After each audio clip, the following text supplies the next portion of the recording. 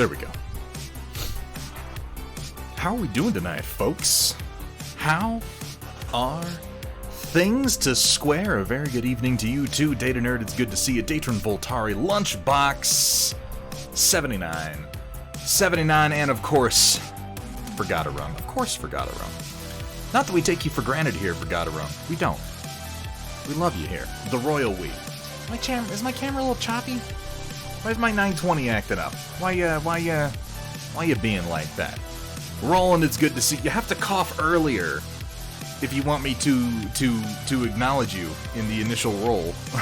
I'm not just going to assume that you're here, Roland. You often are. Most times you are, and that's fucking awesome. But the one thing I'm never going to do, Roland, is assume that you're here. Because the time that I finally do that, when I'm like, hey, he hasn't said anything, but Roland's totally here, someone's going to be like, oh no, he said he wasn't going to be here tonight. And then I'm going to look like more of an asshole than I usually do. And I think that everybody here knows by now I have to really spend that capital sparingly. If I look like any more of an asshole than I already do, it is very likely that I will collapse in on myself like some sort of asshole singularity.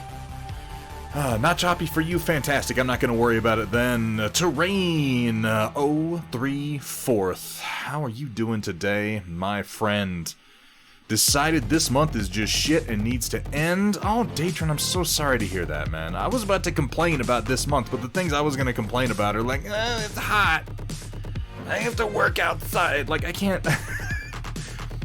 I can't complain about that now. Because you've got actual fucking problems. I am so sorry to hear that, man. That is absolutely terrible. Project Dark Fox. I didn't see that you were... okay, admittedly, I only just got on Twitch, so I didn't actually look. Project Dark Fox, thank you so much for that raid. Welcome in, Raiders. Roland, looking like you're starting that new job next Monday. I am glad to hear that, Roland. Man, there are worse things in life than being busy. Rio, how are you doing today, my friend? Oh my god, I am tired, though. I am tired. I'll tell you what, though. I'll tell you what. We're gonna be able to do some game streams. Some tabletop game streams in the near future. I'm close. I repainted the outside. I redid the siding. I've started from the outside and I'm working in. So I have did a bunch of patchwork on the outside of my old bunkhouse, which is my game room. I repainted the whole damn thing. I pulled up all of the old concrete up until now, and in fact the reason that I fell the other day, which I was complaining about, is because up until now, the door to the bunkhouse is raised about maybe 1.5 feet off the ground. And, you know, at the time that I was getting it put together, I was like, I have so much shit to do. I'm gonna lay a couple of concrete pavers here and put some cinder blocks, and those are like steps, and you can just go right up into it. Turns out balancing on cinder blocks for a long period of time, like every time I went up and down it, I was tempting fate. And eventually, fate bit back, and I slipped off of them, and I ate shit. Just all over my driveway, which was not good. So that sort of prompted me to be like, finally, okay, you know what, we're doing this. I took out the cinder blocks, I got my big fucking steel bar out, I jammed it underneath those old buried pavers, I pulled them up, I'm gonna repurpose them for some other things. I got out there with a shovel today, I dug the whole damn thing out, I built myself some wooden forms. I've never poured concrete before. I still haven't. I'm going to tomorrow. So, I mean, like, I will have poured some concrete. But yeah, I dug it out, I built my forms, I laid down about 1.5 inches of gravel, and then I was out there with an iron bar, just tong, tong, tong, tong, just tamping that shit. God, it feels like laying concrete is a really just mindless, shitty task that mostly involves leveling dirt. Which maybe once you've done that enough times, it's just not a big deal. You're like, I'm leveling some dirt. But I found it incredibly mind-numbing. But that's mostly done, so all I have to do tomorrow is actually mix and pour the concrete, and then wait for it to harden up a little bit, and then you gotta do like the edging, you know, and do like the the thing with the trowel. I don't know. I looked up some videos. It doesn't look like it's that hard. Wear gloves when you mix and pour. Yeah, I hear you can get burns. I hear that you can get just from the chemical process of it curing. Yeah, I wear gloves and sleeves for like everything that I do outside. I value my hands far too much to damage them any more than I already do inside slashing them with X-Acto blades. But okay. So that's getting done. I'm going to have a new step up into it. The next step, I have to tape and mud a couple of small areas inside. That's going to take no time at all. I've already pulled out almost all of the gaming stuff in there. I need to pull out the last couple of pieces of furniture. I'm going to repaint the inside because right now my walls they're a bad color.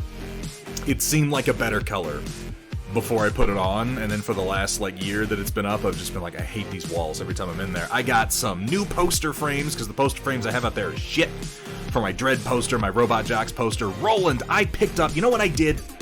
I picked up a Streets of Fire poster, and that's gonna be in my game room because that poster is so fucking good. That poster is so fucking good. It's just an amazing, amazing piece of artwork. So that's going to go up with my Dread poster and my Robot Jocks poster. I'm going to put up some more shelves because I need them. I'm going to go ahead and mount my extra flat screen to the wall as my monitor. I'm going to put my rig out there. I picked up today a couple of point-to-point Wi-Fi relays. And I'm going to run a cable behind me up, over, and through the wall over here to an external relay, and that's got line of sight over to the game room, and then I'm just gonna have a nice, strong connection out there that I can actually wire. That's been kind of the step that's been giving me some trouble, is I've just been running over in my head, like, how am I gonna get decent? Like, because the internet out there is, it's okay. It's okay, but it has gaps, and it's not good enough to stream on, so we're fixing that. The one thing I'm hesitating on is, and this might happen. This might happen towards the end of summer. I'm not going to do it right now because it's like $1,500. But they have these really cool ductless mini-split air conditioning units and heat pumps. And I want to put one out there. I've got a spot for it. I know how to do the install because I've installed one before. It's like $1,500. And I just don't want to spend that right now. So I'm probably going to wait until late in the summer, maybe just before winter, because that's when the weather out there really becomes problematic. Until then, I'll be subsisting on just a window AC unit. That's the one thing that kind of sucks about being out there, is there is no climate control whatsoever. It's well insulated, but there's no climate control at all. Almost got one for the art room. Yeah, I've installed one. And they're really, really quite nice for a ductless system. And my game room is only like 230 square feet. It's not much. And like the smallest DIY unit. Now, okay, here's the joke. I thought to myself, okay, so the smallest DIY unit is for like a 600 square foot space. And it's like $1,450. And then you gotta do the install yourself, and I'm like, well, okay, let me contact an HVAC person, because the DIY kit is special in that it comes with the refrigerant tank already charged, and that's what you gotta pay for. You did, Roland. I was just saying that I because of you, I got not strictly because of you, but you brought it up recently and you got me going on it. But I picked up a Streets of Fire poster that is gonna go in the game room because I had forgotten just how fucking amazing that piece of artwork was, and now I need to have it as part of the refurb that I'm talking about.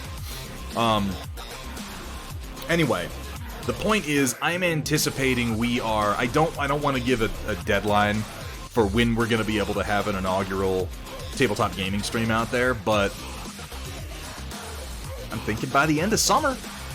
Now, my original goal, I kept saying I'd like to do some this upcoming summer, 2021. I think we're going to be able to meet that. I think we'll probably start simple once I get the camera set up and the rig set up, and we'll do some test streams. I'm going to pull out like some battle lore from FFG, some simple kind of board games, and we'll just play. We'll set up something where you guys can use channel points to make moves, and we'll play some games. You can play against me, and it will be revealed once and for all just how trash I am.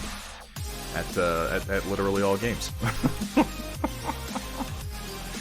Oh man! All right, we're gonna do some oil painting tonight, though, guys. I'm excited about that. I am excited about that. I think that's gonna be a whole lot of fun. Because, as I've said before, like, the focus of this stream is not on necessarily doing, like, high artistic pieces, on doing amazing works of art on our minis, but painting minis to play games with, because that is the core of my hobby. And now I should be able to share that part with you as well, and I'm very excited about that. Howdy, howdy, Pondburn. How are you doing today? That reminds me, I need to grab something.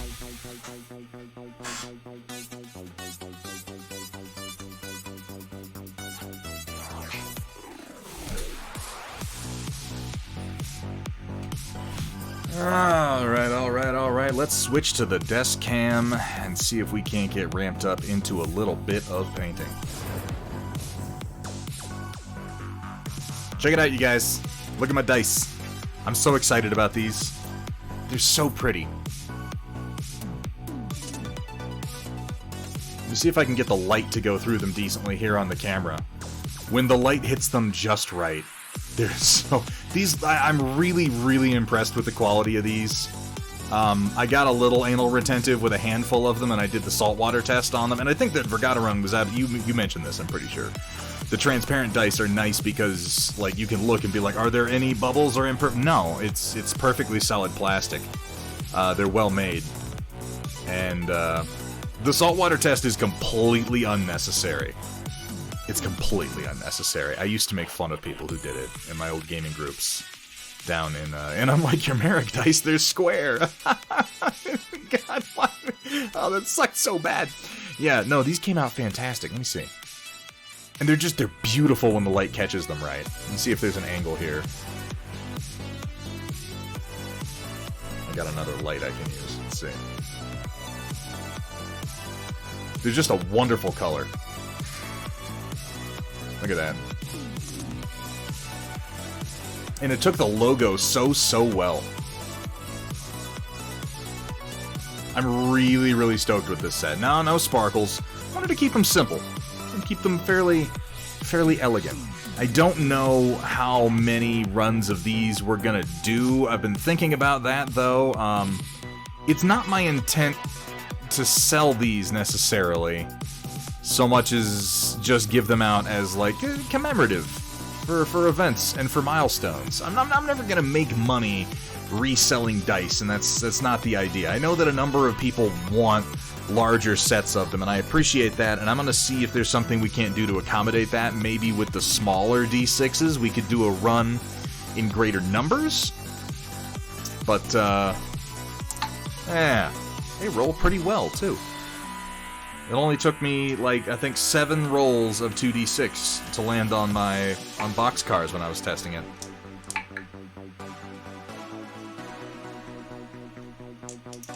Which is, you know, a meaningless metric. I love rolling dice. I think I like rolling dice more than I like actually playing games, because I can be more amused by the bad results as opposed to when I'm playing games and the bad results mean I fucking lose. Oh, Scud24, it's good to see ya. They're not. They will not go up in the shop, Pondburn. These are going to be given out. I think the first giveaway we're going to have for these are when we hit 1,500 followers here on Twitch. We are at 1,467 right now. So we'll see how long that takes. We'll probably have another one, unless it happens at the same time. I'm also coming up on 1,000 Instagram follows. So if we get to that, we'll give out some more dice. I have 100 of them right now. I'm going to put in an order for another 100 dice of this exact style, using the Twitch payout from this month. And then I think the next run is going to be in the mini D6s, so that we can, because these are going to be given out in sets of 2. I think with the mini D6s we could give out sets of 6, without going too crazy. But I want to keep them special, you know.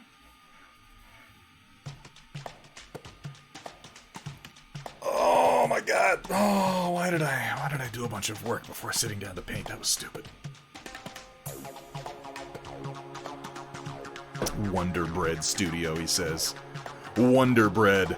test some opaque multicolored D20s, then you'll see the salt test work. Yeah, I could imagine that. You know, I just...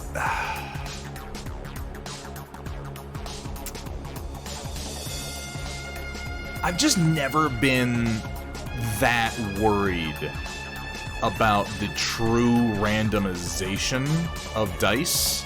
Like, there are so many factors involved in rolling dice. And to a certain degree, when you roll them, like if you want to get into an argument about it, technically the moment they leave your hand, their roll is in a way decided. You've influenced it to some degree, and it's not truly random. It's functionally random. It's as random as is necessary for the sake of tabletop gaming. And even if a die tends to favor one side, like, unless you really know about that and you're using that die, it still is just not going to influence things that much. And even if it did, I guess I just don't care. I always had a policy, and I haven't done a competitive, like, gaming event in a couple of years now, but I always had a policy in games like that where, like, if an argument comes up, if somebody really wants to be a stickler about something, if somebody wants to, like, make accusations of cheating, or if somebody wants to cheat me, I just forfeit. I don't care. I don't care. I really don't. I'm just like, you know what, man? Clearly, you want this more than I do. And it's meaningless, so you can take it. It's all yours. If it's gonna make you feel better about your life, I think you probably need it more than I do. and then I make a mental note. The kind of person who would cheat at a game, or who would be like a real dick about some really obscure rules as written technicality, I'm just like, you know what? You win. And mental note, don't play with this person, because what the fuck are we doing? What the fuck are we doing? Gonna go jam some Magic the Gathering. God, I hope that's what that stands for. I assume it probably does. There's only one alternative, and it's unfortunate and political. Pawnburn, you have some fun with that, my friend. I will be here glorbing away. Let me get some gloves on.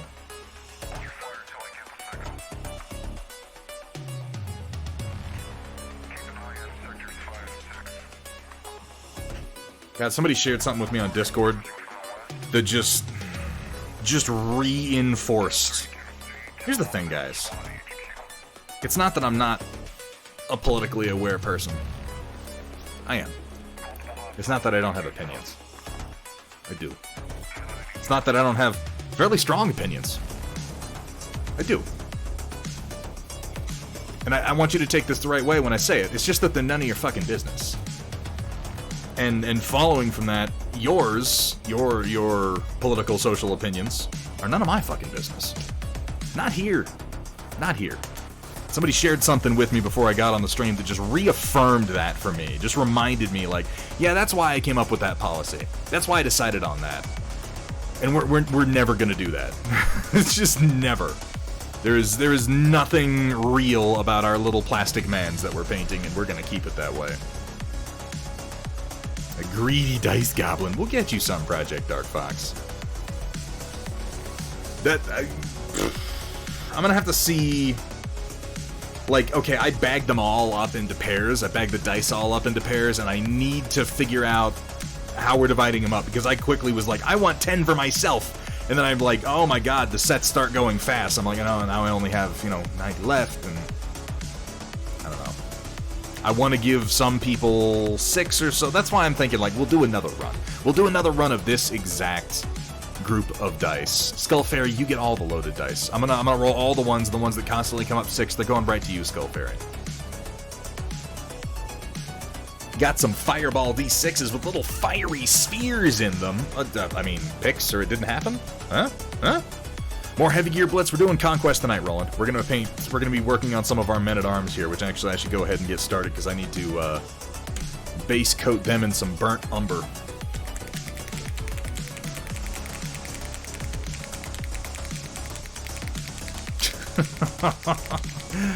Oh, Edifo, thank you so much, man. It's good to see you too. You're gonna have to remind me to square. I don't think I've seen. You know what? That's a lie. I watched The Road to El Dorado last year. My problem with The Road to El Dorado is that I hate Elton John. That's a strong word. I don't hate Elton John. I don't like Elton John. And as a result, my brain sort of kicks in a defensive measure when I'm watching The Road to El Dorado whenever the musical numbers kick up, and I like blank them out. Even though I enjoy other parts of the film quite a lot. And so it all just becomes like a hazy, muddled, fuzzy mess.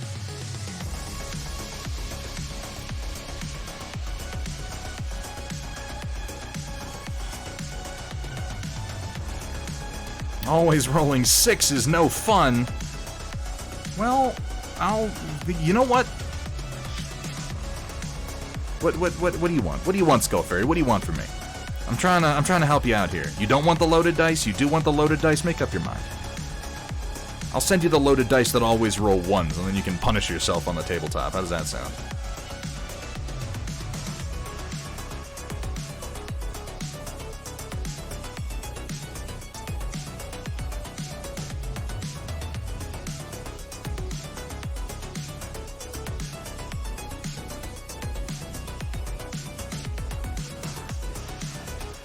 Get some of my white spirits going here.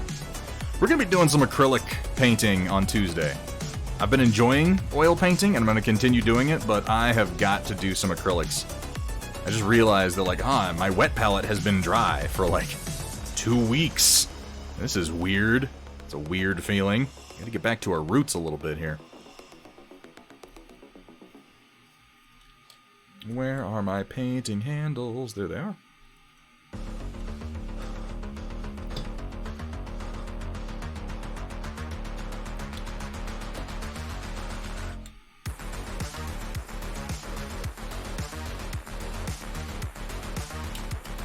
Speaking of always rolling 1s, am I the only person who recently saw an advertisement for that fucking G.I. Joe movie Snake Eyes, realized that Ray Park wasn't in it, and was just immediately disinterested? Like, that was the only thing that had me going for a minute. I was like, it's a Snake Eyes movie! Ray Park played Snake Eyes, and he's awesome! And then it's like, not Ray Park, and I don't care. Now, admittedly, it would be weird to see Ray Park playing an Asian man. Okay, fine. Fair dues. But they could have found a way. They could have found... If they can bring Peter Cushing back from the dead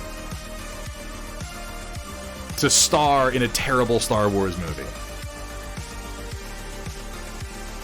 they should be able to... you know what? Actually, that's dangerous ground. Now that I think about it, I'm like, this is getting into some John Wayne territory. Where it's like, tape his eyes up so he looks Asian. Like, maybe we don't do that.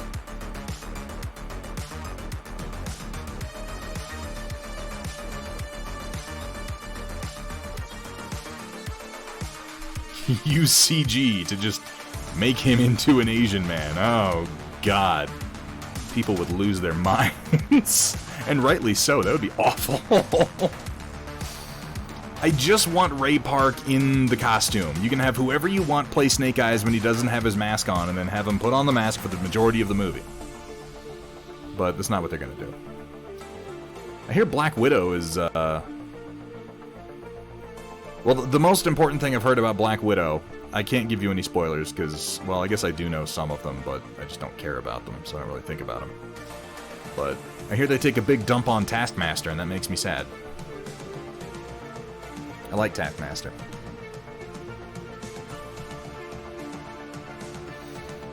The Road to El Dorado is originally going to be a live-action R-rated comedy done as a send-up to the Bob Hope and Bing Crosby Road 2 movies from the 40s. Wow, really? That would have been completely different.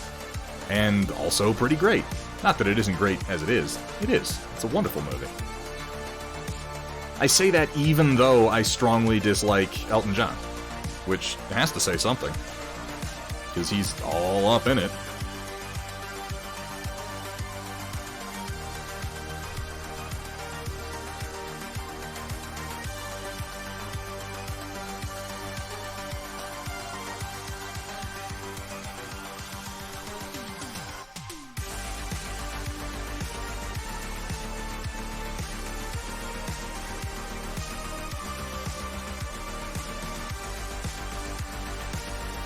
Have to get all your HGB stuff built.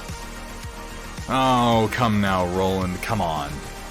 Sarcasm does not become you. You're better than that.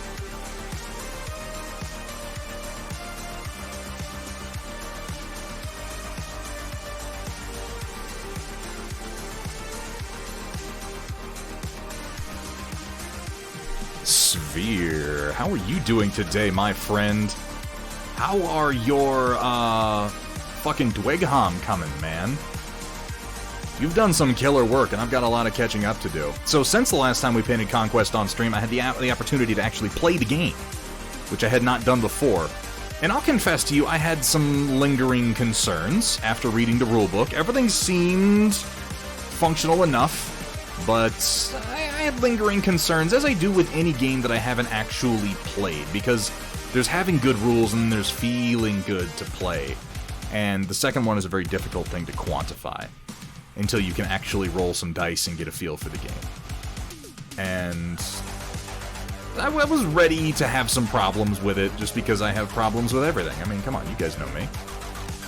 And it was excellent. It was excellent. It was a whole lot of fun. I had some mechanical gripes, very, very few, and most of them did have kind of counterbalances within the rules themselves. And yeah, I've heard that. They're working on 1.5 version of the rules, which I'm excited to see. Very, very excited to see. I love the idea of adding some more flavor to the various forces, too. I'm stoked that they're already updating the rules. This tells me that they're actually paying attention to their game. And guys, this is one thing that I really like about Parabellum Wargames and Conquest, and this is something, particularly if you're new to tabletop gaming, which I know some people in the stream are, that you don't, like, you know, when you're new to a product, you don't know what to look for. You don't necessarily know what features are good. And with mini games, it's not all about the quality of the minis, though obviously the quality of the minis is important. Parabellum Wargames gives a shit. And they believe in their product. I don't know the full backstory of the founder or where the initial money for this game came from. I'm sure there's a story there. I'm sure some players have more insight to that than I do. But they sunk a lot of money into this product right out of the gate. And they are full in on it. They have tons of artwork, they have tons of lore, they have full styrene sprues, they have great deals on a quality e-store. Like, the quality of engagement that we get on Conquest is the kind of quality you expect out of a game company that has been established significantly for a decade or so, and not a fresh company just coming out of nowhere, which is really surprising. And they clearly care about it, they clearly believe in it, they have lots of plans for it, they have lots and lots of fresh ideas, arguably too many ideas. But I'd rather they have too many than too few. And yeah, I remember that. I can't remember his name offhand. If you put it in front of me, I'd recognize it. But yes, one of the rule writers that they picked up, because the rules were written by one of the gentlemen who wrote Warhammer Fantasy Battles and then River Horse Games, as I understand it. And River Horse Games I recently became familiar with because they do that. They like contract out to write rule systems for games. They wrote the rule system for Pacific Rim Extinction, which is how I became aware of them. And they've written the rules for a lot of games that they don't even publish. Some of the games they publish, but a lot of them they don't. They're an interesting company. They're like a rule think tank kind of deal. They're kind of fascinating. But they did a good job. Everything played very smoothly, thematically, everything. When you're able to apply some real-life strategy to a game right out of the gate and have it play out roughly how you expect, not exactly how you expect, because what's the fun in that? If we wanted to do exactly how we expect, we wouldn't be rolling dice. But roughly how I expected. I think that that's a good sign. I need to play some more with Hethrir, though, because he has not played many or really any rank and flank style games, so I was like, I don't want to be like, oh, I beat him in our first game, I'm so much better than... No, he has almost no experience with this style of gaming, and I have quite a lot. And that played into a point where it was like, yep, I won, and here's why, and here's what you can do better next time. But he's learning quick. I don't think our second matchup is going to go quite the same way, and we should be getting that in the next week and a half or so. Hethrir is going to be visiting me here on the property, staying with me for a few days, and we're going to break in the new game room, get some pictures, play some games, have a good time. Riverhorse does the rules, Parabellum focuses on the business, and Minnie's lore. Yeah, exactly. It seems like a good system, honestly. Yeah, I like that too, Severe. That they release the rules for the units before they necessarily have models for all of them, so you can kind of theory craft or proxy if you want to. I'll tell you something I appreciated was after I got into the unit stats, I appreciate the fact that the units they've given us are basic, and this sounds so silly, I guess? But it just always frustrates me in a rule system when they're like, alright, your stats go from 1 to 6. Now here's the first infantry you get for this faction, and their stats are all 3. Like, so what does 1 mean? And this game uses its low stats. It uses them well. It has a very, very narrow skill point range, and a lot of the basic units you get in the core box are like, they're skill 1. They have 1 attack, they have 1 clash value, etc., etc. And I like that because in the first few games it teaches you what the skill floor is, what essentially the worst units in the game are, and it turns 1 from being, oh, this unit is bad, to, oh, this is standard. And we have nowhere to go but up from here.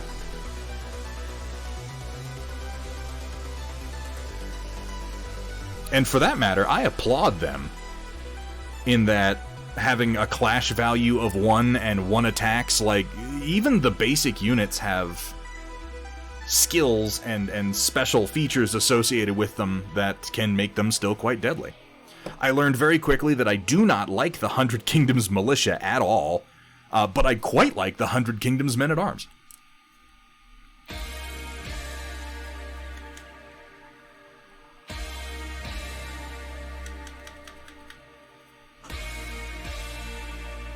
Oh, mix some paint.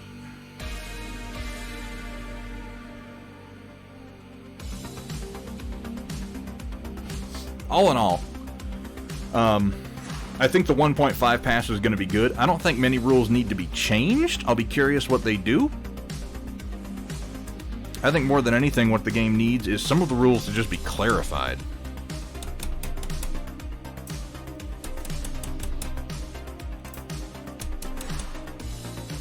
Trying to use up the last of this bottle here and it's being stubborn. And I only say that because there are some of the rules that are just... they're not complex. They're not bad. They're just written in such a way that something that is in fact very simple can become very confusing. Like, I read a full paragraph and I come out of it thinking, that could have been 1 fucking sentence. How dare you do this to me? And as a result, the game looks more complex than it really is, and I would like it if they fix a lot of that. But when you get to the point of what their poorly worded rules, and it's not all of them, it's only a few, but when you get to the point of what they're actually saying and implement them, the rule itself works well. I may have some for you, Sphere. Just the personal wish list of things I'd like to see changed.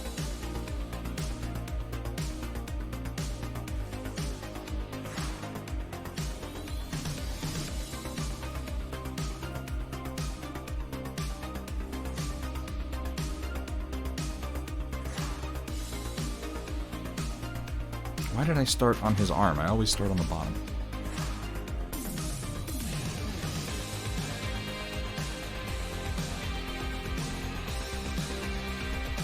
Been sick the last week, Roland. I'm sorry to hear that. Hopefully nothing serious.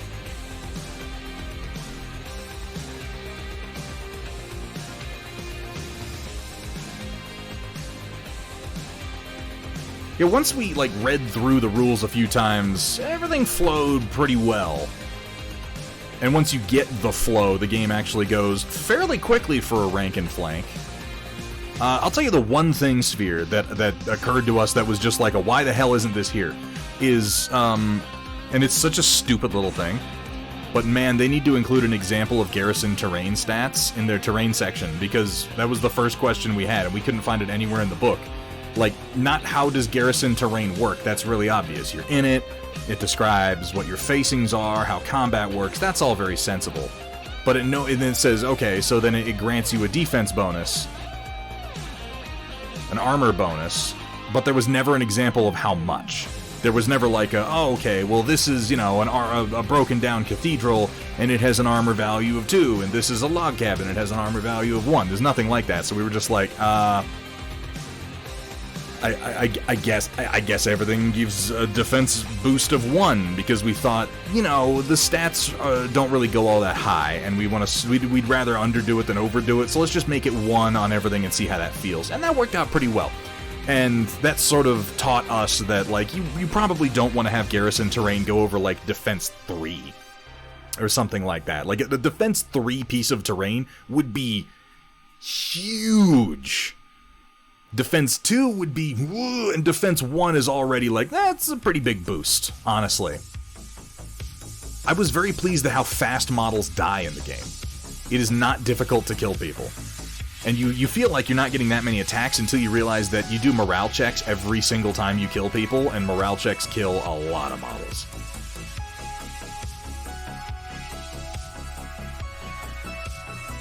Of course, Hethrir also decided that he wants to turn all of his force-grown drones into fucking catabolic node bombs, which I'm not looking forward to for the next game we play. What? No. Roland, are you have... Go to a doctor, man. Guys, people in chat, if you have fluid coming out of your ears that appears to be tinged in the color of your humors, please seek medical attention. Get off of Twitch and go talk to somebody.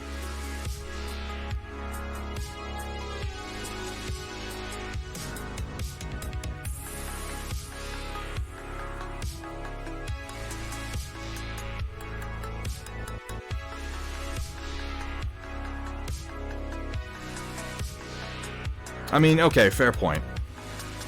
I wish that I had a better answer for you on that front, Roland, but damn, bro. Oh, and the VA won't... Oh, that sucks, man.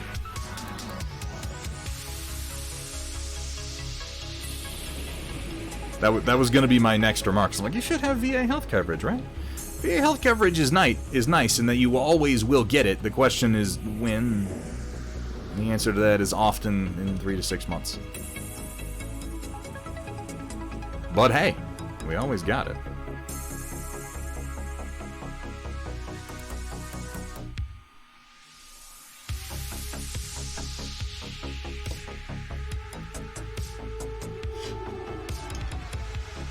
That's rough, man. No, not Cobra. Wait, what? What are we talking about?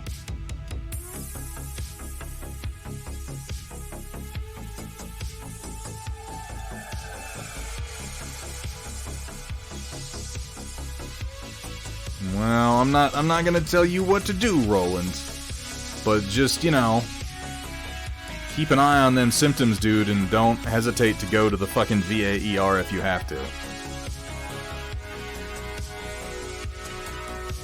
I don't know where you live, though, and I acknowledge that I have been very lucky, and luck isn't necessarily a factor. I've made this decision when I've moved and I've had the option. That's really been the luck. I've been lucky enough to live next to major VA medical facilities in the last 3 places that I've lived, so it's always been easy for me to just roll on in. Oh, okay. I was like, what are we talking about? Oh, yeah, okay. Thank you for clarifying, Data Nerd, because my brain went in a completely different direction when you said Cobra.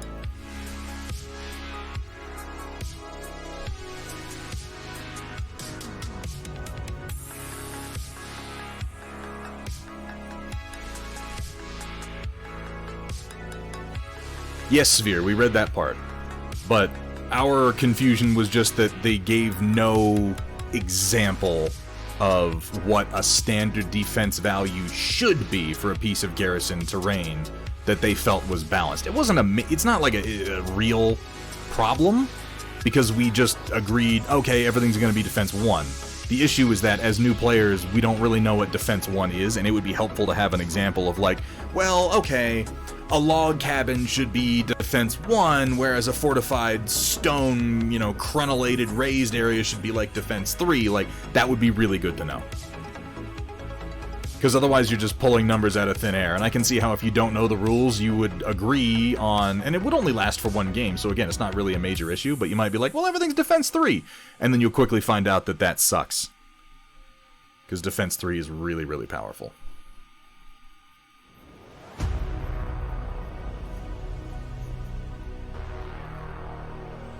Yeah, that sounds like a serious problem with the eardrum.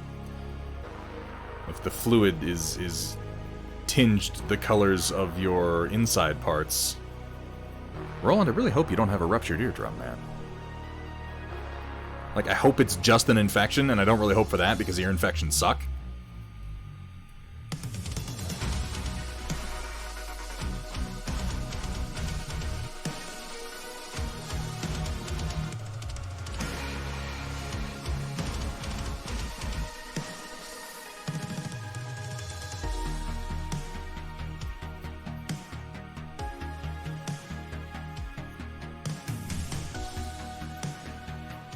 Here I was going to complain about the fact that I busted my knee up the other day.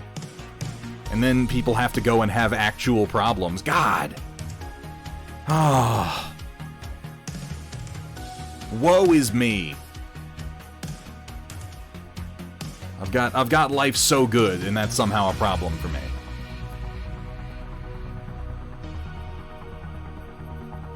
I've got high cholesterol.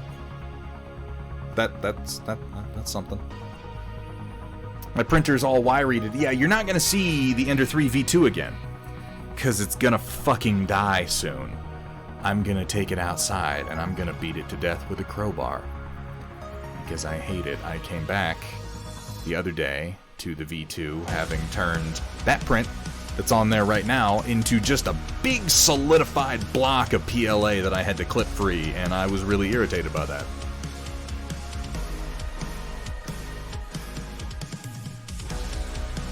We exist to trivialize your concerns. Oh, careful there, Datron Voltari. This is an egomaniac's dream. I could go down this rabbit hole all day. We don't want that.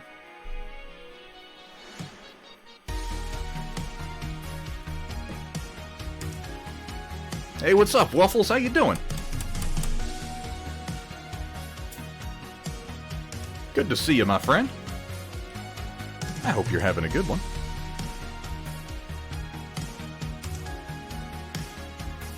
I spotted a little area that I missed on here. I want to go ahead and slather some extra paint into.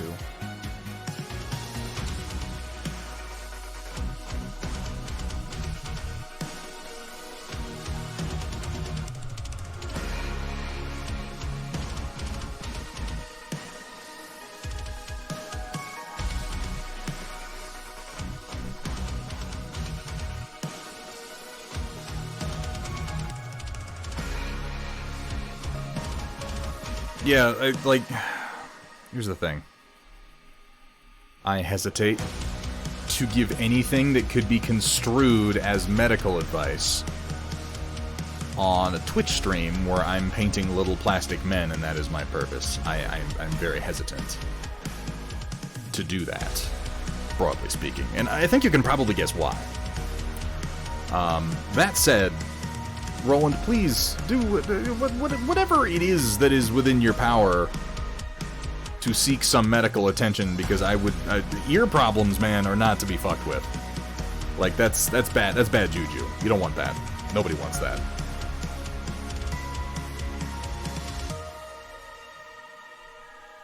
Dislocated jaw in your sleep. Jesus, what is going on right now? Everybody's blasting their eardrums out and dislocating their jaws, and what is this? Is this the Black Summer? This is no good.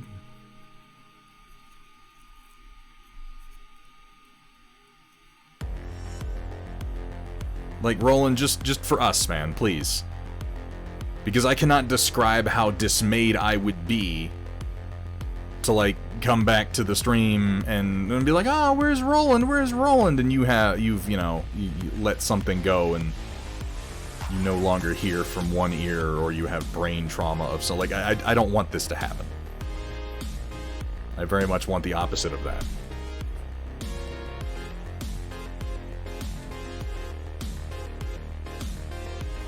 Alright, I'm gonna let these four rest for just a little bit for that to kind of settle in, and I'm going to give the same treatment to the next 4 men-at-arms, then we'll come back to the original 4 and start putting down some more colors.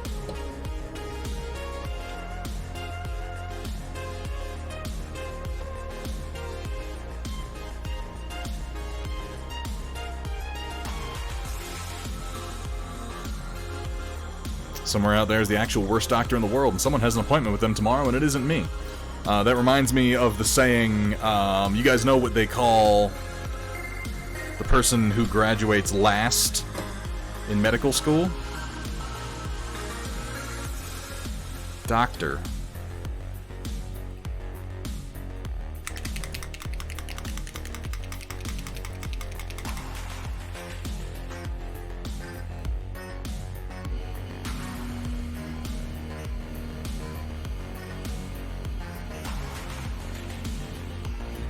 Yeah, like, this seems to be the Twitch chat of dislocated jaws and ear trauma today.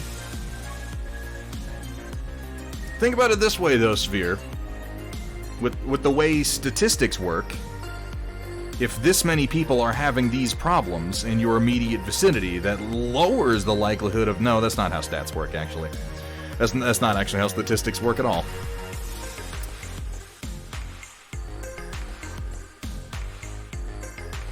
I was gonna say it, and then I was like, no, that's a lie. That is a fundamental misunderstanding. Let's not spread that.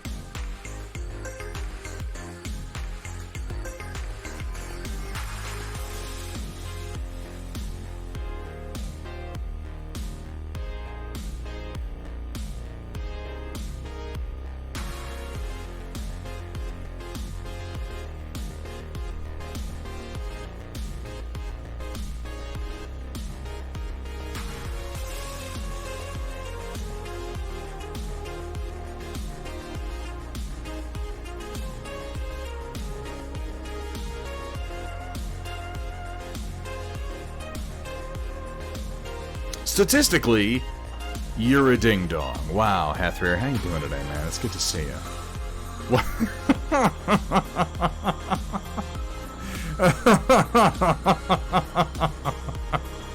Thank you so much for that. Really brightened my day right up.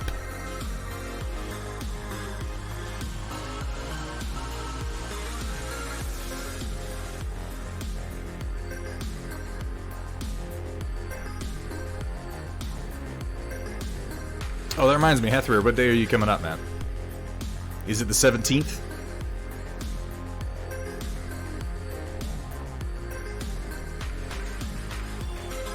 It does kind of waffles. I know it can grow around it particularly well. I had a titanium plate in my arm for almost 10 years.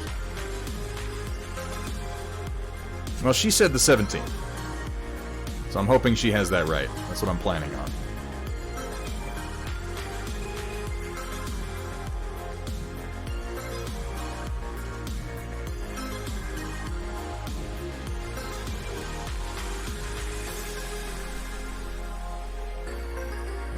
I know that I say I like to avoid controversial topics, but I'm just gonna say I think we've all learned a lot in the last year about certain people that we thought we could trust. And I've known a lot of nurses in my life, so I already knew, like...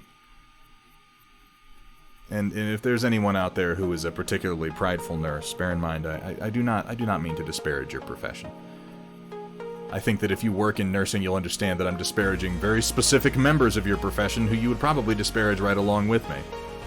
But, that's you know, that's like getting engineering advice from a car mechanic. They know how to operate all the tools and how to check all the maintenance tasks and how to operate all the gauges and everything like that, but that doesn't mean they fucking know anything other than that.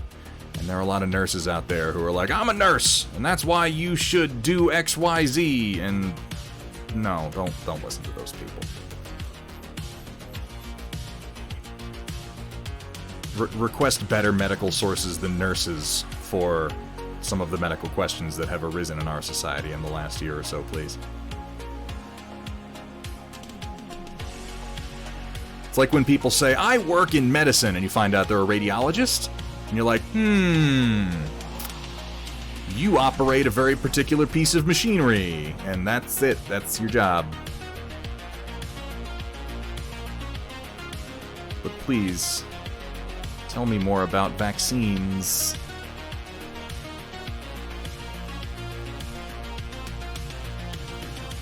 You would argue for it or against it, Daedrin?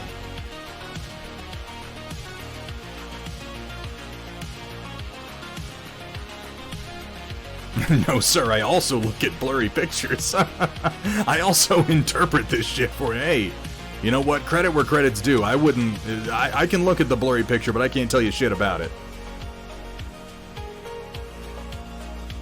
Yeah, we're doing a little bit of brown. A little bit of brown today, Trotsky. How you doing today, man?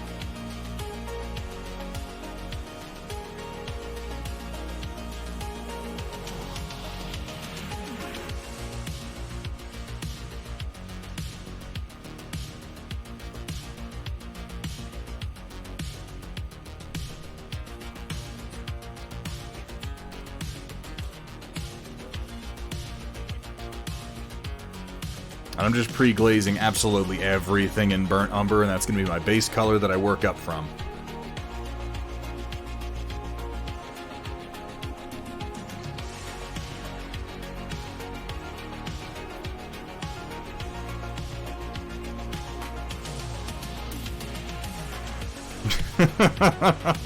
Exactly, Rio. Exactly.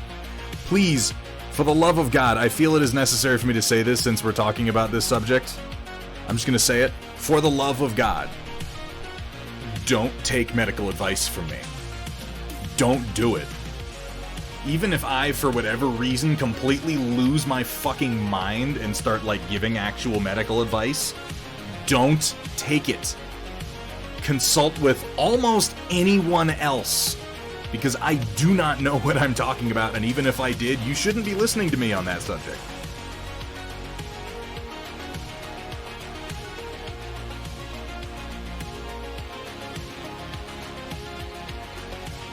It's right up there with don't take legal advice from anyone on Reddit.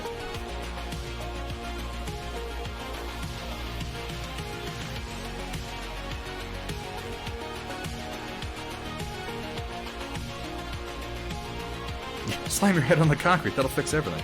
I'll certainly fuck your knee up for a little while. How you doing, Happy Man O'Coral? Mafik, it's good to see you. Yeah, I agree, Data Nerd. The only advice that you should accept from me, even remotely linked to medicine, is when I go, please go get a medical opinion on that. Take that advice. That's fine. Please go ask someone who knows what they're talking about, because that sounds serious. Which we've covered a little bit of that today. Not looking forward to painting my 100 Kingdoms demo army. The spires I can crank out a decent tabletop in a few hours. 100 Kingdoms is going to be a bit of painting. Yeah, Sphere, it's kind of what I'm working on, is trying to get that process down for these guys. Keeping it simple. I'm not going to do any complex heraldry or anything like that. I'm leaning into the lore for the 100 Kingdoms that most of their forces are mercenary at this point. Because they're undergoing an economic revolution.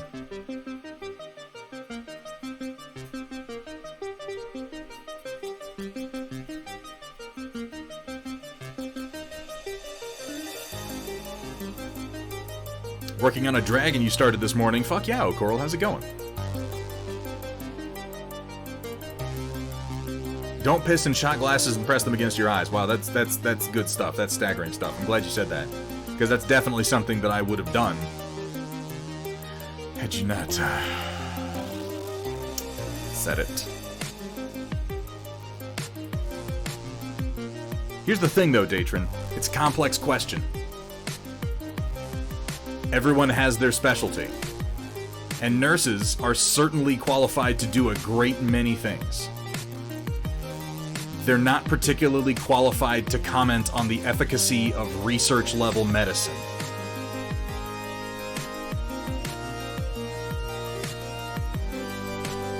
And of course, this varies on a case-by-case basis. But speaking in the broadest of terms, you should not take too much complex medical advice from nurses. Are there nurses out there that you can take lots of medical advice from? Absolutely. There are also ones who will say the craziest fucking shit you've ever heard in your life. And for the most part, unless you're actually being treated by them, they're not, like, liable for any of the crazy shit they say. That said, they're also wildly underpaid for the work that they do compared to doctors. but that's just an opinion.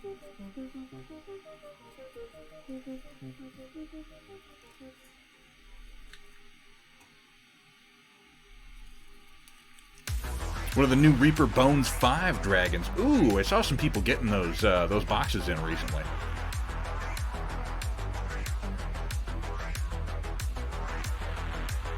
All I'm saying is I have known registered nurses who have said shit to me about, like, the healing power of crystals and essential oils. And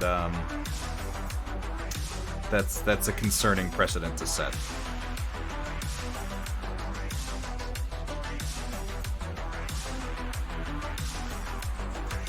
Got him in last week? Hell yeah.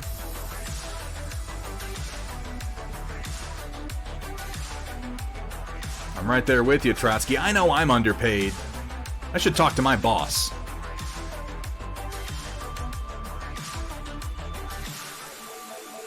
I think he's in his office.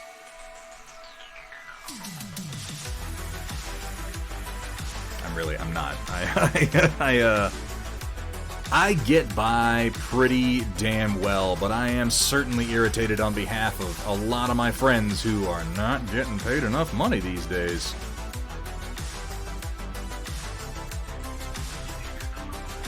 But then I've been, just throughout my life I've been lucky.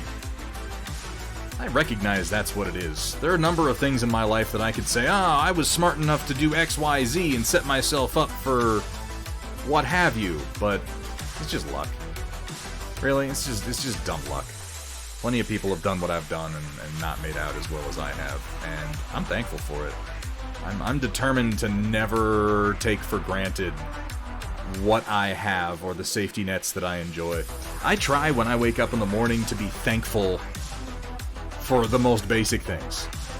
I try when I wake up in the morning to be thankful for the fact that I have running water and central heating. I try when I wake up in the morning to be thankful that I have roads that I can drive on and a car to drive on them with. Because, throughout the history of humanity, this experience is very unusual. Demand to speak to my manager.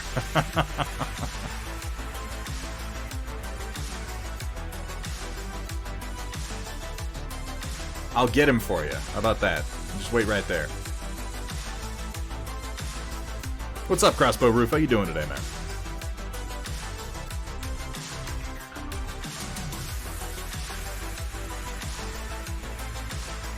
Get off of my head, fly. There's a single fly in my office, this is just my state of being in the summer.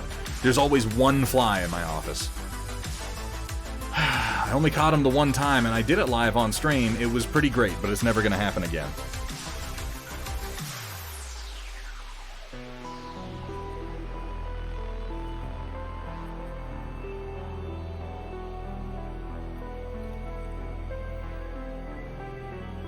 Those of you who were there will remember how elated I was.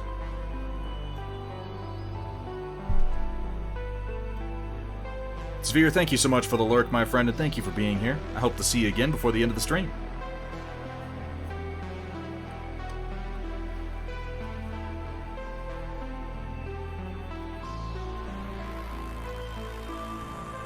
Hey, Amateur Pain Hour, how are you doing today?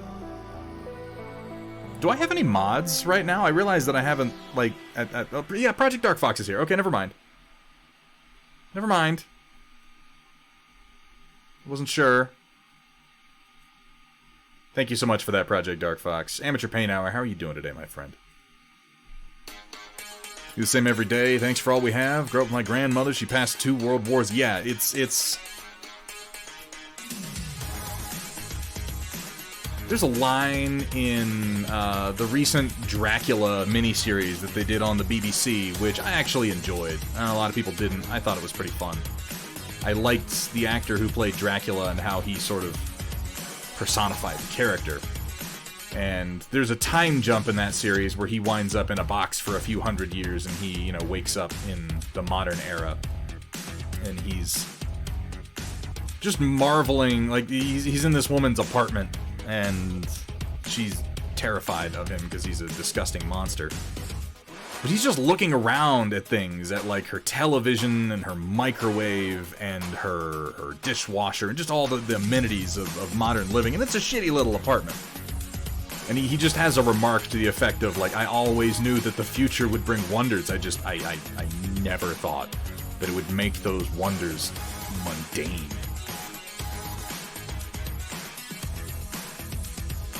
And I'm not like a, you know, reject humanity, return to monkey type.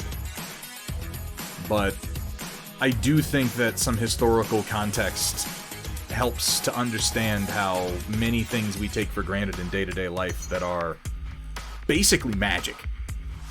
Essentially magic, as far as most human beings who have lived over the course of the existence of our species would be concerned. It is basically magic. Look at what I'm doing. Look what I'm doing right now. This is crazy. I'm broadcasting myself painting little fucking fantasy plastic mans to people all over the world who are able to watch. All over the world might be a little bit of an overstatement. Many places in the world sometimes tune in to watch me. I don't know, I think it's incredible, and I like to remain appreciative of these simple things, because I just as easily could have been born a few hundred years ago into the kind of life where I would die within 50 miles of where I was born before the age of 35 with all my teeth rotting out of my head. That's very possible too.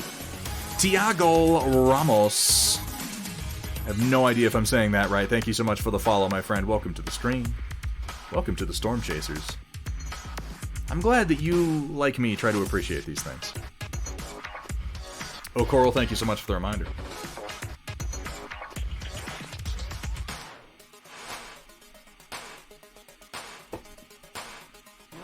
Ooh, that's a good play on the phrase, crossbow roof. Any technology that is distinguishable from magic is insufficiently advanced.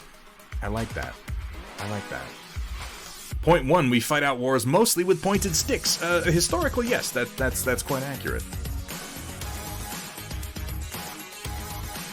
Oh, you want more in the Storm Report because I wasn't here Thursday. That's what you want. I see how it is. What do you want to post, O'Coral? How is your viewership in the Antarctic? Not the strongest.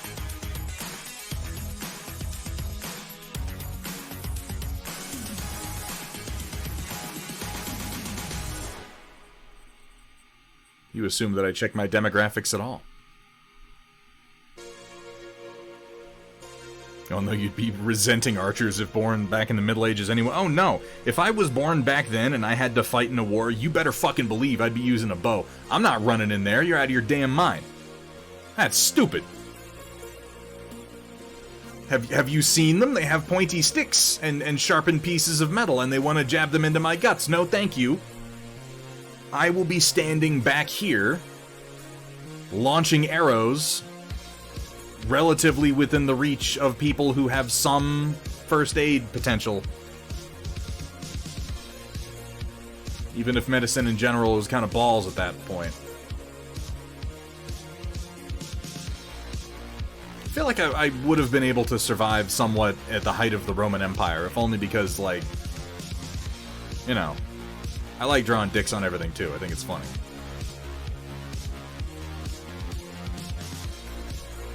Need to see all the dragons you got. Wait, did you link them?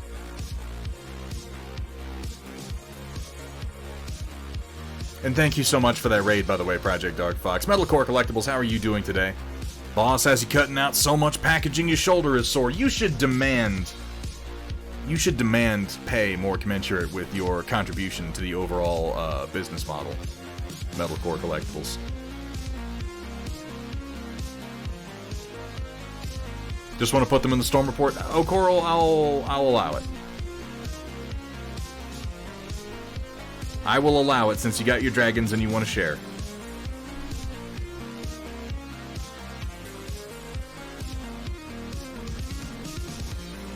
I don't actually know how full the Storm Report is going to be tonight, and I should probably actually leave that up to the discretion of Project Dark Fox, but I don't think it'll be a problem. Alright. Time to break these guys down and give a little deglaze to the other set that we got done.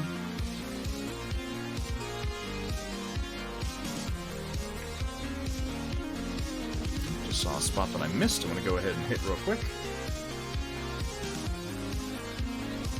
I started watching Star Trek Enterprise again the other day. Point number one, I still hate the fucking theme music. It's terrible and awful, and just why the hell did that happen? Oh god. It's so bad. I really like that show, though. I don't think it's even, particularly the early seasons, I don't think they're, like, good, strictly speaking, but I enjoy them. And there's a difference. I'm noticing a few small spots I missed that I just want to hit before we move on.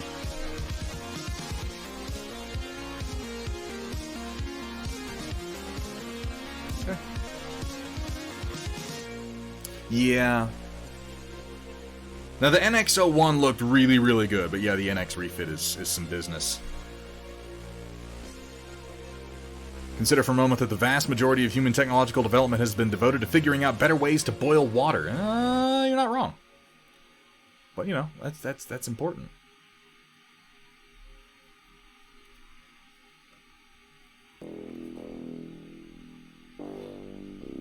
Boiling water is generally how you don't fucking die in many scenarios.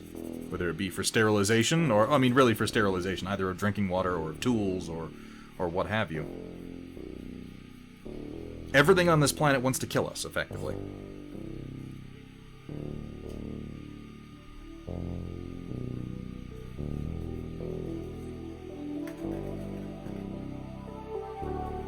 Sometimes water inside people, but still, you may be correct. That makes me immediately think of the problem that I had with Batman Begins. Remember when that movie came out?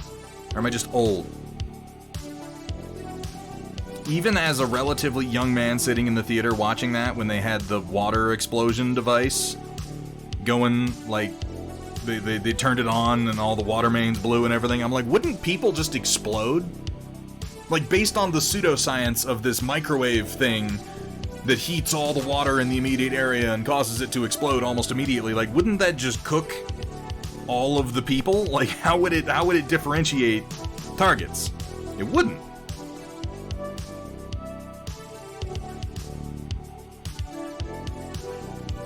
Go ahead and clean this brush a little bit here.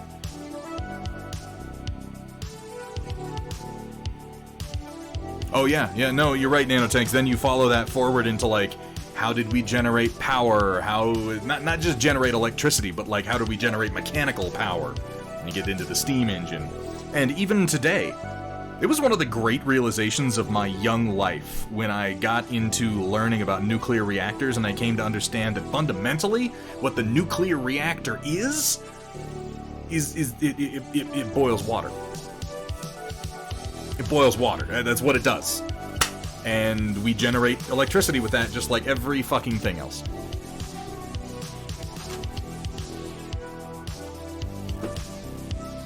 It does, yeah, no, that is the trick, Nanotanks. It does it really well. Really well.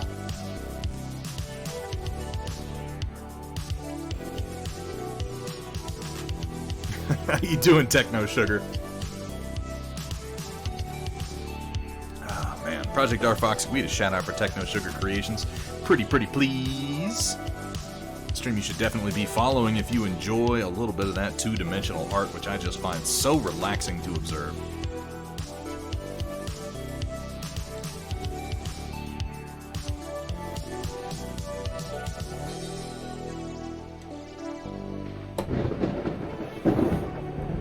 What? Hang on. Joan as of Eacon? Jonas of Eacon? You're gonna have to help me out with that one. Is it Joan? Is it Jonas? I'm not sure, but either way, welcome to the stream. Thank you so much for the follow.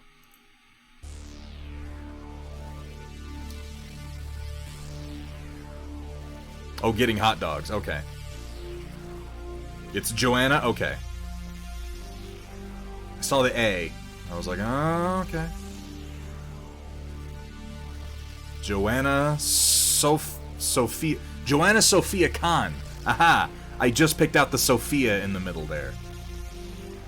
Probably still getting it wrong. But either way, welcome. I get lots of things wrong. As you hang out more, you'll realize that.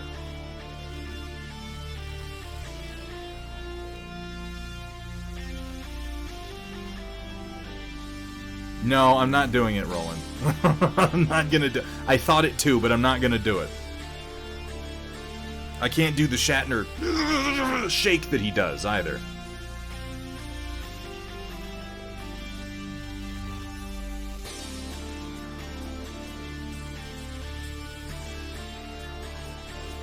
Can we talk about the fact that Star Trek is dead? Can we talk about that? Who here in chat wants to defend Star Trek Picard? Hethrir, you don't count. Who here in chat wants to tell me why Star Trek Picard is not an affront to the entirety of my childhood? Q is coming back. That doesn't help. I love John Delancey, but I don't fucking care. Because it's just gonna be more edgy, stupid bullshit like it was in Season 1.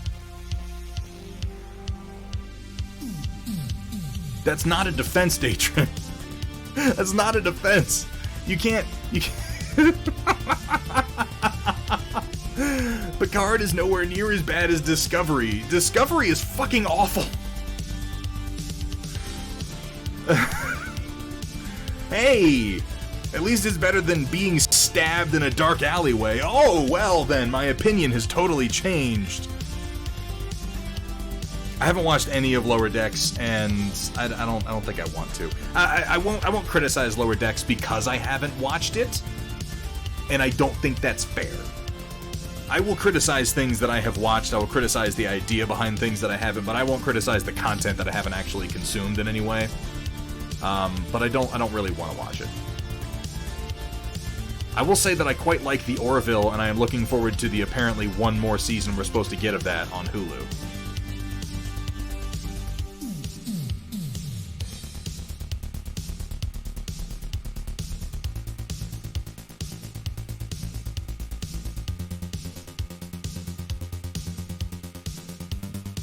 Answer me this. Does Lower Decks follow the actual characters from the episode of TNG Lower Decks? Or is it just that theme, but with new characters? That is the one thing that I'm a little bit curious about. It does not. Okay.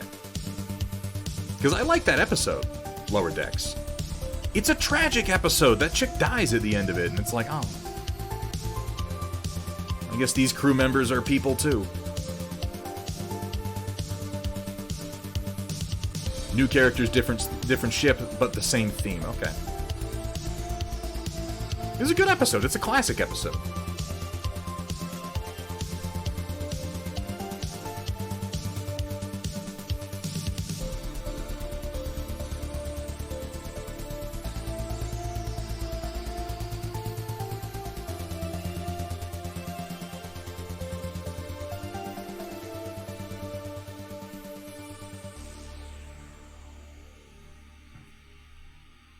Alright, this guy's about ready to paint. Let's do the other from this fort, and I'm going to let that other fort soak for a good long while, I think.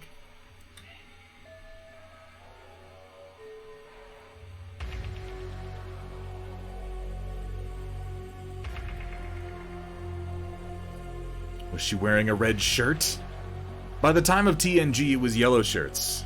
Techno Sugar. The red shirts would be the original series and arguably Enterprise, where they would have the red shoulder cutouts.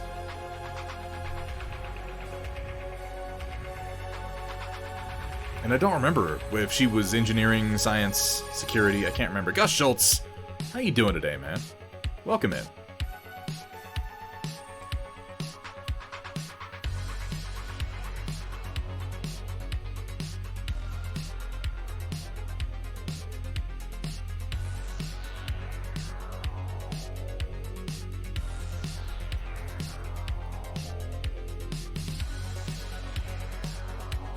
I may, at some point in a moment of weakness, watch Lower Decks. I'm not going to write it off, and like I said, I won't I won't openly criticize it because I haven't watched it. GW987, thank you so much for the follow.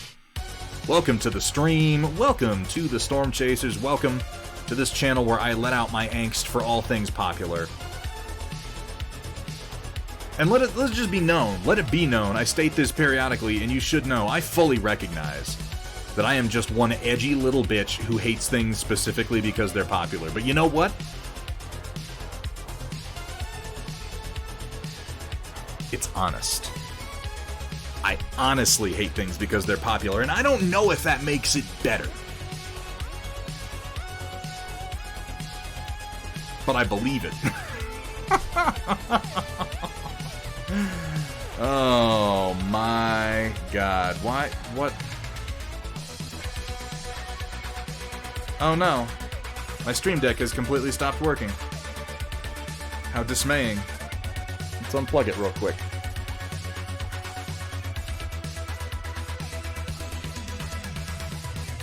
Well, that didn't do anything.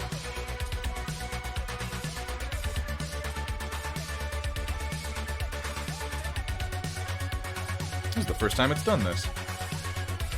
If you don't respect the cat, you're gonna get the bat. How you doing today, Cat? Hang on one second. Let me reset my Stream Deck software here.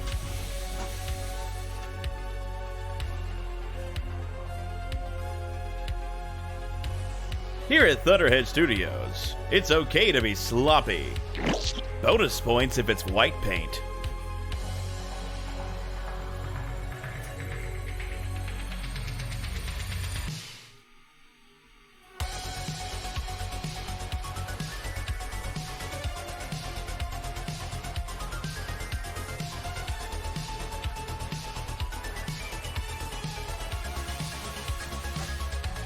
Let's try unplugging it and plugging it back in again here. I don't know why it's doing this. I've never had this problem before.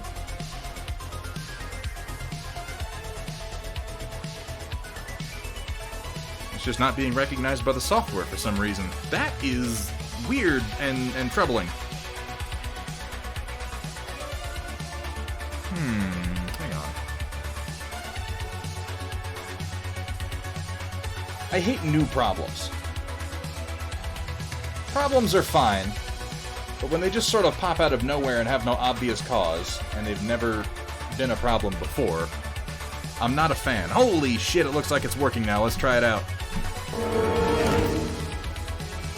Hello there. Look, everyone, I'm a real streamer! Sort of. Hey. We won't have any of that sarcasm here. We don't do sarcasm.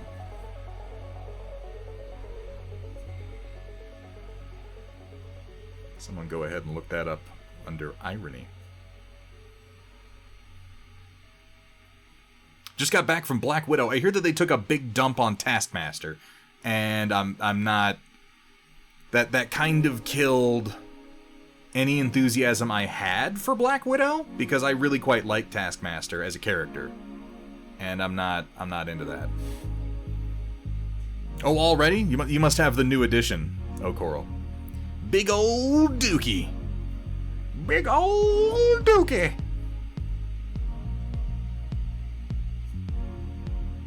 I'm sorry to hear that. I was hoping that the movie would be good, but I've heard very, very negative things about it. They should just go full on into... I mean, it seems like they are going full on into Disney+. I hear that they have a mid-credit scene with Julia Louis-Dreyfus where she's like, I have a special mission for you. Get Disney Plus to find out what it is. And it's like, ah, shit, yeah, this is just how it is from now on. Loki's been good, though. Loki has been good the whole way through so far. And, Darkheart, thank you very much. Fighting with your computer for the last week or so, trying to figure out why it shuts down at startup. That's not what it's supposed to do. You're not supposed to shut down during start. It's in the name, actually. Startup is supposed to start up and not shut down. That sucks, man. Gus, I'm sorry to hear that. That's always a frustrating problem. And it's going through the shutdown procedure. It's not just shutting down, because if it's just shutting down, it might be something like, you know, check your contacts in your case, make sure nothing's touching anything it shouldn't, etc., etc. If it's going through the shutdown procedure, though, that broadens the troubleshooting a fair amount. Yeah, Gator Loki's pretty great. Loki in general is very fun. It reminds me a lot of Legends of Tomorrow, but written by people who aren't 8 years old. Don't get me wrong, I love Legends of Tomorrow, but come on. It's pretty fucking silly.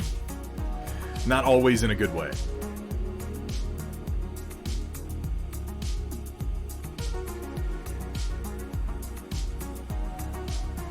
Yeah, that's my understanding, is that it's not Taskmaster. Like, it's a completely different person who just is Taskmaster, right? I feel like I can't say I like it because people are like, Tom Hiddleston, right?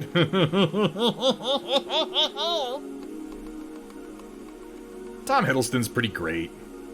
Look, we all know how Loki's gonna end at this point. We have one episode left, and I feel like the ending is just like smacking us right in the face. The only question is gonna be some of the particulars, but I feel like the broad stroke is just really obvious. No spoilers. No spoilers. I'm not gonna spoil anything, guys. This is a spoiler-free stream. No spoilers, but it's Kang. Probably not. I'd buy that, though. I'm looking forward to Ant-Man 3. Am I the only person looking forward to... Let me tell you guys. Ant-Man 3, okay? Black Adam, and Suicide Squad. Suicide Squad comes out next month. And I'm fucking excited for that.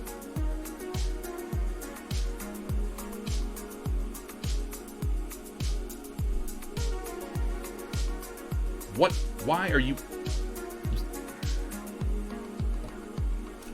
Motherfucker. I hate flies, you guys. The least they could do is leave me alone, but whatever. I aspirate carbon dioxide and they love that, apparently.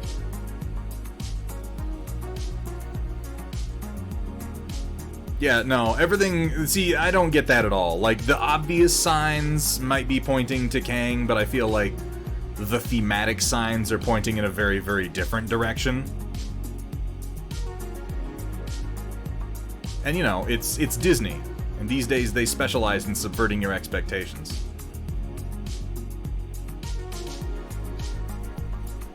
Is this where I get to bitch about The Last Jedi for a while? You guys, I mean, you guys are, like, on the internet, so obviously you haven't heard enough fat bearded nerds complaining about The Last Jedi. I bet you want more of that. I bet you're sitting there thinking, yes, Thunderhead, please tell me why you know better than a bunch of well-paid film executives. You're in luck, because I usually do. Though today, I'm not going to complain about The Last Jedi. I'm bored with it. The movie's dumb.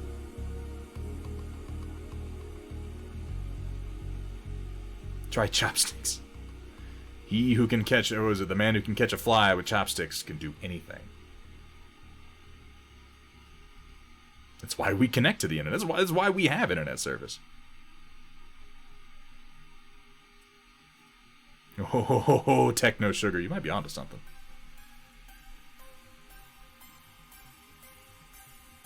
I don't like Picard. Amateur Paint Hour. I don't like Picard. I don't feel like the character walking around calling himself Jean-Luc Picard is Jean-Luc Picard. I don't feel like the organization calling itself the Federation is the Federation. I understand that that's what they're trying to do. They're trying to, like, play an edgier side of the Federation and be like, oh, it's not all sunshine, it's got its problems, but I just don't fucking believe it, and I don't care. I watched Star Trek because I liked the unrealistic fantasy of the Federation being as good as it was, and frankly, I was always on the fence with the introduction of Section 31 in Deep Space Nine and such, and even as dark as Deep Space Nine got, I enjoy it. But, oh, we've enslaved androids, a bunch of Romulans are teleporting into your room and beating you up, and it's action scenes, and it's kung fu fights, and it's jumping through the air with phasers, and it's fucking explosions, and that's not why I watch Star Trek. That's not why I watch Star Trek, and I'm not gonna, like, I know that I say these things pejoratively. I don't want you to think that I judge you if you enjoy it, because, fuck it, it's entertaining. And the fact is that if you didn't take away from Star Trek what I took away from Star Trek as a child, none of these things would bother you. But I have a very particular relationship with these characters in this universe, and that show has fucking nothing to do with it. And I won't even pretend that this is new, because the status of the Federation and of the character of Jean-Luc Picard as of Picard was started long ago. Long ago, when they started up with Star Trek Generations, when Rick Berman just started crapping into our mouths over and over, the moment that Jean-Luc Picard fucking, oh my god, like Jean-Luc on board the big collector with Ruafo, played by F. Murray Abraham, busting out the action movie one-liners. He's like, time's up, and then he detonates the thing and teleports himself out. I'm like, there's just so much. That's not Jean-Luc Picard. He's not a fucking action hero. He shouldn't be jumping around with phaser pistols and shit.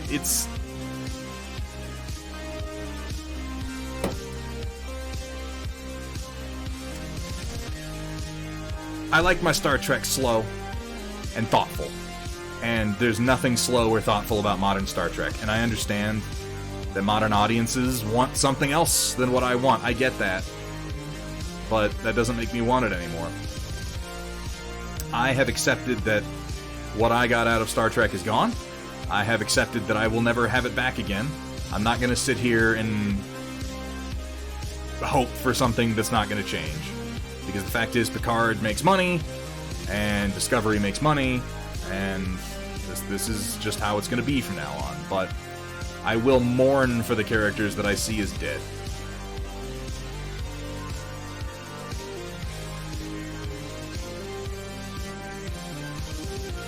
I just consider, like, in my head, the last time I saw Jean-Luc Picard was in All Good Things, when at the end of the episode, at the end of the series of time jumps that he did from the time anomaly moving back through time, he came to understand the precariousness of his position in life, he came to appreciate his friends more, and he finally, at long last, went to their poker game.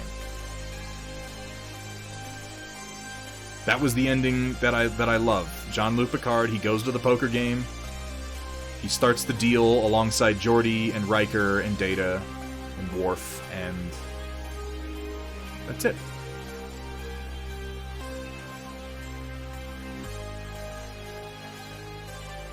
I watched the first few episodes of Picard and I was just like, what is like... See, I disagree, Trotsky.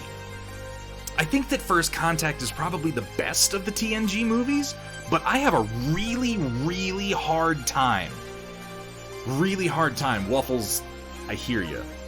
I have a hard fucking time dealing with the fact that the same Picard who... Do you remember Hugh? I mean, we have to remember Hugh. Hugh is apparently a character in Star Trek Picard. I don't know how he plays in. I assume it's something stupid, and I assume he, like, gets killed to prove a dramatic point or something. But Jean-Luc Picard, years ago, was handed the opportunity to annihilate the Borg entirely. To create a virus that they would then implant in Hugh, who he had not named yet, and send Hugh back to the Collective to then infect the rest of the Collective and destroy them. And Jean-Luc Picard, he weighed this decision, and ultimately he decided that he couldn't do that. It was wrong. This is a living person. This is a human being who deserves a chance at life just like anyone else.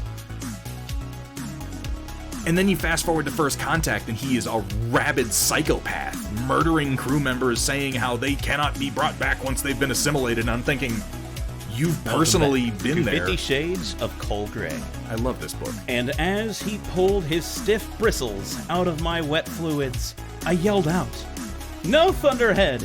You need to thin that paint first." I'm just saying, I feel like First Contact is a fine movie by itself, but I don't see that character as the Jean-Luc Picard that I got to know on the show, because he's just acting differently, making different decisions for different reasons. With his whole, I will make them pay for what they've done. I'm like, you had the chance to make them pay like a decade ago, and you just didn't do it. He had to get shamed out of it, yeah, but then when he got the riot act read to him by Admiral Bacheyev, he was like, no, I made the right decision. And he did. And I don't see there as being any event in between those two things that... And let me tell you one of my biggest problems. Let me tell you one of my biggest problems with Star Trek First Contact. And you might think this is dumb, but it bothered me. And it's at the end, when the Borg Queen has been liquefied by the murder gas, which, I don't know why there's murder gas in the engine room, or why it's so poorly contained, but okay, there is some. And she's lying on the floor, and her artificial body is there, and then her metal spinal cord and skull are like twitching, and he disconnects her from her body, and he snaps her spine.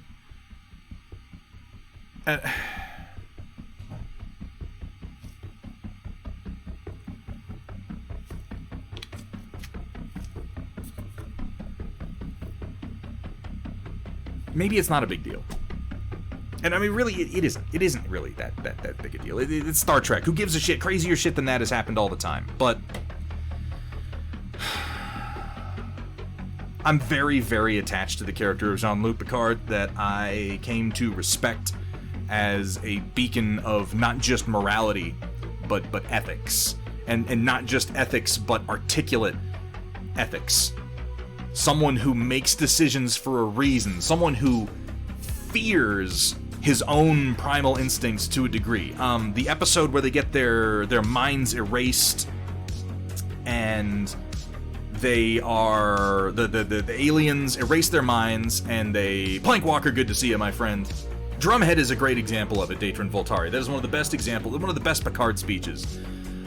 Measure of a Man and Drumhead both have... I love those court episodes. But,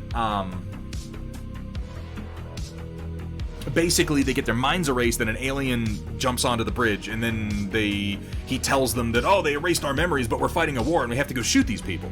And it's this whole thing with them trying to remember who they are, and they can't get access to the computer to get information, but they have to go and they have to shoot these people, and they just have to believe this. And there's a very, very short speech that Picard gives in that one that always struck out to me. It's one of my favorite moments, where he's saying, I feel like I've been handed a gun and sent into a room and told to shoot a person that I've never met. And I'm sorry, but I can't do that. I need some moral context to justify this decision. And that's the Picard that I know. And I don't feel like that man is in this show.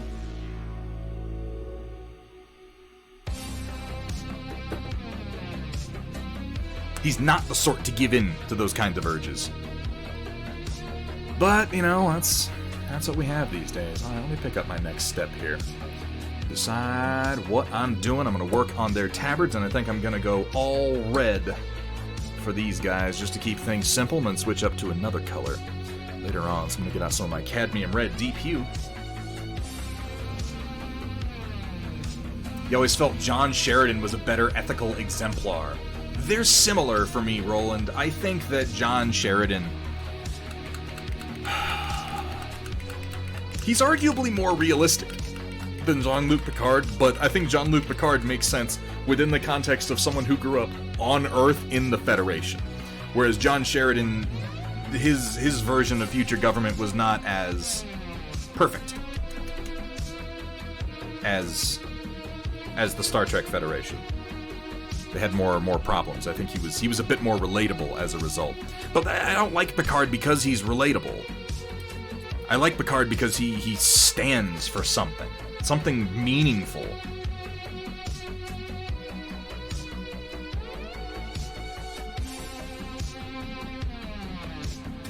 I don't know. I don't think I'm really articulating my points all that well right now.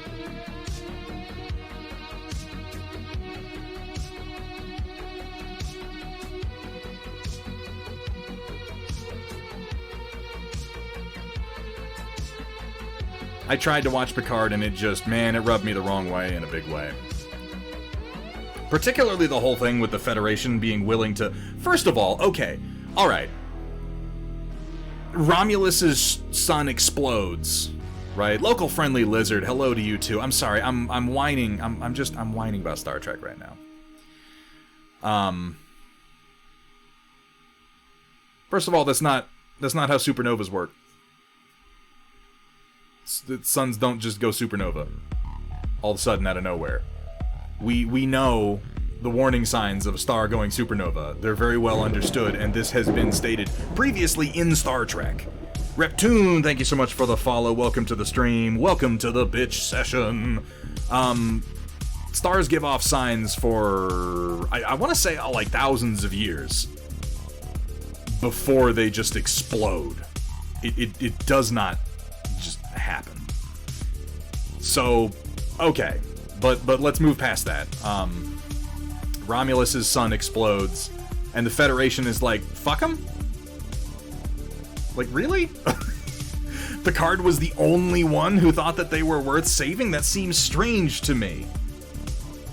And like almost immediately then we're introduced to the notion that androids have become slave labor, which, I mean, what was the point of one of the most famous episodes of Star Trek was Measure of a Man, in which they very clearly stated, I mean, that was one of Picard's whole points, was that if they followed that line of logic that they were applying to Data, androids would be nothing more than slave labor in the future, and that's exactly what they did. And I just, you know, okay, if that's the way you want to write the universe, I can't say that they're not allowed to do that. Clearly they can, but I don't like it. I was really hoping for something more aspirational. Invoke the Iconians. Oh, that's an easy way to make sense of literally anything. I guess that's what it really comes down to for me, outside of arguing the specifics. Because here's the thing, I think that arguing the specifics of why did this happen because they had this technology is the weakest form of argument for talking about Star Trek. Seem to be forget about Kirk suggesting that they just let the Klingons die in the undiscovered country. I'm not forgetting about that. But Kirk is not Picard. And I'm not talking about a show called Star Trek Kirk. Kirk was a very different man from Picard, and I acknowledge that. A very different sort of captain. Still a moral man. I think that maybe what differentiates Kirk from Picard in my mind was that Kirk is a very moral man and a very capable commander. Picard is much more ethical. He has a much firmer grasp of the particulars of philosophical ethics that Kirk was a lot looser about. But, like I'm saying, I think that sitting here and going, oh, why would the science and why didn't the Romulans have the ships to evacuate? In episode 327, they said that they had 39 warbirds on the solar colony of, like, that's a stupid fucking argument. Because you can wave your hands in the air and make up any reason that you want these things to happen. My problem comes at the writer's desk. Because what I want out of Star Trek is something aspirational. I want a universe and people that I can look up to, and what the fuck is there to look up to in Picard? What the fuck is there to look up to in Discovery? You're supposed to look up to Bo Burnham? She's a fucking war criminal. In the first episode, she proves herself a war criminal and a murderer. And this is new Star Trek, so people just getting into it probably don't mind, and that's fine. There's nothing wrong with that, and I hope that they enjoy it, but I, meanwhile, am relegated to just watching The Next Generation over and over again, which, you know, there are worse fates, I suppose. Bo Burnham is great. Did I say Bo Burnham? I meant Michael. I hope I didn't say Bo Burnham. Did I really? That's a different person.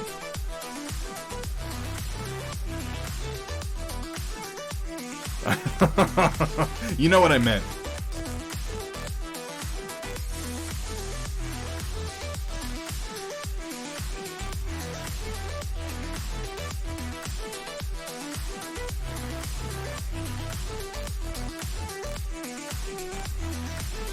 I'd watch Captain Bo Burnham.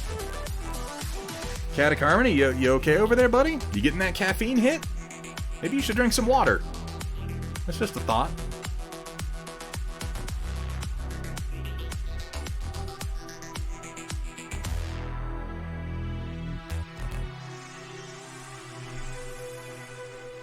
I'm liking the way this red goes down.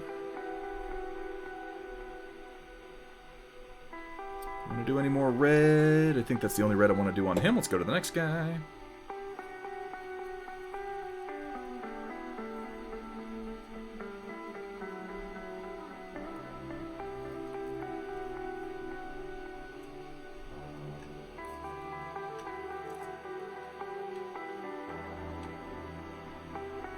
You can't just erase the story that made the core of a story, because the story you want to tell us is something that won't fit in. Here's the problem, Waffles the Wonderfish. I will go ahead and jump in on the side that I don't want to argue for, and say Star Trek, The Next Generation. Parallels. Welcome back to 50 Shades of Cold Grey, Chapter 2. And as I lay on the cold, unforgiving table, my liquid spewing out from beneath me across the polished surface, I look up to see Thunderhead shaking his head, eyes alight with disappointment as he cleans his brush. Project Dark Fox, thank you for the reminder. I'm not saying that it's bad television. I don't want to say that it's not entertaining. I'm sure it's very entertaining. It's action-packed. How could it not be? It's just, you know what it is? It's not what I want. And I can't look at the world through any other lens than that, really. I can try. I can try to put myself in the shoes of others, but when it comes down to it, for entertainment's sake, I want my version of Trek, and my version of Trek is dead, so oh well. Oh, to square, thank you. Oh, and that's a good idea. I actually like Stamets. And I've heard good things about, what's his name? Anson Mount playing Pike? I've heard good things about that, but it's like that one little thing in a sea of miserable, cynical shit. I don't care.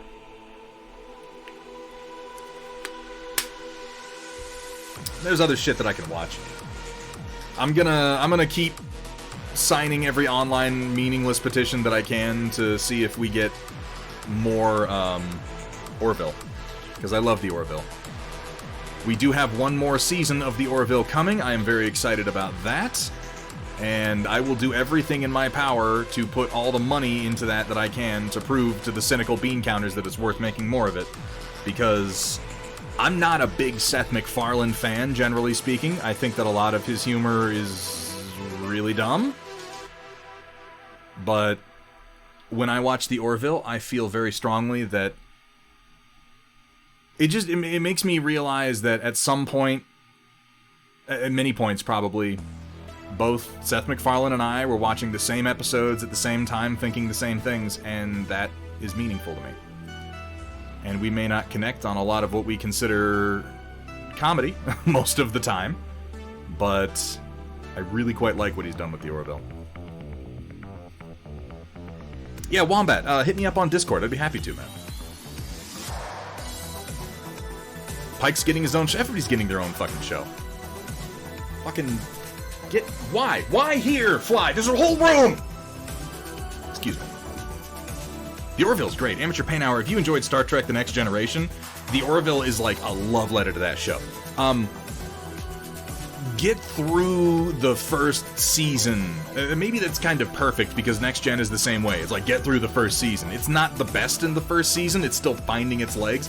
By the time you get to the second season, like, it goes from being ha-ha ex-wife jokes to, like, being pretty decent sci-fi.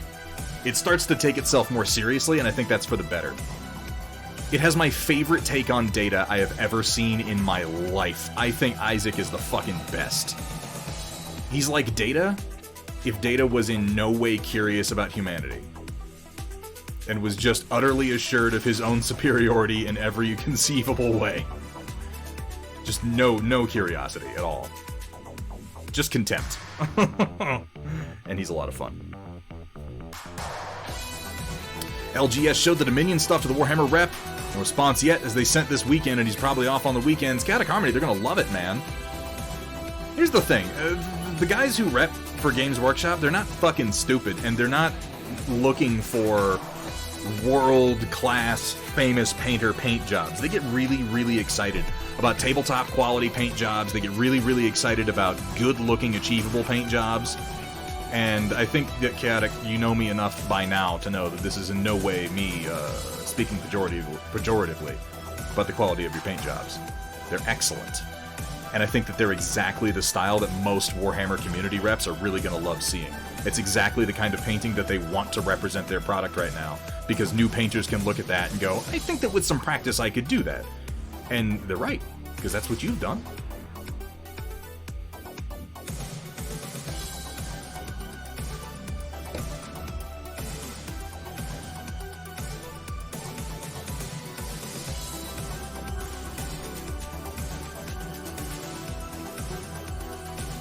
Yeah, I could see that Datron. A being that thinks as well as a human, if not better, but not like a human. Different considerations all together.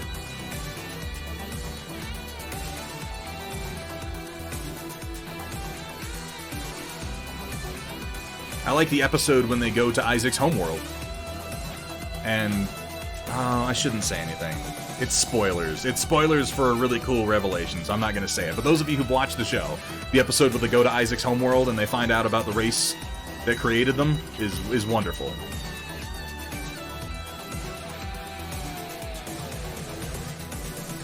Also, I actually quite like all the Avis Rent-A-Car jokes when they're dealing with the... I don't remember what the name of that alien species is.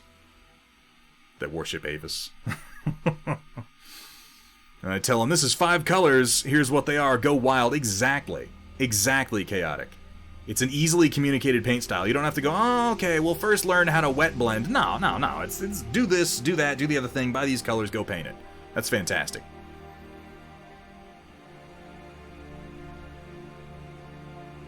That's how this hobby survives. That's how we pull in new painters, is by making what we do accessible. And yeah, we should respect and aspire to the truly artistic paint jobs out there, certainly, but the vast majority of paint jobs are never going to be that, and this is a quantity game, folks.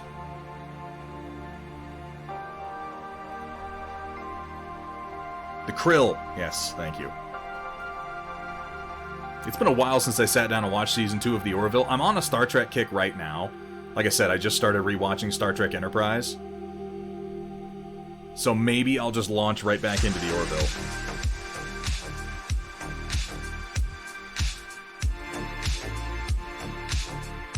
I confess I watch Enterprise mostly for Jeffrey Combs, because Commander Shran is the best. Just ever.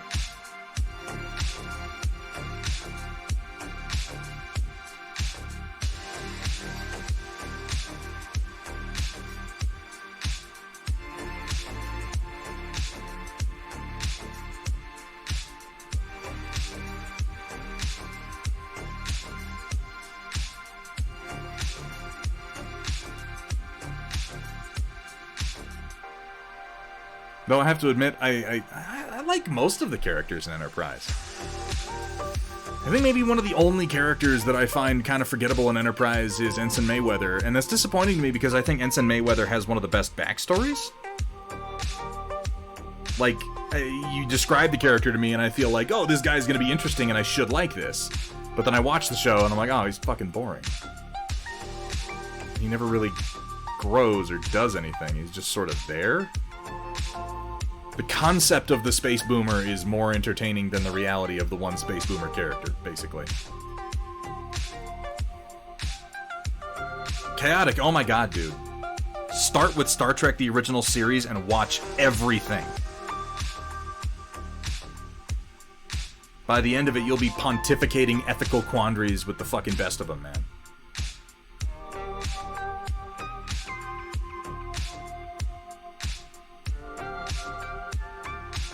Star Trek the original series is really, really good. I know that people like to joke about like the quality of the sets and a lot of the tropes and how much of a drama queen Will Shatner was and everything, but it's a really good show, still. Oh, yeah. The Expanse is fantastic. You're probably right. Amateur Paint Hour. I think probably the best place to start in Star Trek is The Next Generation, and even then, you have to be like, just deal with Season 1. It's stupid, but just watch it anyway. I promise it gets better. It gets so much better. I don't know. It's hard for me to genuinely recommend Star Trek to somebody who didn't, like, grow up watching it anymore.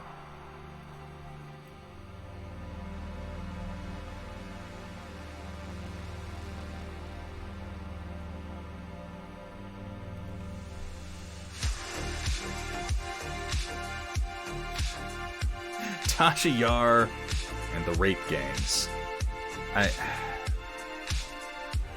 How does she get born on, like, the one Federation planet that sucks that bad? And I don't want to sit here and repeat the phrase lest it upset anyone, because it's a hard phrase. It's a hard R. But I just want to ask one question. If your planet is overrun with gangs of people, like that's the primary form of government, is roving post-apocalyptic gangs, one would assume that one of these gangs, any one of these gangs, no matter what their focus, would do a certain amount of raping. This is fair to say. So my question to you, how much raping do you have to do for your gang to be designated as a rape gang? What the fuck, Tasha? What the hell is going on that planet, and how is it still happening? That always fucking upset me.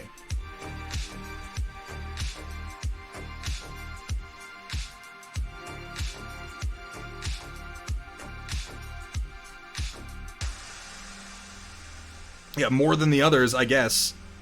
Are there, like, the other ones they designate? They're like, oh, that one's a stabbing gang. So we know. That's just a mugging gang. They're fine. Don't worry about them. It's not Federation, just post-warp. Okay, fair enough. But still, Jesus. It's a human colony. You would think the Federation would have some interest in them.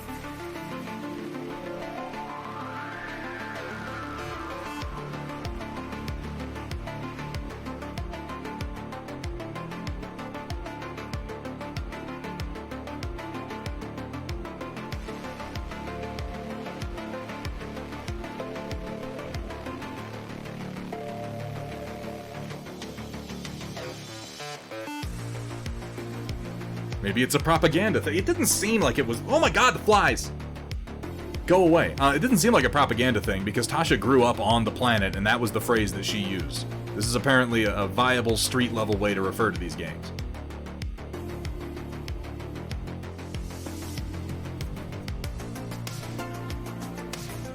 Here at Thunderhead Studio, we specialize in turning your shame into... more shame. We're pretty good at it.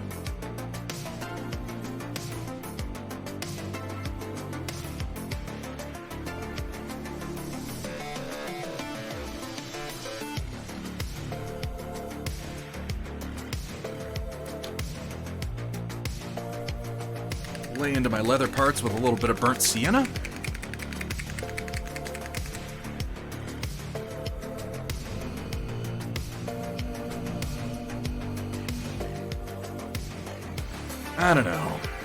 I don't know, guys. I have opinions. Not all of them are the best formed or the most defensible, but they all exist.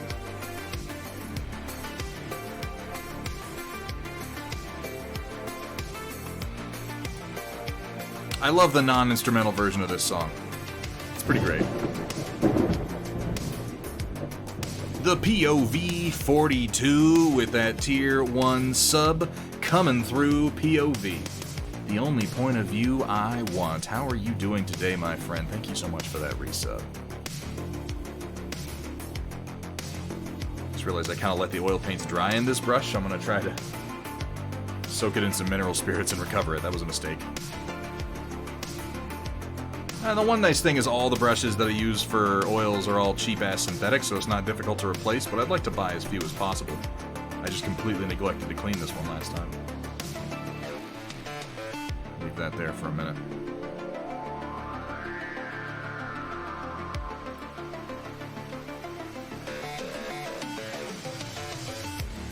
Let's use you.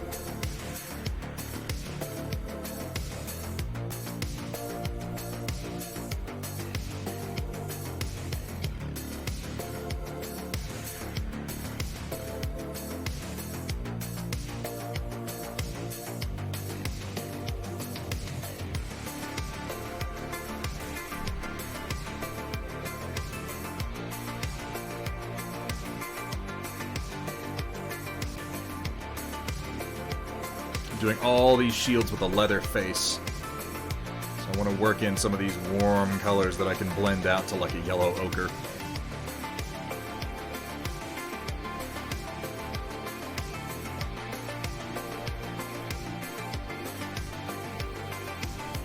kicked off your desk by your fiancé. Oh, God. Picked up a non-painting project today, which was gratifying. What project is a POV? Something about needing to study. What a bunch of bullshit. What a bunch of bullshit. Needing to study. Come on. You're studying? Studying the Fantasy Man painting. That's important stuff.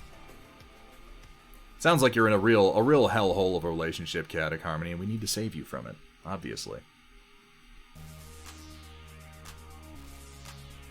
I feel like if the day comes that I ever meet Chaotic Chaotic Fiancé, I'm gonna get, like, slapped with a frying pan or something. At this point, I'm just gonna keep doubling down. A really can't say kind of project, but excited for it? Alright. Yeah, wait till she's done and then stream some painting. I'm with Vergaderung on this one.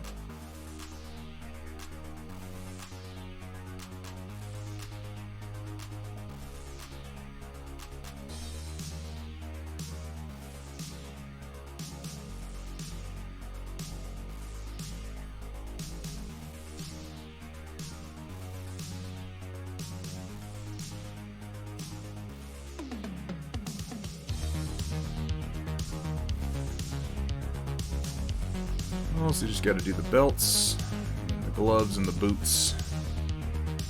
And then the shields for this leather coloration. Straps here on the arms.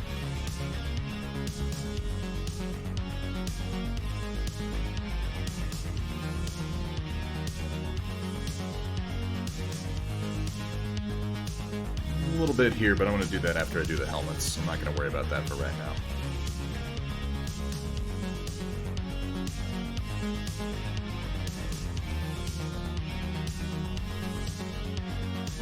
Oh no, you haven't tried to live with me, Riot Sister. That's something completely different.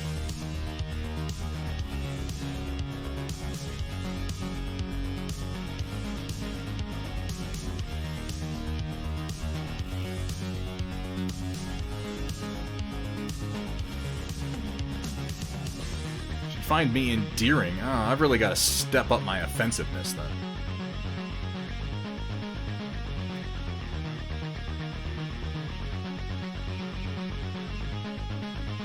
We can't have that. Can't have people getting used to this.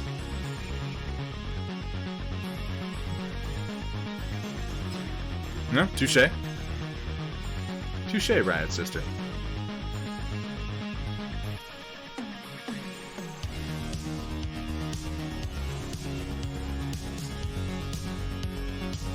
Oh.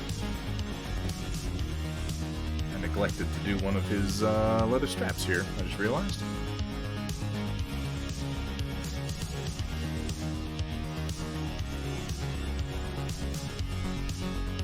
There we go.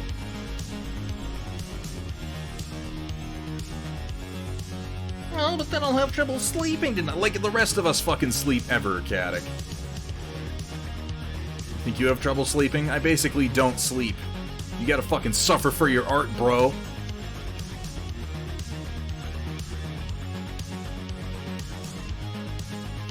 I say that like me being artistic is the reason I don't sleep. That's not true. that's not even remotely true.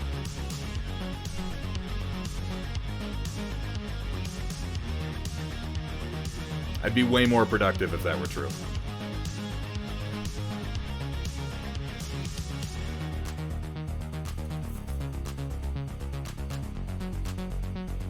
Project Dark Fox has a regular sleep schedule. Oh, well, rub it in, why don't you?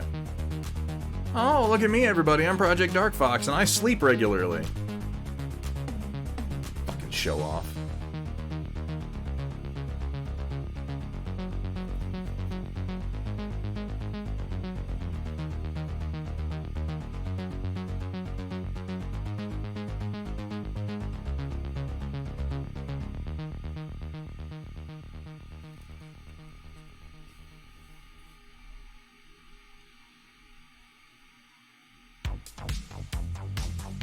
Yeah, in all reality, Project Dark Fox, I know what you mean, and it has been killing a lot of my creativity lately. That and just, and I told you guys this when we started ramping up into spring, living like I do just means that once we're into spring and summer, I just have less time for creative endeavors. But man, am I looking forward to getting back into the fall and winter season. Can't even tell you how much.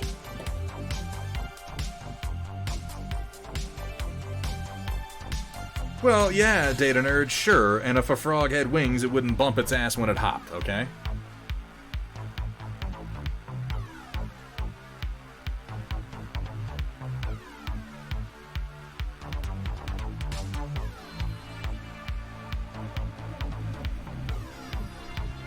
Yeah, I love fall. I love when all the plants outside start fucking dying so I can stop having to tend to them.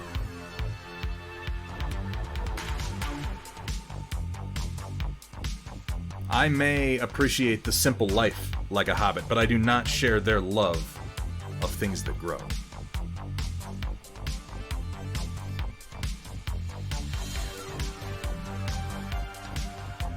I'm looking forward to being able to fire up some gaming streams in the near future, though.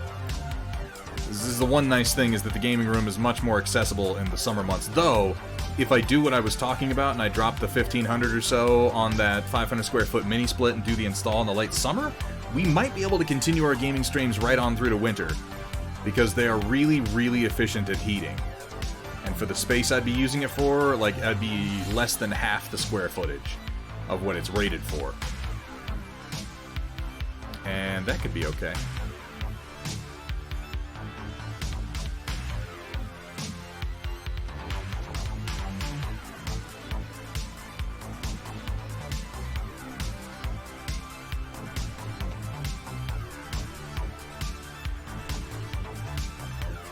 Well, Chaotic Harmony, I'm glad to have expanded your repertoire just a little bit tonight.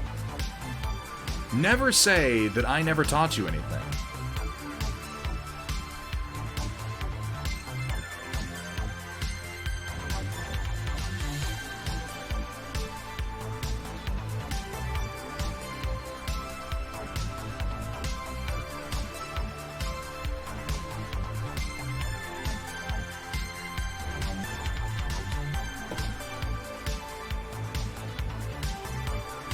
Lucky number 4.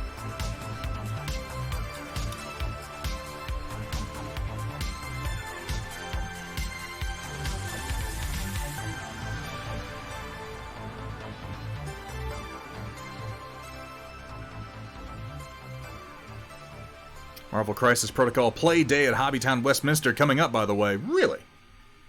Intriguing. I haven't done MCP in a little while. Got enough models to play with. I'm going to be pretty far behind the meta if I get in, because I'm Core Set City over here.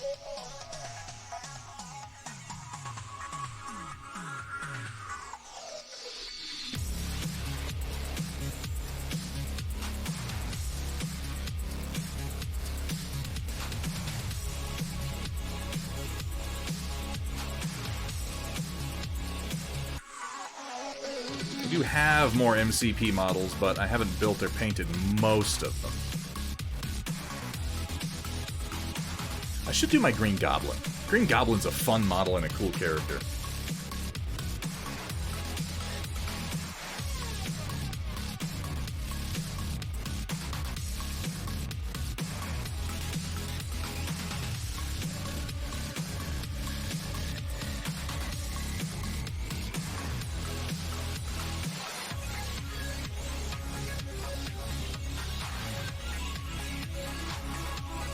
Getting these reds in here. Most of these colors I'm putting down now should show up a lot better here in a minute when I work a couple of highlights in.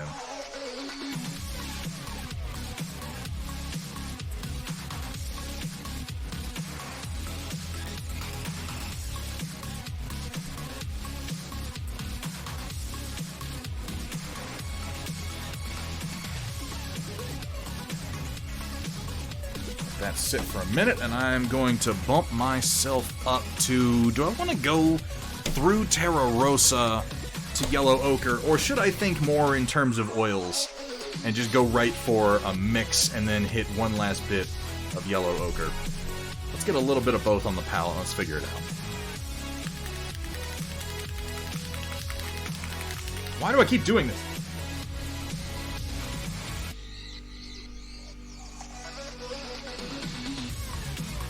Yeah, I would imagine lots of people playing tabletop games in general right now are like, the competitive scenes are not exactly on their feet.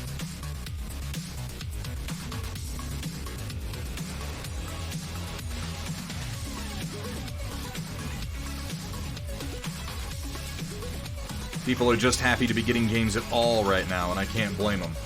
I'm the same way. Do a little mix Terra Rosa up here. I'm just going to grab a little bit of yellow ochre, and we're going to see what we can do.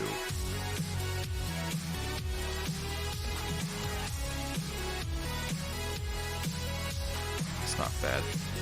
Let's try this out on a shield.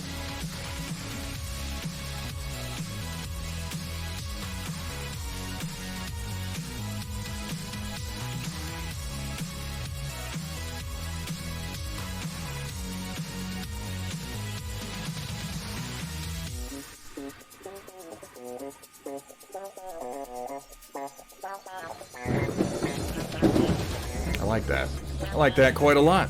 Hey Wires, Hobbies, thank you so much for the follow, my friend. Welcome to the stream. Welcome to the Storm Chasers. I hope you're having a good day. Oh, I like that. Ooh, it's such a nice rich leather color. I'm going to skip a step and I'm just going to go right to a little bit of yellow ochre to mix in right in the middle.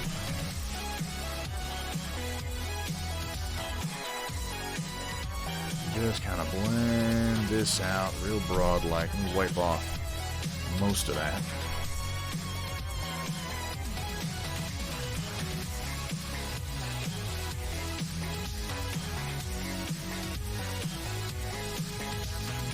Ooh, that gives such a nice kind of stretched tanned leather look. Oh yeah.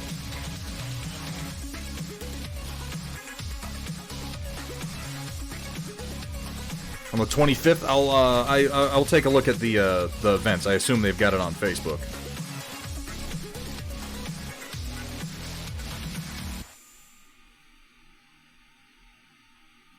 A little bit more yellow. Mafik, you can always ask questions. I can't guarantee I'll have good answers. But you are always welcome to ask questions.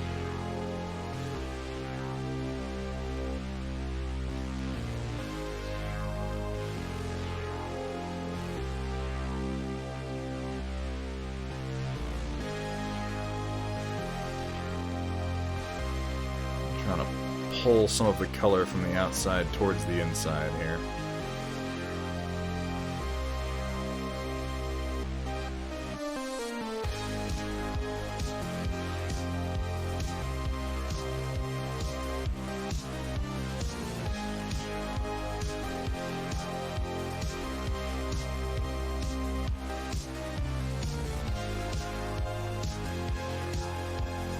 Still real dark. I think a little bit more yellow.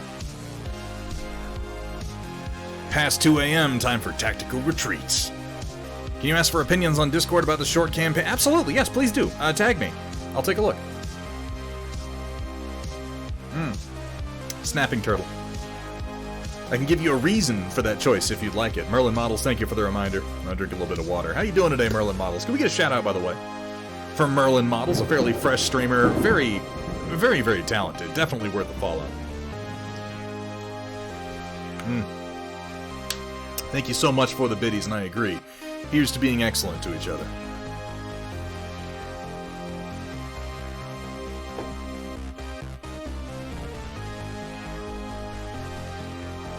The reason for me picking Snapping Turtle, Mafik, is entirely summed up in the phrase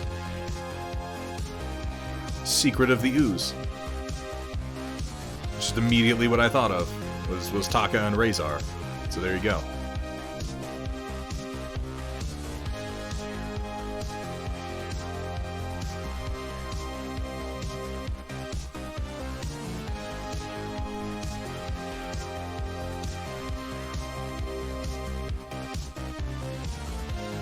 I'm gonna try lightening this up slightly, and I hope I don't regret it. We're just gonna test it.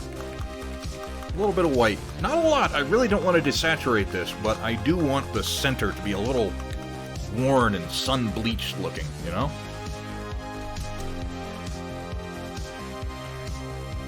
It's always the trick to painting leather, is getting it look like it has worn unevenly. think that'll do. I think that'll do nicely.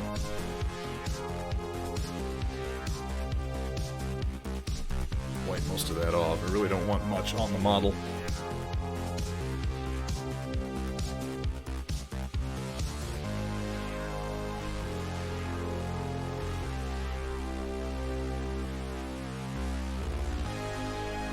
Oh, Stila. How do I respect your painting? Let me count the ways.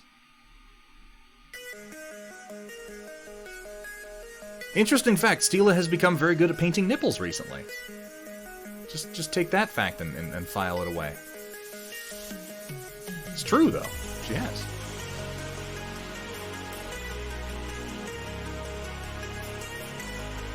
I really like that color. Like a lot. Oh no, not the double shout-out, guys! If you're not following Stila Rebel at this point, at some point you have to ask. I'm reminded of the creator of Sriracha, you know, the rooster sauce. He did a little interview a number of years ago where he asked, "Do you not like my sauce? What went wrong with you?" And this is ultimately the question I have to ask. You're not following Stila Rebel? What went wrong with you? The Square, thank you for the reminder. I have not made my my journey to IKEA just yet. I'm just trying to figure out exactly how high I want to go with this shield before I do the other ones. So I'm kind of just testing this out. Just dropping little bits of paint in the middle and then kind of just working them out.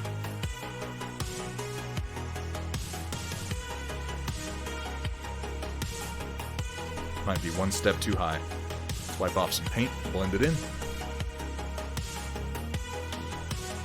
Conquest seems pretty dope, been considering it. Just bought some Saga dudes instead. So I can say now, I was hesitant before Retio Santi to say, like, it's an amazing game and it plays so well, because I hadn't actually played it. I had just messed around with the models, and I liked the lore, and the rules looked good.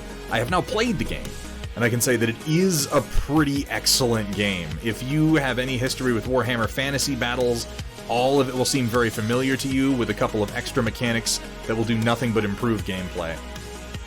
It is currently my replacement for Rune Wars, the miniatures game, which I love that game. I still do love that game, but, you know, it's pretty much dead at this point. Oh yeah, I like that. I think that's ultimately the color I'm going with for the shield. I might blend the other ones a little bit more, and in fact I might take a little bit of Terra Rosa just in around the edges here.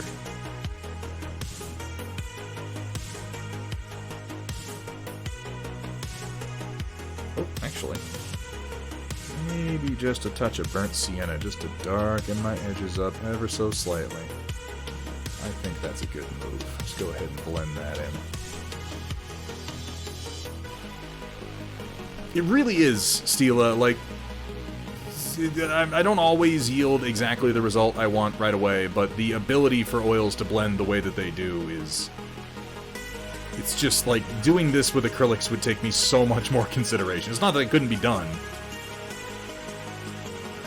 but it's just so fucking easy to do with these oil paints.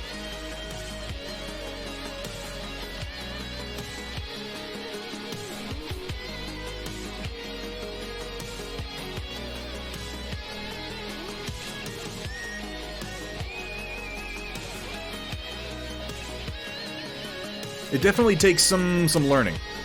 TLAOK Ramos, every paint that I'm using right now is Winton Oil Color from Winsor & Newton. They are thinned with a odorless terpenoid white spirit.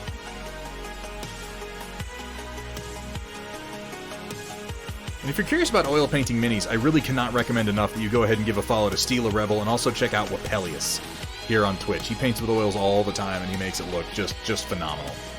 Just phenomenal. I'm liking that. Let's do all the shields since I'm on it. Yeah, let's do the leather. Let's do the leather, since that's the direction I'm going here.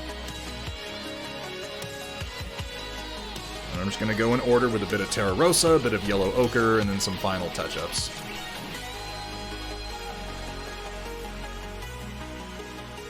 Oh, Terra Rosa is so nice. Oh my god. It's so opaque. I love it. Look at that.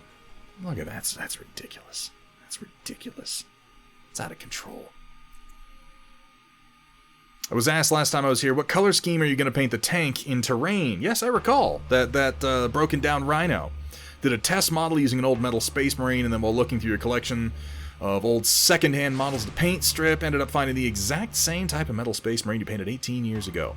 Putting them next to each other, it was like night and day. I guess most people have those moments. It's nice to look back. Merlin models is one of the reasons that I try to recommend to people, particularly if I have the opportunity to meet people here on stream when they're kind of fresh to the painting game. Save your first models. Those first models that you painted, save them. For the love of God, don't repaint them, don't do anything to them, put them someplace safe and keep them, and then forget about them for a long time and come back to them eventually, and look at them. Appreciate where you've been and how far you've come. I have saved a number of the first models that I painted for precisely that reason. Perspective is very, very difficult to achieve in art because we're here for every step, for every bit of growth, for every bit of personal frustration that we experience, and it's very, very hard to put our own work in perspective, but little pieces of history like that can let us do it. And I think it's important. I think it's very important to do. I want more red. I want more red in this shield, so I'm just gonna smear some in.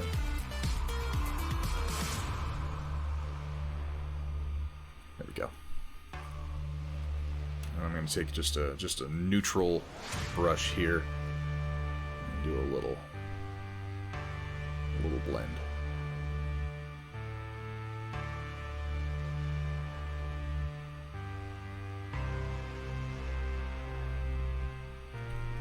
But I'm glad you had that experience, because again, it's hard to see how far we've come when we're there every step of the way. Hola, Suicide Prinny, how you doing today? Oh yeah, no, I just bottled them up myself. This was a tip from Wapelius. He pre-thins and bottles all his own paints, and it has helped me immensely. What brands of brushes am I using? What are these?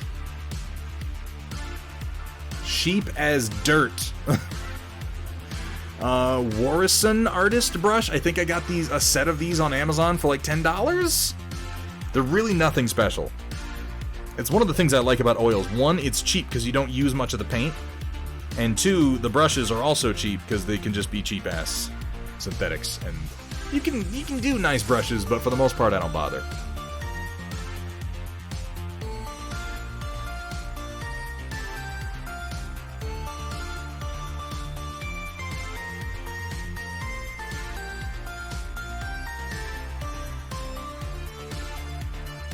What's that brush that Wapelius loves so much, Steela?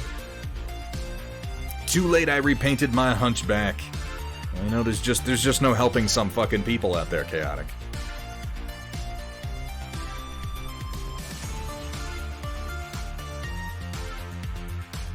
Some men just want to watch the world whoosh. When are we gonna play Chivalry again?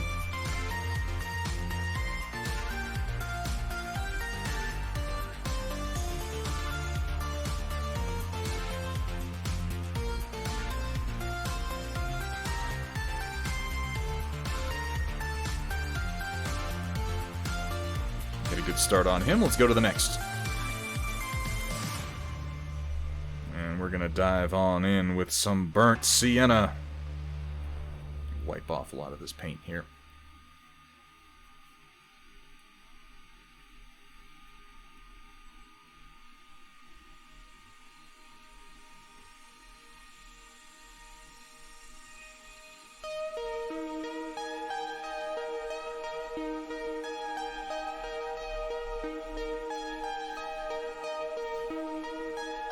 The Winton line isn't heavy on pigments. Other artist brands last for ages. I am a babe in the woods. I'm a babe in the woods when it comes to telling one oil paint from another. This was the easiest for me to acquire at a decent price, and so far I've been able to stretch it pretty far. But yeah, a lot of them are very transparent.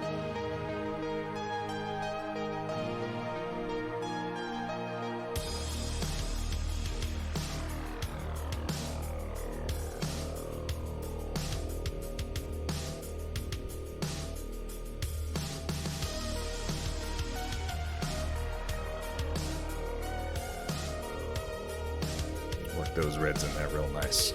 Put them in showcase? Hell yeah, I'll check them out later, Merlin. Feel free to put some in the Storm Report, too, if you haven't posted yet, man. Hey, Dave's Mini Art on that 11-month streak. Thank you so much for the resub, my friend. Dave's Mini Art, how are you doing? How is your recovery coming, my friend? Yeah, I'll have another beer. Thank you.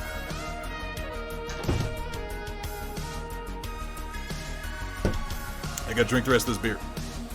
It's Colorado Native Amber. It's delicious, but it's a little warm.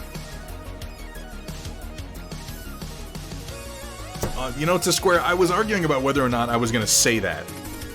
But every single time I hear the opening to this song, even knowing that it's not that, I always, in my head, I'm like, a modern-day warrior, mean stride. Like, every single time my brain does that.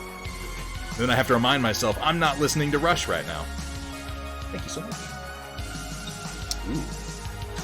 I got a triple Belgian-style ale here. 8.5% alcohol. Nice.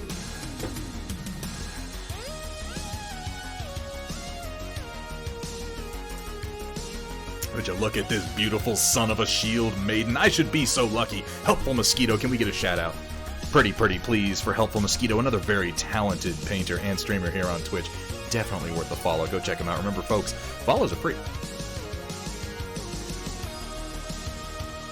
As I always like to say, the worst case scenario with a follow, remember this, think about this, the worst case scenario with you going and following somebody is you're on Twitch one day and they start a stream and you're like, let me check them out, and you go over and you're like, I don't like this stream, and you unfollow them, and that's the worst thing that can happen. But with someone like Helpful Mosquito, that is damned unlikely. Why did I let that beer get warm? Oh, I know I hate myself so much. Where did I put my model? There it is. Okay. Let's keep going. I feel like the sienna probably isn't a necessary step on this leather, but I just like kind of establishing these warm tones.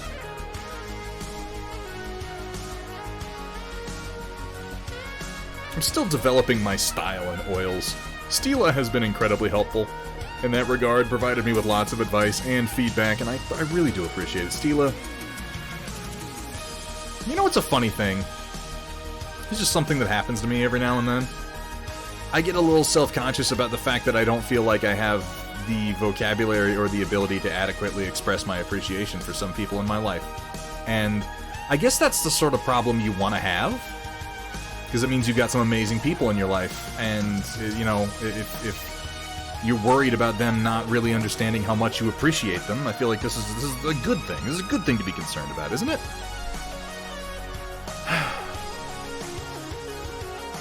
I need like a special word that expresses thanks and appreciation beyond regular thanks and appreciation. I should just invent a word.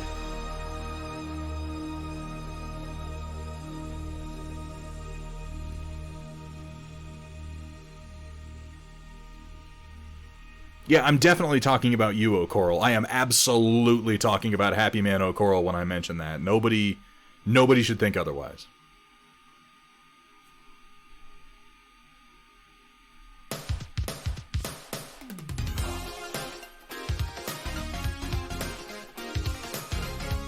Somebody just dropped me into 1984? The year, not the book.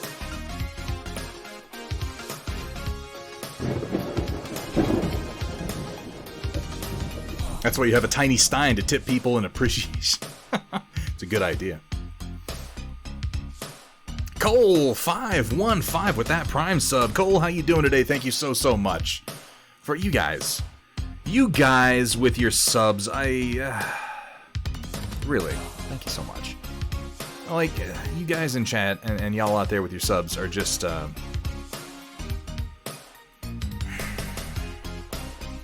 it seems silly, but it's so validating, and I really appreciate you guys giving me that extra oomph that I need to continue carrying forward my hobby what was my hobby and has slowly become a little bit like a business and very much like one of the best communities I've ever been a part of. And I sit here and I paint my minis and I talk my shit about Star Trek and Star Wars. Yeah, okay, I do that, but you guys are the community. You provide the vast majority of the content, and I just... thank you. Thank you in particular, Cole. Thank you so much, man. I hope you're having a good day.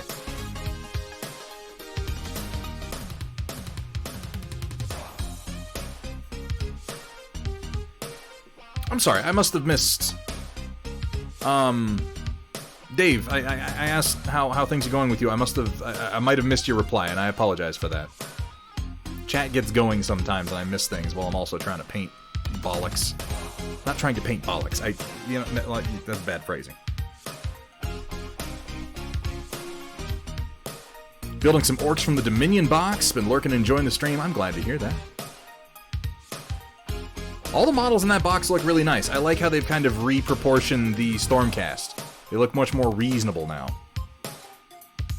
The only thing this song's missing is like just a screaming sax that needs to come in.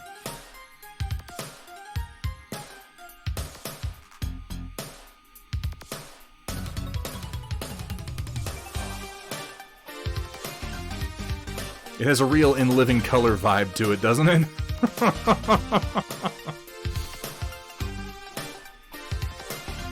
Did I see Orcrist?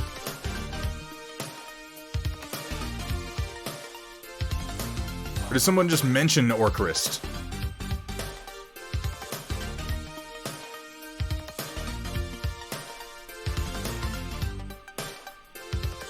I can't read my own chat. I don't even know why I try. Just a mention. Okay, I was gonna say, if Orcrist is in here, man, we gotta break out the fine china.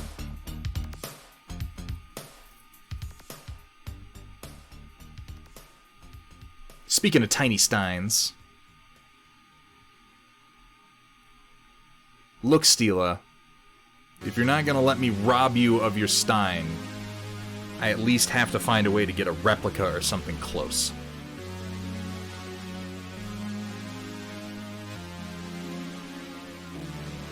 The stein calls to me. I don't know what it is exactly, but it calls to me.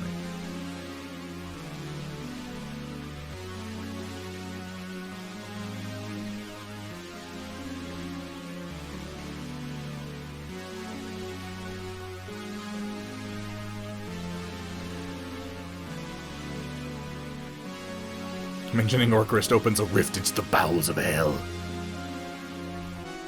Like a demon from your blackest nightmares.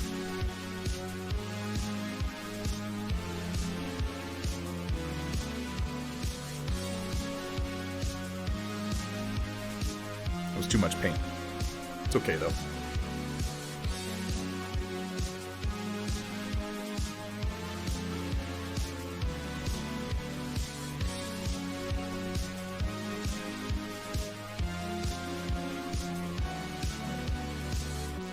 The shields really are like the perfect place to just play with oil blending.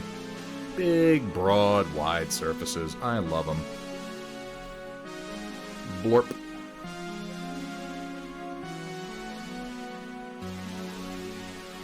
That is a bit much, honestly. I'm gonna scoop some of this off. Wipe it. You know, I suppose you could just go ahead and glorb that paint on There he anywhere. is. It's There not he like is. We're trying to get inside the lines or anything. How you doing today, Orcrist? It's good to see you, man.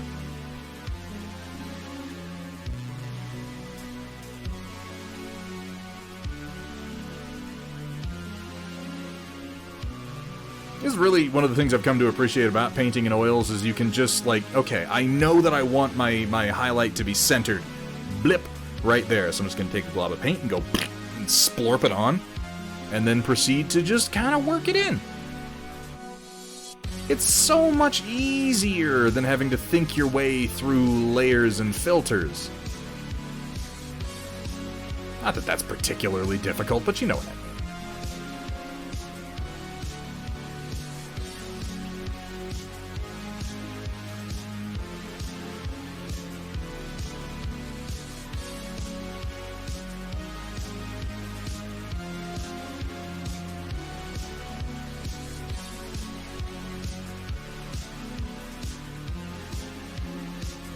Got an old man to my left, just destroyed some wings and spent the day painting with beautiful ladyfolk. Orchrus, that sounds like a hell of a day. Just a hell of a day. We got some pretty top-tier painters and streamers in here today, folks.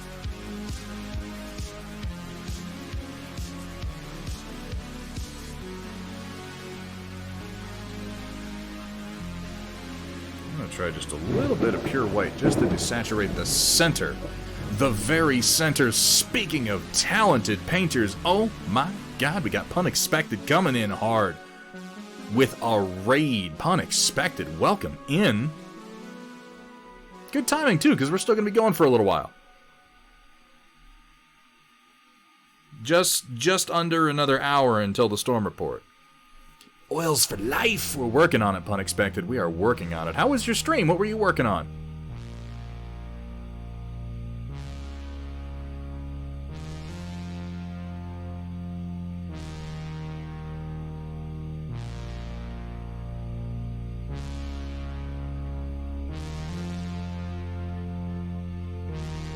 See what I'm doing here is I'm kind of I'm starting on the outside and then pulling in this kind of feathering motion. I'm just trying to pull some of the pigments, instead of working the pigments from the center out, I'm trying to pull some of the pigments from the edges in. There are a lot of different ways you can work oil blending. But it just helps to think of there being just really, there's one layer of paint that you're working with overall, and you're just kind of moving pigments around in it.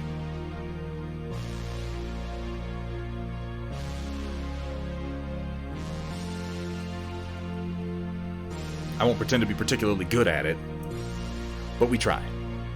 Oh, we try. Welcome in, Raiders. Welcome to Thunderhead Studio. If you haven't been here before, well, you'll fit right in. Don't worry about it.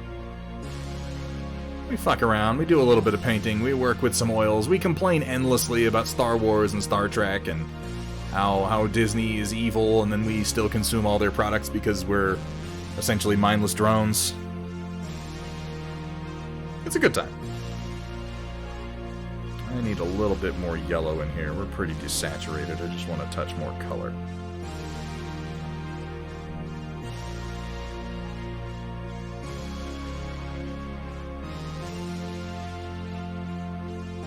Oop, that might have been too much. I overestimate, or rather underestimate, the amount of color I'm putting down a lot of the time. Valfera, how you doing today? Yeah, let's work that in. Real nice and easy. Little circular motions, just kind of working it around in a big oval shape. There's a trick to not over-blending that I'm not really very good at. I tend to over-blend. You'll see a lot of that. But I like to think I get a little better the more I work with it. I'm liking that color quite a lot. Let's go to some of our yellow ochre for the rest of his leather details here.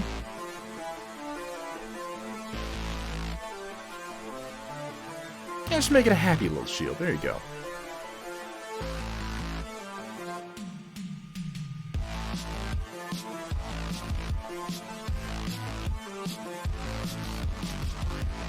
Why do you people have to bring that movie up?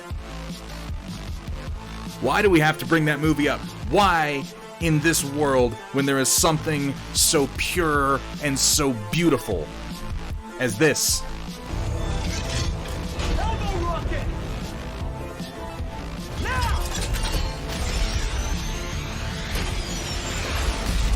Have I told you guys the story? Welcome back to 50 Shades of Cold Gray, Chapter 4. Not this story. Thunderhead slowly brushed up and down the leg of the miniature as I watched from the desk, my glistening paint waiting for his brush to get even more.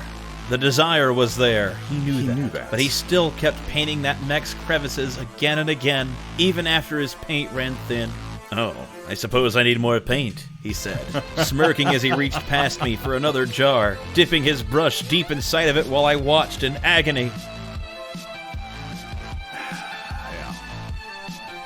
Yeah.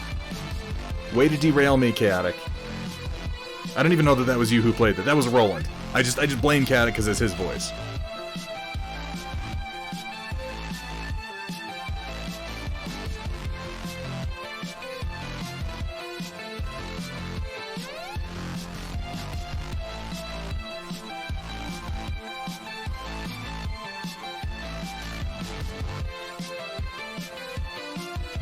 I'm not a fan of Pacific Rim 2, you guys.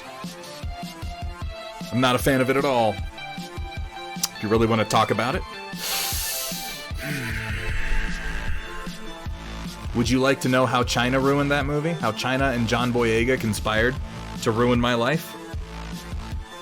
Is it hyperbolic? Yes, objectively. Is it true? Partially.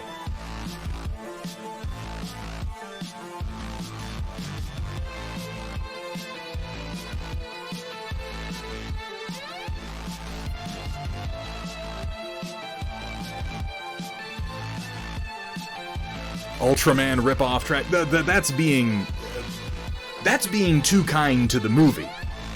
That's being way too kind to the movie to call it Ultraman. That would imply that the people who made the movie had ever fucking watched Ultraman, and I don't think that they did.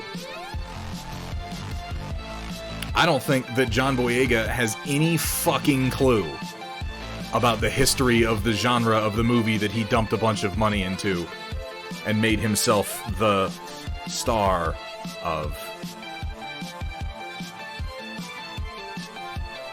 Is there a mecha topic you could rant about that you haven't touched on this year? That's a great question, Drakari. Let me think about that. Have I ranted about Evangelion yet this year?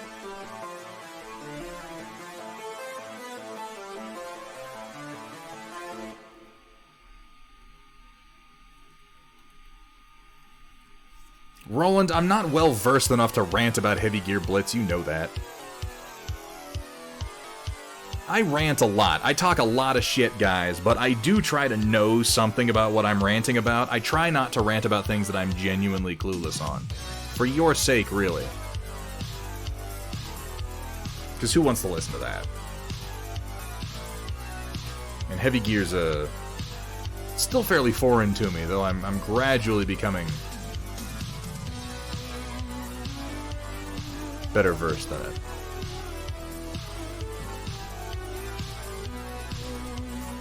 You know, Lamunas, I was not a fan of Evangelion for a long time, and it is very recently that I have come to appreciate Evangelion, and I don't want this to sound pretentious. I don't mean it that way. I feel like as a child, when I did not appreciate it as much, not that you have to be an adult to appreciate it, or that being an adult in any way, you know, that changes things. It more has to do with when I was a child, I hadn't really experienced depression. And as an adult, I have to a degree. And that changed my perception of the writing in Evangelion. There is a good deal of handling depression that is baked into Neon Genesis Evangelion that I think is easy to lose if they're not familiar symptoms to you. This is not to say that you don't know anything about that. I couldn't possibly say. Nor am I trying to say that someone like, oh, once you've really lived life, then you'll get it. No, I'm sure there's plenty of people who've been plenty depressed who don't like Evangelion. It's just, that was my experience with it. It also helped that I came to understand that the writer of Evangelion, who is doing some interesting work now in particular. One of the nights you're painting HGB, have me on voice, you can answer questions. We could do that. We could do that, Roland. That could be fun.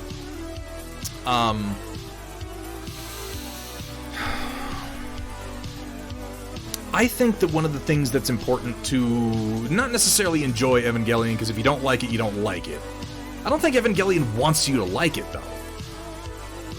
Evangelion strikes me now, with more experience in the genre under my belt, as a hate letter to the genre that it is a part of.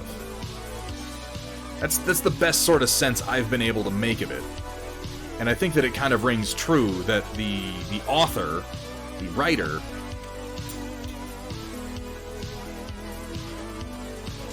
had a strong loathing of mecha anime in general, and thus sort of wrote Evangelion as a deconstruction of said genre.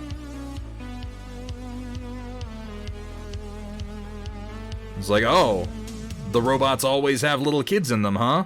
It's always got to be teenagers? Let's see what would really fucking happen if you did that. Let's have a sexually confused teenager being forced to climb into a battle robot to defend the world and see how fucked in the head he winds up. It's like, oh yeah, that's a good point, actually.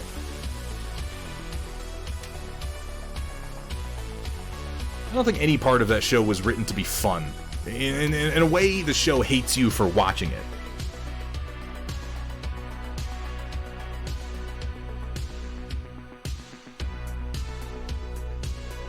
Part of it is realizing that Shinji is written really well. He's a damaged boy with daddy issues. Yeah, he is many children. For as extreme as Shinji seems, he is a decent analog for a lot of people. And a lot of issues that we share. And the ending throws a lot of people too. I think it's probably important to realize that the writer, when he was writing it, was actively depressed and suicidal. And in many ways, the ending of Evangelion was him talking himself into not killing himself. Which is, doesn't necessarily make for the most entertaining television, admittedly. But from a purely artistic point of view, I think it grants it some validity.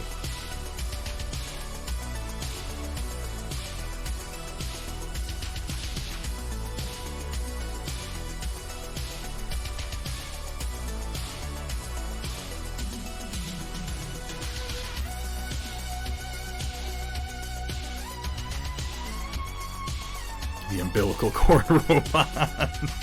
Yeah. Oh, no, yeah, no, that's his mom. And he has to climb inside of his mom to fight the angels that aren't really monsters. You know what? Let's not get too deep into that conversation. Evangelion is heavily psychosexual. I mean, there's also a scene where he stands next to the hospital bed of a wounded girl who is wounded because he was not, in his mind, enough of a man to stand up and fight the battle that he needed to, and proceeds to masturbate on her. That's the show we're talking about. Also, she's his mom. She's a clone of his mom. And that's just what happens. That's what happens, Mafik. That is objectively what happens in the show. And on some level, we have to accept this. But like I said, I think that it's best watched, Drakari, I'll get to that in a second. I think that it is best watched from the perspective of understanding that the writer hates what he's writing. And in a way, he hates you for watching it. And if you come at it from that perspective, it can, I think, kind of help you to understand why things are happening, if not actually enjoy them more. Because it's not a very enjoyable show. Parts of it are enjoyable. Individual scenes in the first half of the show are very enjoyable, but very soon transitions into deep discomfort. It's not surprising, White Wolf. It's a show about depression and confusion. And puberty, for that matter. Like, really, really confusing problems. It just happens to be wrapped up in, oh, it's about robots, and it's not about robots. Don't watch it thinking it's about robots, it's not. Unfortunately, in 1995, when I started watching it, I had no fucking clue. I was like, oh, Gundam Wing, this show's just like Gundam Wing, let's watch Evangelion. And I'm like, why is this happening to me? It took me years to understand. And I won't pretend that I enjoy it more now, but I think I understand it better. You want me to give a forced compliment to Iron-Blooded Orphans? That's not even hard, man. I love Iron-Blooded Orphans. The best compliment I can give to Iron-Blooded Orphans, honestly, I think that Iron-Blooded Orphans is a better starting point to get into Gundam as a whole than the actual original Mobile Suit Gundam. Because Iron-Blooded Orphans does a lot of what they did in the original Mobile Suit Gundam. Prettier? And tighter. Ooh, It's a bad combination of phrases. You know what I mean, though. Tighter script, tighter writing. And much better looking.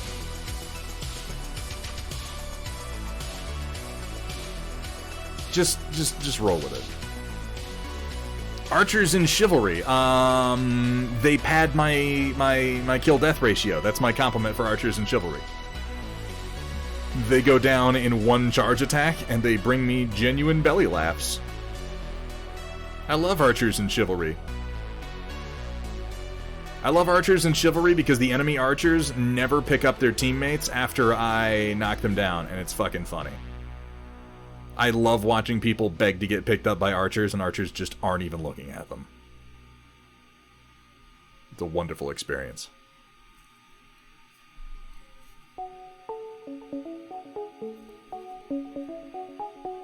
BRB with coffee. Bring me some, Steela. Yeah, that makes sense, POV. And that's one of those shows where, like, I think that Evangelion is a good show. I think it is. But I would not in a million fucking years recommend it to most viewers. And this is not to say, like, oh, you're not good enough to understand it. This is not trying to say, like, I don't mean this in a pretentious way. I completely understand why you would not enjoy watching Evangelion, and I don't expect you to ever enjoy watching Evangelion because Evangelion doesn't want you to enjoy it. Objectively, it doesn't want you to enjoy it. It kind of hates you for watching it and is actively making fun of you as a viewer for watching it. So you probably won't like it. But it is art. It is art. And the thing is that not all art is necessarily to be enjoyed. Appreciated, yes, I think within the context of how it was made. But not necessarily enjoyed, if that makes sense.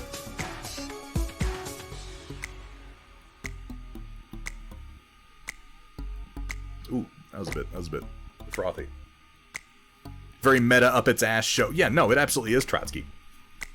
Evangelion is to the mecha genre as Cabin in the Woods is to the horror genre, except Cabin in the Woods is more fun to watch. I firmly believe that.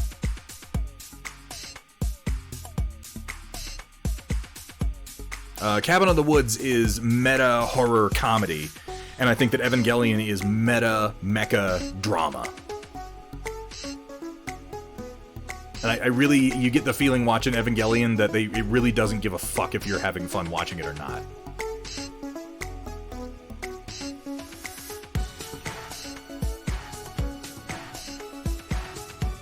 It reminds me a lot of Paul Verhoeven's writing, but again, without the fun. Where Paul is kind of angry at you for enjoying his movies, but he still makes them. If that makes sense. That's okay. I'm not gonna go on about it anymore, White Wolf. Talk about Fooly Cooly?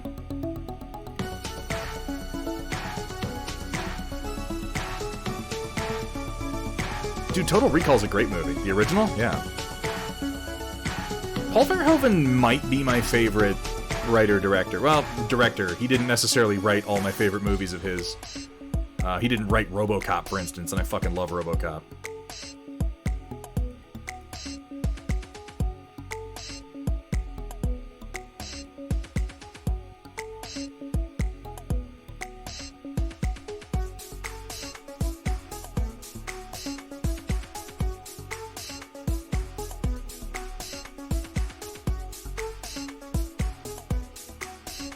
My last remark that I'll give on Evangelion is just that I don't think it's the kind of show where everybody needs to agree on it, and I think it's one of the kind of shows where the fact that people disagree as much as they do is sort of the point. And I would note that when things are truly bad, and I mean bad in the sense that they're not fun to watch and they lack content, they don't spark discussion or controversy. People just go, oh, that sucked, and they move on. How much controversy do you get discussing Game of Thrones Season 8? You get none. Nobody fucking likes it. because it is both bad, like objectively, it is not fun to watch, and it lacks all content. It is contentless. And there's something worthwhile there. Whether you enjoy it or not, that's personal.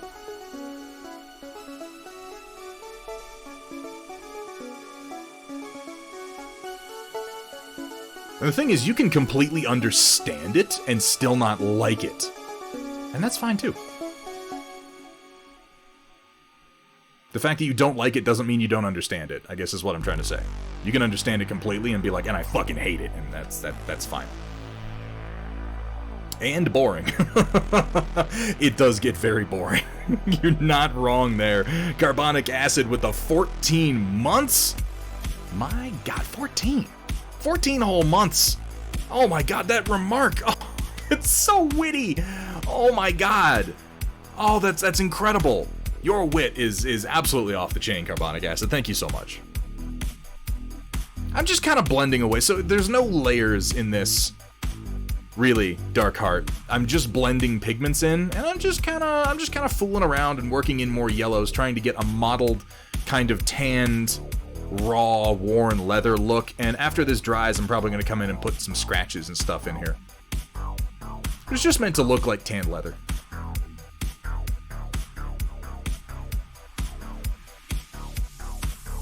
And this is where it helps to stop thinking in terms, when you're doing oils, to stop thinking in terms of layers. Because I'm not really putting down layers of paint, I'm adding new pigments and then just kind of blending them into the ones that are already there.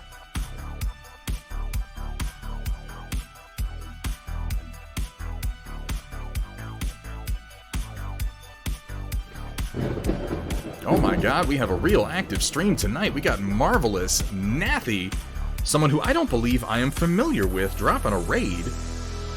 Marvelous, how are you doing today?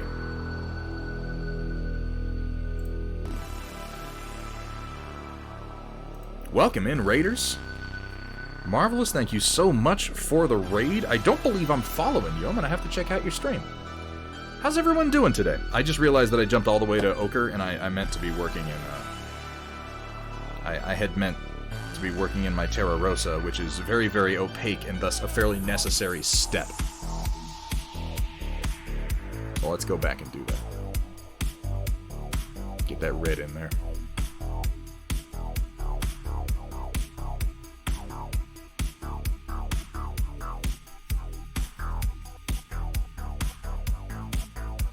Oh, thank you so much, Marvelous. I appreciate that. I'm gonna have to in fact, hang on a second. Hang on one moment.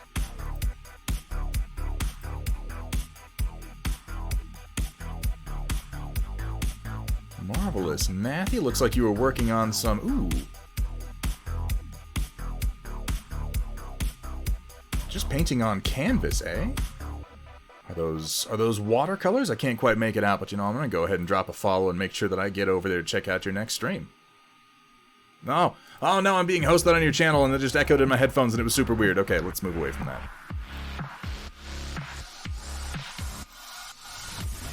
There we go. Painting the Justice League. Oh my god. I am a big fan of the Justice League. Not the Joss Whedon or Zack Snyder movie, just the Justice League, broadly speaking.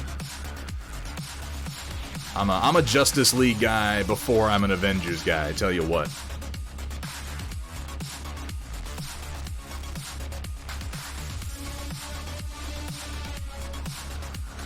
I'm very new to oil painting, so I'm still just kind of figuring this out as I go. But thus far, the results have been pretty positive. Mostly just working on my earth tones and my reds at the moment.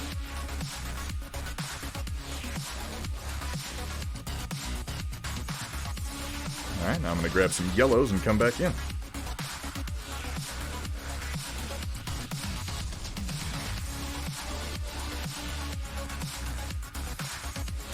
I am a big fan of the Justice League. I have a pretty sweet set of Justice League art pieces up on my living room wall. I should share that on the Discord. They really are great. They're from an amazing artist down in San Antonio who I met when I was on the convention circuit. Marvelous Nathy, thank you so much for the follow. And thank you so much for the raid. I hope you had a great stream.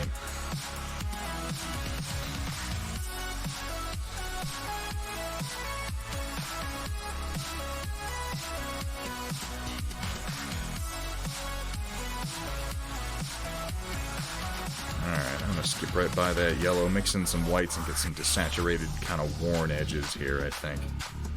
Kind of a light tan mix.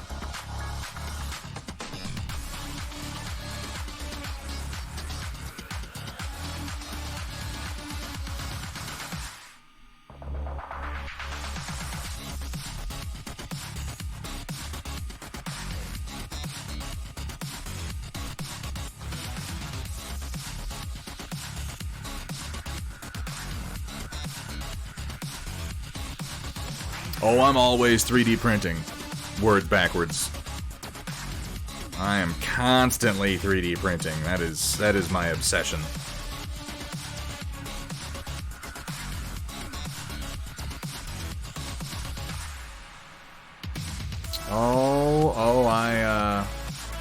I feel the plight of the wacky chat. We've got some real characters around here. They'll fit right in.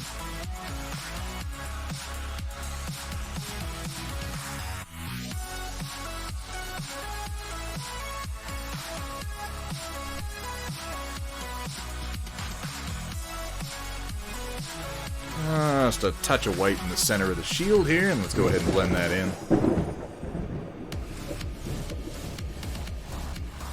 That might have been too much. I might have to add some more yellow back in, but that's okay. Let's move it down.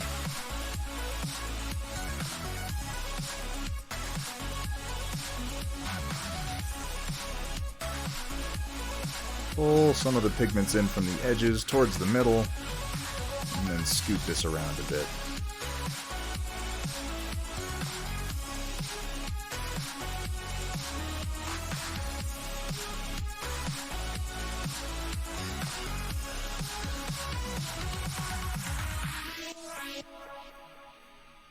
Yeah, that works.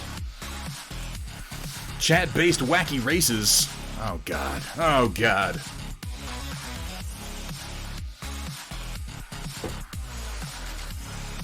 Yeah, go get the next print going, Lamunas.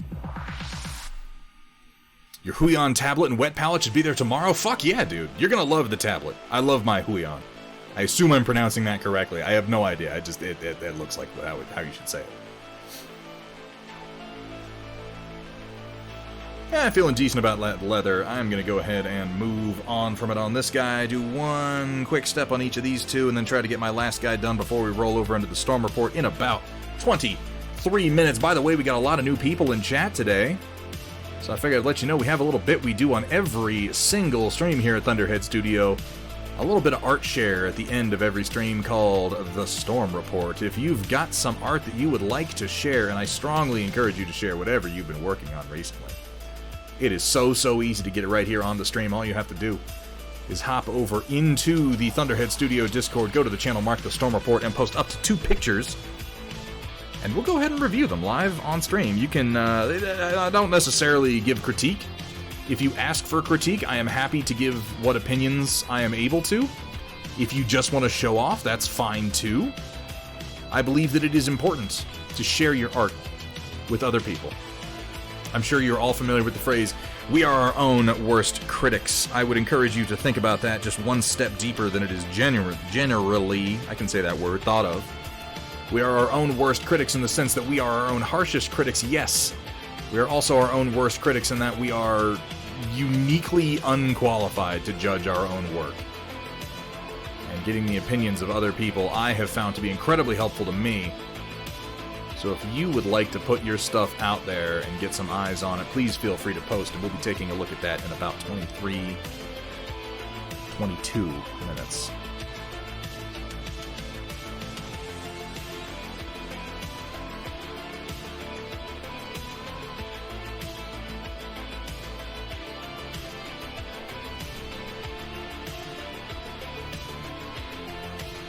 Oh, thank you, Marvelous. That's very kind of you to say. It can be deceiving, though. I know, you know, right now, when you pop into the stream and you see me talking, I seem like I'm like a real person, but I'm not actually like a real person. This is the Twitch. This is the Twitch persona here. I'm a boring asshole in real life.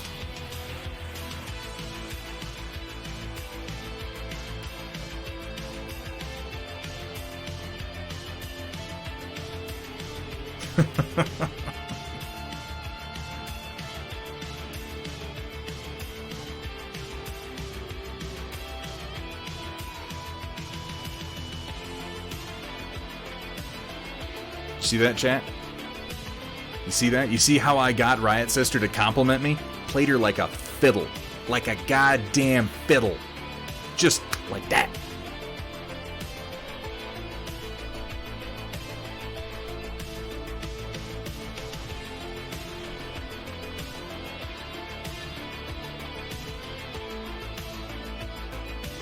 I'm gonna pay for that one.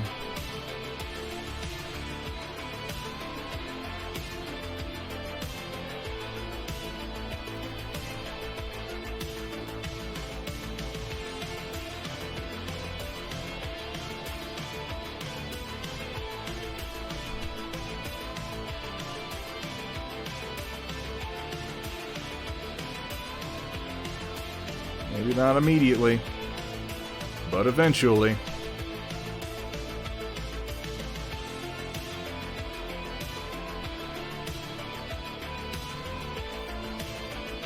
Still not totally sure if I like my leather formula I'm working on these guys, but I'm just gonna roll with it. I got a bunch of them to paint, so maybe it'll get better as we go. Who knows? Grab a little bit of our Terra Rosa and get busy here. Oh, Riot Sister, what would I do without you? I'd have to actually do work and shit. Oh, God, that sounds terrible. Do any of the Cav yet? Drax, I've got them built. I did some mods to them. I haven't painted them yet. I've got them primed. And actually, hang on a second. Drax, since I got you here, I want to show you what I did to the cavalry. Also, they're fucking amazing. No, they're not pre-assembled. And I'll show them off to you. Hang on just 1 second. Let me grab them real quick. I'll be right back.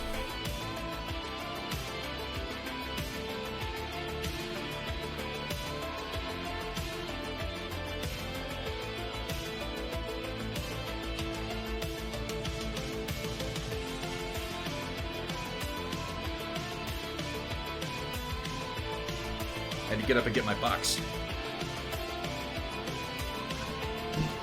No. Don't drop them.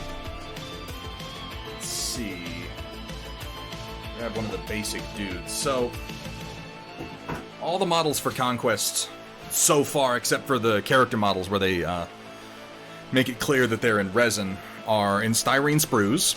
And they come with, the cavalry come with a few options. Actually, you have an option in which of the lance arms you wind up using, and then you have the option of adding extra caparisons, which are the fabric parts that hang off of them, so you can add more to the front to make them more or less ornate, as you like. They're really, really cool figures. They're really well detailed. The helmets I did myself. They're very, very ornate in their native form, and I wanted something a little... By the way, words backwards. I don't know if I thanked you for the follow. Thank you so much for that, man. I wanted them to look a little more brutalist, a little more low fantasy, in the same style as like the Men-at-Arms and such, so I whipped up and 3D printed these great helms instead of the sort of fantasy helms that they had, and I like the look that it gives them. But no, I haven't painted these guys yet. I do have them on my custom sculpted 3D Fields of the Fallen bases with weapons and shields on the bottom there, and then I've got my little magnets, and I've gone ahead and pinned them through.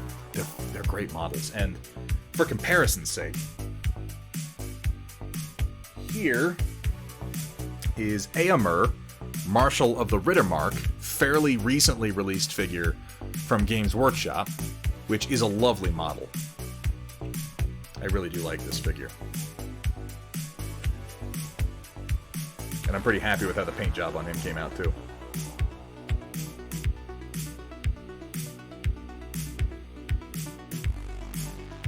I kind of went all out with doing the texturing on Firefoot, because he has a very particular dappled coat.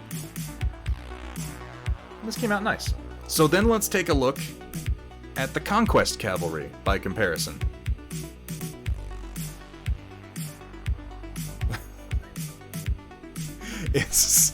It's a little crazy.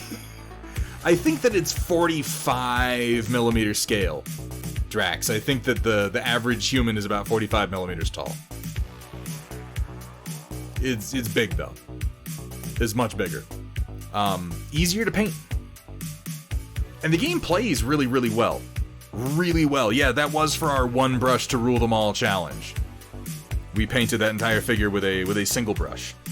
Let me put my guy away here.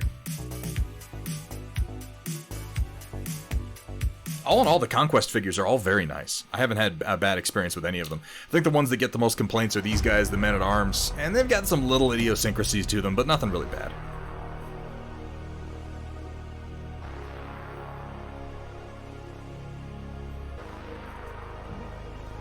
Yeah, it's bigger than 38 millimeter.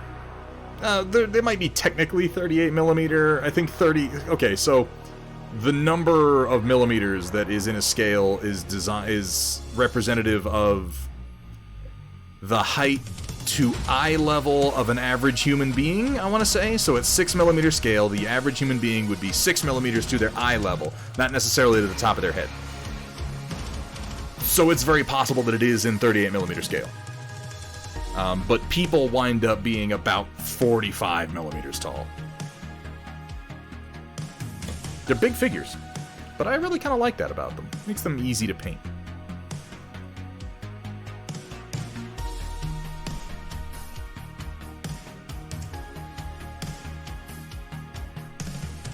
How you doing, by the way, Drax? How are things? Stila is back with all the coffee. Save some for the other thirsty people in Japan, Stila. What are you doing? How inconsiderate. I cannot condone behavior like this. Excuse me.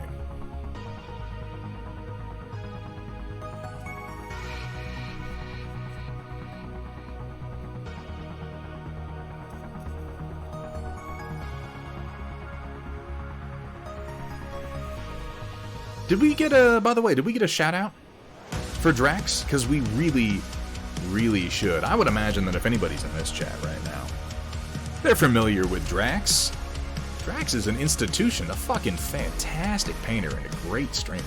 But just in case you're not, do yourself a favor and go drop a follow.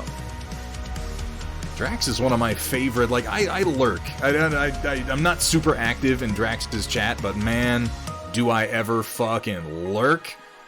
I really appreciate that you're on generally late at night when I'm doing my, like, maintenance work and bullshit painting that I didn't want to do earlier in the day. It gives me some place to hang out, Drax. Thank you so much, man.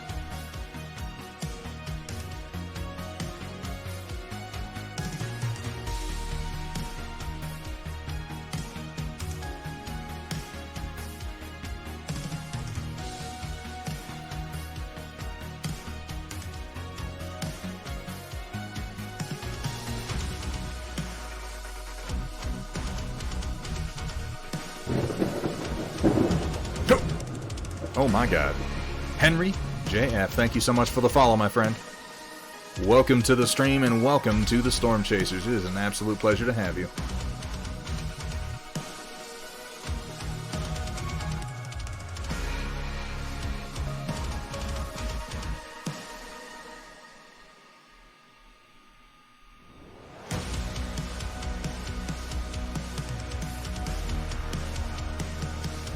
Stila, I have fallen in love with Terra Rosa. This is...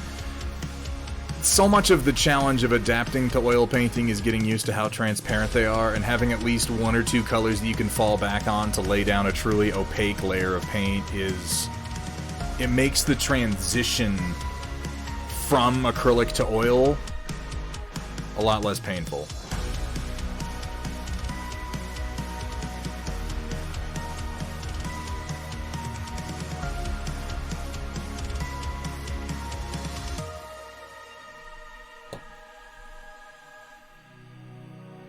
How you doing today, Henry? Hope you're having a good one. We're having a pretty good day here ourselves.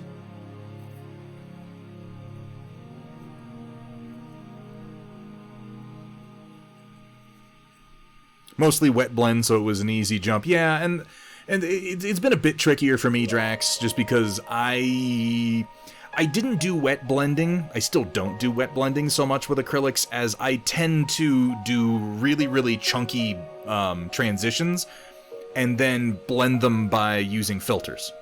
That's just sort of the style that I fell into. And it translates a little bit to oils because they are as transparent as they are, and using a really, really transparent color, you can kind of go over and blend together some chunkier details, but it's still been a learning process, and I'm very much still learning. I would not pretend to be like the fucking oil master. I'm making it up as I go and getting a little better each time. Getting new ideas each time, which I think is a good sign.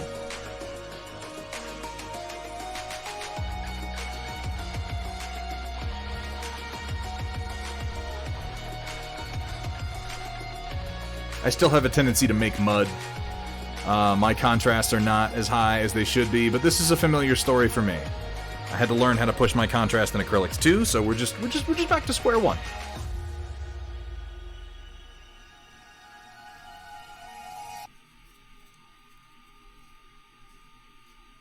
I can imagine that, pun expected, and that's something that I've definitely been learning and talking about as I work with these, is so much of oil painting seems to be down to timing and thinning. Because oil paints at each level of thinness, that's not a word, is it? Like both thinned down and thickened up, they do different things, and putting thick over thin or thin over thick has a different effect. And I'm still kind of learning that.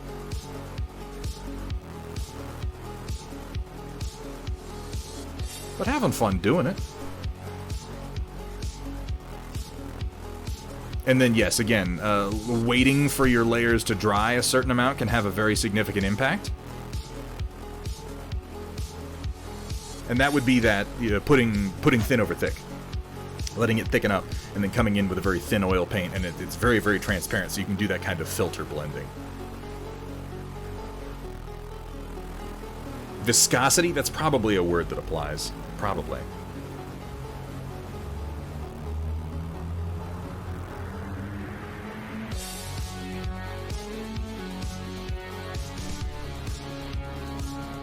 I don't know. I ain't no artiste. I just play war games, man.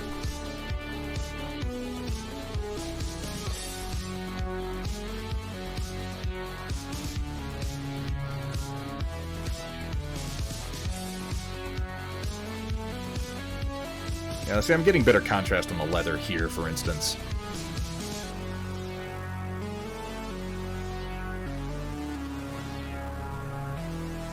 Let's wipe off a lot of that. Also learning that you really, really don't need, like, with acrylics I'm just used to loading my brush up with paint, but you can't do that with oils and expect to get the same effect. You need self-control.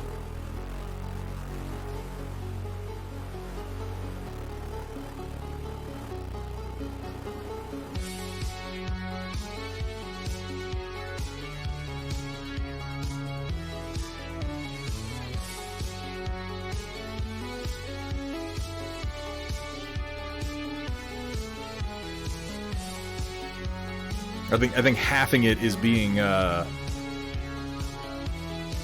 still being a little profligate with your paints.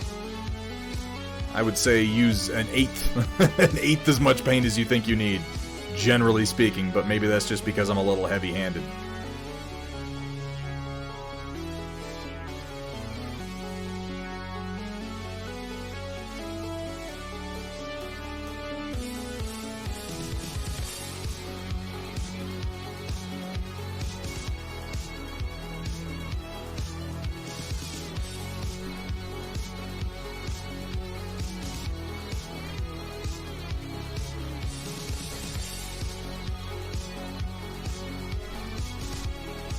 So much of painting comes down to experience and confidence.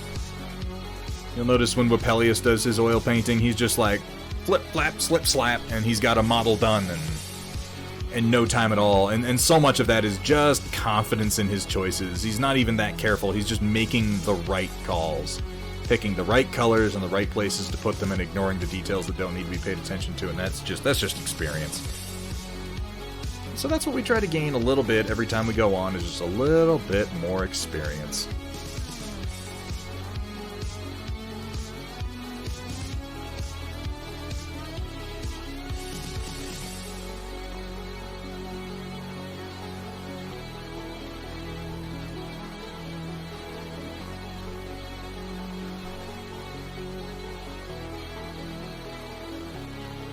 Alright, let's do a few more touch-ups. We got about 5 minutes before we're going to be starting the storm report. I think I have time to do a couple of touch-ups before... Actually, you know what I'm going to do? Let me go ahead and wipe down these other glazed models so that I can come in and do these same steps on them when I get back in after this.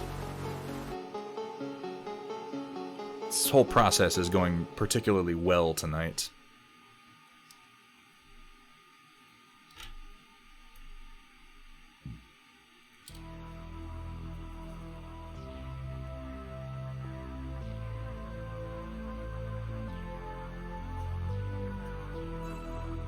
I think oils are particularly good for large pieces like that, like you were saying, Luminous, for busts. I think it lends itself very well to where you have a lot of space to do your blending in. It's definitely trickier to do it on narrower spots. But I'm trying to learn the lazy way of oil painting and the most practical way of doing it for getting good-looking blends on largely fantasy figures.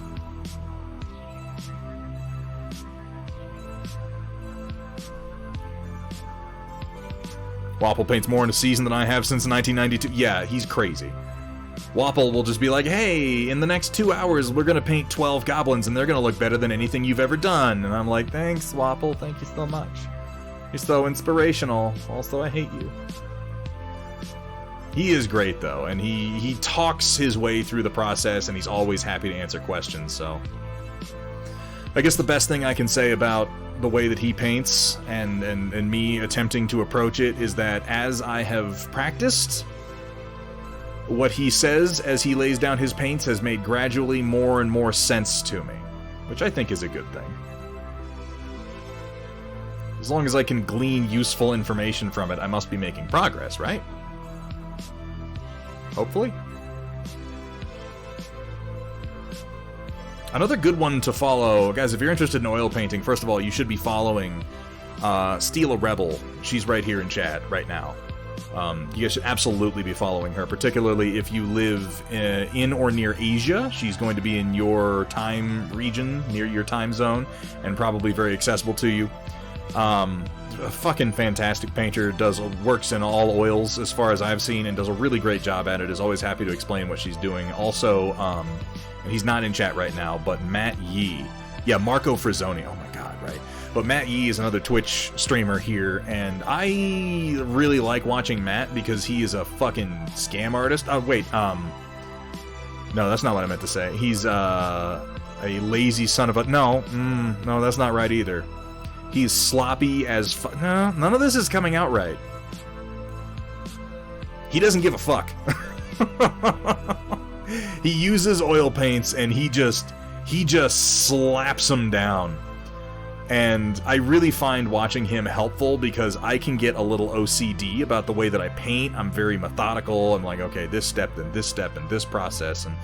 And to a degree, that has helped me get into oil painting. My methodical methods and learning from Steela has really, really helped. But learning to relax a little bit, which is kind of what Matt Yee has given me. Learning to just throw down paint and see what happens has also been very helpful to me, and that is very much his style. Like, he doesn't pre-thin his paints or anything. He's just... He basically squeezes his oil paint right from the tube into a straw, and then he puts his mouth on the end of the straw and just blows it at the model. Or you might as well. The camera just don't focus? Why do you do that, C920? I haven't moved. Like, at all.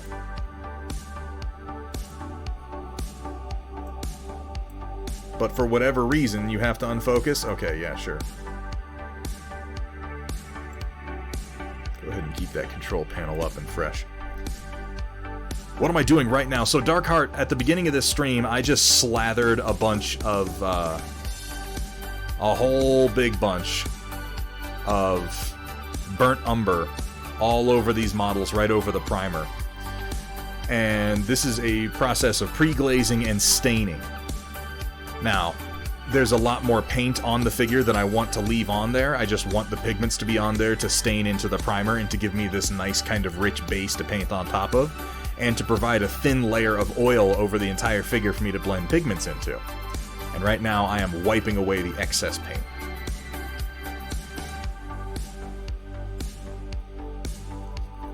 That's why I say it's helpful to not think of oil painting in terms of layering like you do with acrylics. Because there's really just the one layer. There's really just the one. Yeah, no, Lamunis is absolutely correct. I'm being one dirty boy. That's what I'm doing. Oh my. Oh my, oh my. Ass crackling thunder spunk. Yeehaw! And I hope most of you get that without any context, because it's extra confusing that way. Gear Falcon, thank you so much for the resub, man. How you doing today? Post tonight's progress in the Storm Report, and Vergaderung, you go get some work done. Check out the VOD later, if you must know what I have to say about your doubtlessly fantastic work.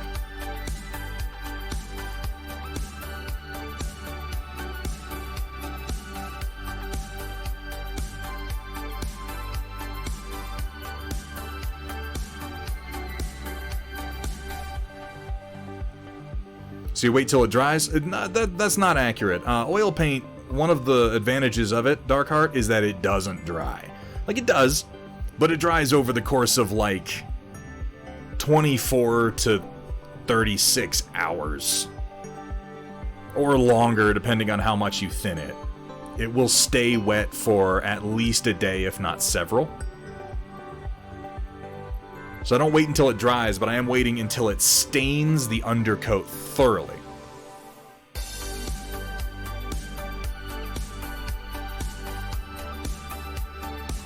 What brands of paint am I using? Henry JF. In this particular case, I am using Winsor & Newton Winton oil color, thinned with an odorless terpenoid, white spirit.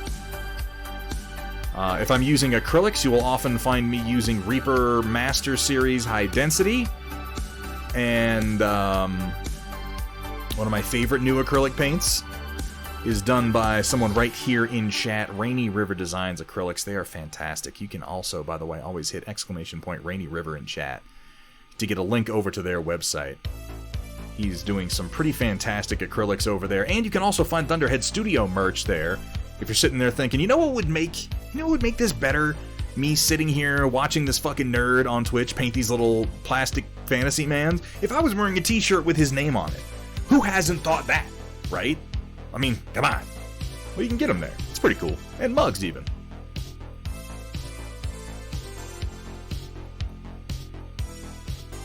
That's pretty good. Oh, Darkheart, you know, thank you, man.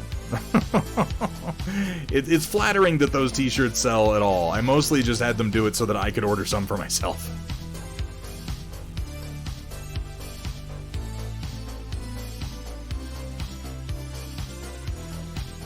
Starting the Storm Report on time. It's too late for that, White Wolf.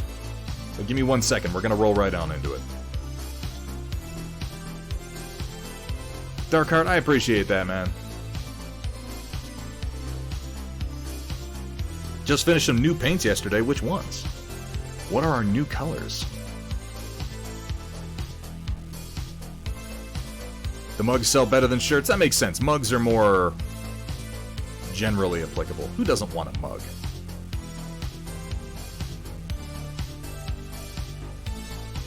Alright. Those guys are ready to start laying on some more oil pigments. These guys over here have gotten through their leather steps. They still have more work to do, and I'll be working on them throughout the week. Let's go ahead and check out the Storm Report and see what y'all have been posting. Make sure I've got it actually pulled up here. There we go, that's the one. Alright, locusts and gentlemechs, get ready to feast your eyes on glor paint and wet palates with the occasional those are culinary gross. atrocity thrown in on tonight's Storm Report. Brought to you by viewers like you.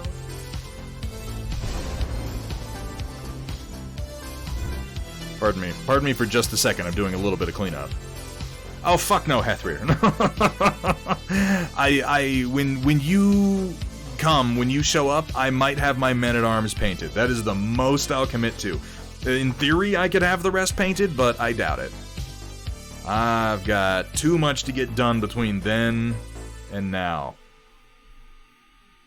People are expecting a Hex Tech release that I've been working on, and I am in the last leg of that particular journey. I'm going to get that done this week.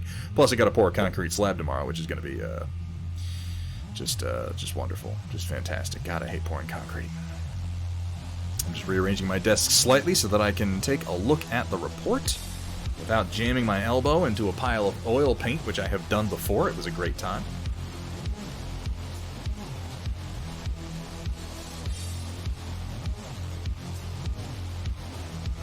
No, I already hurt my... The reason that I'm pouring the slab, and I got it all ready today, Hethrir, is because that's why I hurt myself earlier this week, is because those steps were unstable, and I was like, you know, I should make an actual step so that Hethrir doesn't hurt himself when he comes to my fucking game room.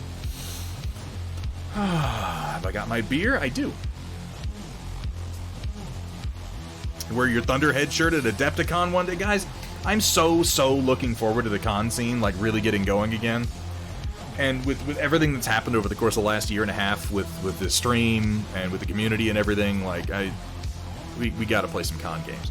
We gotta play some games at some cons, guys. And if I see my fucking shirt out there, I'm gonna lose my damn mind. Oh my god, Kursala has shared a clip. Hang on a second, I need to make sure that my audio is actually working.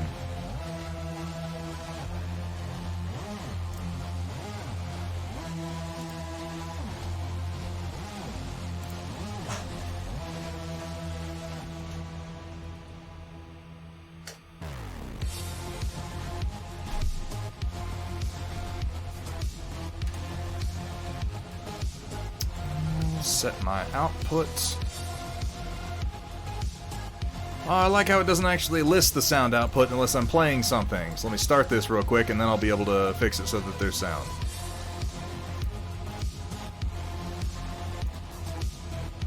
Stupid Windows. Output. There we go. That should work. We should have audio. Tell me if you can't hear this when I play it. To put Chaotic Harmony, shut up. How is that the first thing you say in chat? What? You just bust in through the wall like the fucking Kool-Aid man. Game fuel for life, bro. For the real gamers. Oh yeah. Crossbows go whoosh. Somebody ban Chaotic Harmony. No, that's a shout out. That's not a ban. Ah, fuck. Well, it's too late now. I guess go follow him.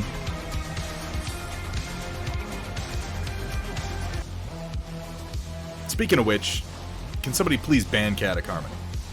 I don't think we've done that yet today.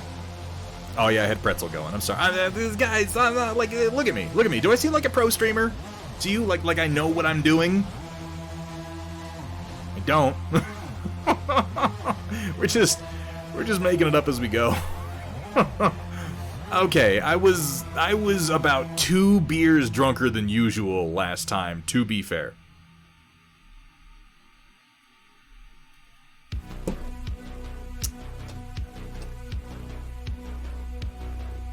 No. If we play more audio, I'll turn Pretzel down. Let's see what else we got. Coming down, here we have from Nanotanks. Looks like I missed the storm report today. Happy 4th of July. Here's an American train to celebrate. AA battery for scale. Nanotanks, you're out of your goddamn mind, dude. Oh my god. It's so fucking small. Ooh, man. I mean, is it... Yeah, N gauge? I think this is probably N scale, and N scale is roughly 6 millimeters, so I mean, I guess I work in this scale regularly, but I work in a very loose version of this scale Certainly not on anything this realistic. Asri, no, post it. Asri, you have dispensation. Asri can go ahead and post to the Storm Report. That's fine. Closer to 1... Okay, Z scale is 6mm. All right. Closer to 1mm. Jesus, that is really small. 10mm. Oh, okay. I was going to say 1mm. That can't be 1mm. That would have to be like a AAA battery. N-gauge is 10. Okay. All right. So this is not that bad. But it's still very small. It's unreasonably small. Vergaderung dropping that 18 months of subscribing. That is officially... We are officially at a year and a half of Vergaderung subscribing, which, let's be honest, that's when we start counting anyway. Nanotanks, we've talked about this. There's no such thing as cheating. There's no such thing as cheating in models. What you refer to as cheating is called learning something and applying it, or as other people would say, having skill is what that is. Lovely work. Lovely, ridiculously small, but lovely work, Nanotanks.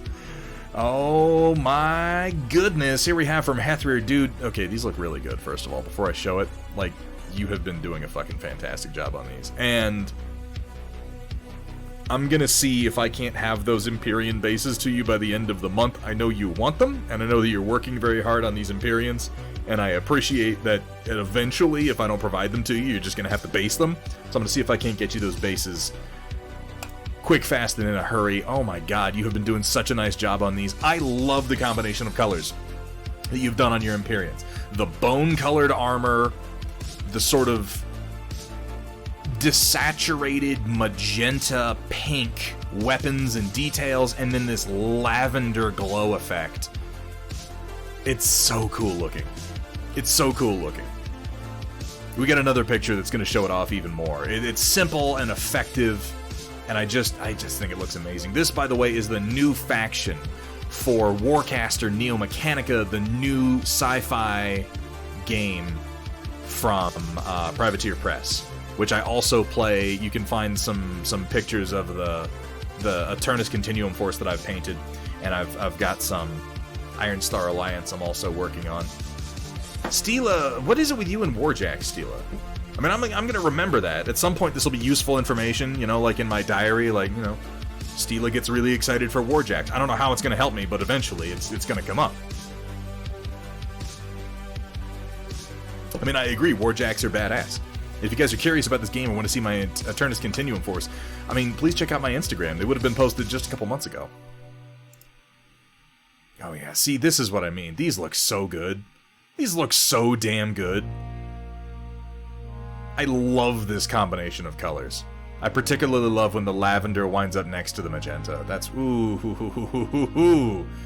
And man, you made this look so good. This, I haven't painted these myself. This is one of my void gates. So in this game, you have it has like a rotating roster on the table. When you put, how's it play versus War Mahords? Very differently, Drax. Very differently. There are certainly some similarities, and I would say if you've played War Mahords, you're going to pick up War Machine very quickly. But it is, I don't want to say necessarily faster, but it is more objective-based, it is more fluid, and it is less prone to sudden death. Because there are no sudden death mechanics. Like, you can completely wipe someone off the table, but it's very unlikely. Because you can summon these void gates off of any unit, and then you charge them up with arc, which is a limited resource. Then you spend that arc to summon units through the gate. So when a unit dies, you can bring it right back as long as you can pull out a gate and let it sit there for a turn. Yeah, exactly. You'll pick up Warcaster faster if you know War Machine. Do you play Undead Army 4? Gear Falcon? No. I think I've seen Come and Get Yous for it, but I have not played that. It's a good game, Drax. I really, really enjoy playing Warcaster, if I'm being honest, a lot more than I ever enjoyed playing War Mahords. I think it is, again, very objective-based.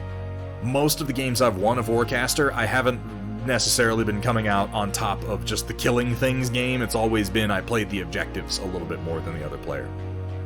This came out wonderfully, though. This is a 3D printed Void Gate. I did, this is one of my designs that Hethrir printed off. And I have done 4 Void Gates for the 4 existing factions so far. And man, you did a great job on this. This looks wonderful. Really, really nicely done, Hathrir. Here we have from Amateur Paint Hour, back in the painting saddle. Now that home renovations are nearing a wrap, I'm glad to hear that. Base layers down on a simple Clan Wolf paint scheme on the Clan Invasion box set. And isn't that looking nice? Now, there's nothing wrong with simple. Simple is good, particularly when we're talking about something in 6mm scale. A lot of people... most miniature painters, I feel, wind up in the 28 to 32mm range and kind of never travel outside of that, or consider the difficulties associated with painting something in a scale like 6mm, but simple is good. Over-detailing it can mess the scale up, and I think one of the greatest sins that I see as far as 6mm modeling goes for Battletech, which is what this game is, by the way. This is from the Battletech Clan Invasion box set. If you're familiar with Battletech and you have any memories of it, you're probably thinking to yourself, but those minis always sucked, and you're right. The minis always did suck. It's until very recently that Catalyst Game Labs has released a series of new, quite nice, PVC pre-assembled minis that are very well priced, come in box sets, and the game is going through kind of a renaissance at the moment. It has not Gear Falcon. We're still waiting on that, as I understand it, but everybody's having trouble getting stuff from China these days. Fuck, Lamuna has pot stickers. Now you're talking my language. Okay. Delayed like 2 more months? That seems I don't follow it. I'm not in on the Kickstarter, so I don't really follow the details of it. Bella, oh god, thank you. I was hunkering over real bad right there. Eventually, I'm just gonna collapse into a fucking accordion live on stream, and everybody loves seeing that. Good-looking Clan Wolf stuff here, my man. Good-looking work, Amateur Paint Hour, and thank you for sharing that with us. Happy Man O'Coral, thank you for the reminder.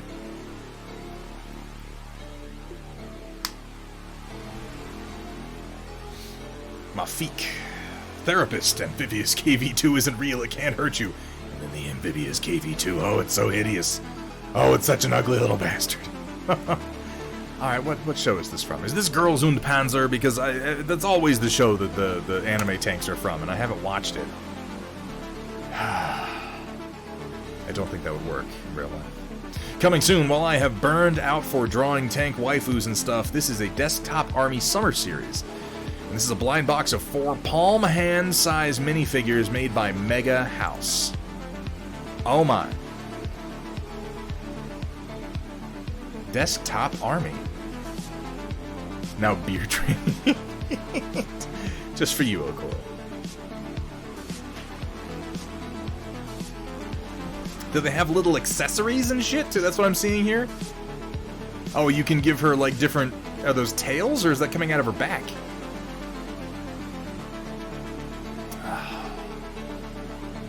Japan makes the best and the worst toys simultaneously. But I'd be lying if I said they weren't just cute as fuck. Mafik. I don't think you can fairly say that you've burned out. I mean, maybe the phrase applies, but the fact is you got so much work done. You painted, you drew so many of your tank waifus that I'm just like... That'll do, Mafik. That'll do. That's just how I feel about it. Here we have from Data Nerd. In addition to the ducklings we recently got, we're getting 2 goslings this weekend. The breeder sent me a few pictures of them, but I think this one is the cutest. Oh my god. You just be careful. You're inviting dinosaurs onto the property. I hope you know that. Saw the derpiest kaiju in a shop yesterday. What kind of kaiju? What kind of kaiju was it? I do like kaiju quite a lot. The other series of it, like Little Armory and Evangelion, interesting. Yeah, I want to pet the little goose. I want to pet the goose before the goose gets big enough to fucking terrify me. That's what I want. Just lovely looking. I'm glad we got the honk in there, and at least 5 people agree with that. Please do, Stila. I always love your pictures from Japan. Didn't realize there were pets on this stream. Oh, dude, Bella, fucking anything goes. Well, not anything goes. Somebody please remind Bella of Rule 1, if you don't mind. Welcome, everyone, to Thunderhead Studios, where the only rule is... Please don't show me your genitals. have fun, be safe, and above all... Don't show them to me. For the love of God. Don't do it. Don't do it. I know we're on the internet, and I go out and I say, hey guys, send me pictures of anything that you want. And the first thing your mind goes to is I'm gonna take a picture of my junk. But please don't do it. I have to conform to Twitch TOS. Gravity is a cruel and unpredictable mystery. Oh. Concrete gravity to blunder. Rio, thank you so much. For those of you who might not be in on what this represents, I missed Thursday's stream because as I was exiting my game room with an armload of board game boxes, I took a bad step and I ate shit all across the concrete. It was bad. It was one of those falls where you get like a third of the way down and your brain just goes like, oh, I'm gonna hit the ground full force. Like, there's nothing I can do. My feet are way back there. My center of gravity is moving forward. I have a huge amount of momentum. I'm just like it slows down. And you have time to contemplate just how completely fucked you are. Yeah, that sucked. I've still got some scratches that are mostly healed up.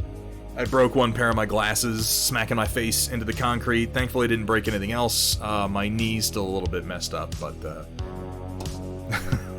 This is accurate, yeah. Reenactment, 2 out of 10. Rio, thank you so much for...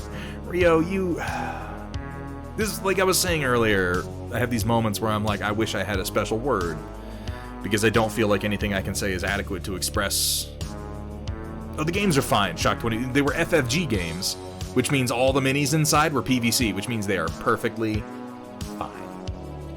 Perfectly fine. Rio... Thank you for being here, man. Thank you for doing everything that you do. Titan fell. Oh, God. Oh, it's so bad. Oh, no. Oh, he made the joke here, too. Oh, good. I'm glad. So when you're a dirty seal clubber, this is from Alara Kerensky, I guess that makes me the boogeyman. Streamer who has openly insulted my old comp teammates in the past was seal clubbing in a custom game, and this was a highlight. Hang on, can I play this here? That's just a picture. No, this is gonna take me over into the browser and I can't do it, I'm sorry. Within the same match, this was just kind of a cinematic moment. We'll enjoy the cinematic moment. Anyone who wants to go watch this guy be salty can.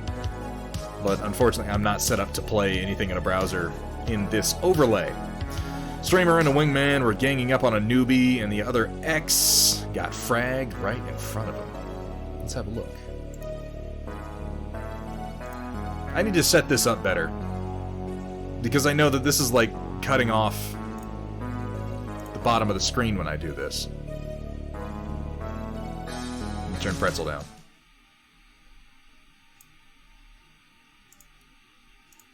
Gonna cut off the guy in the corner, and I apologize. I promise to address my ability to play videos in the Storm Report so that it's a bit smoother. I could have this set up so that with the press of a button, it shows better. I just haven't done it. God, I love this game.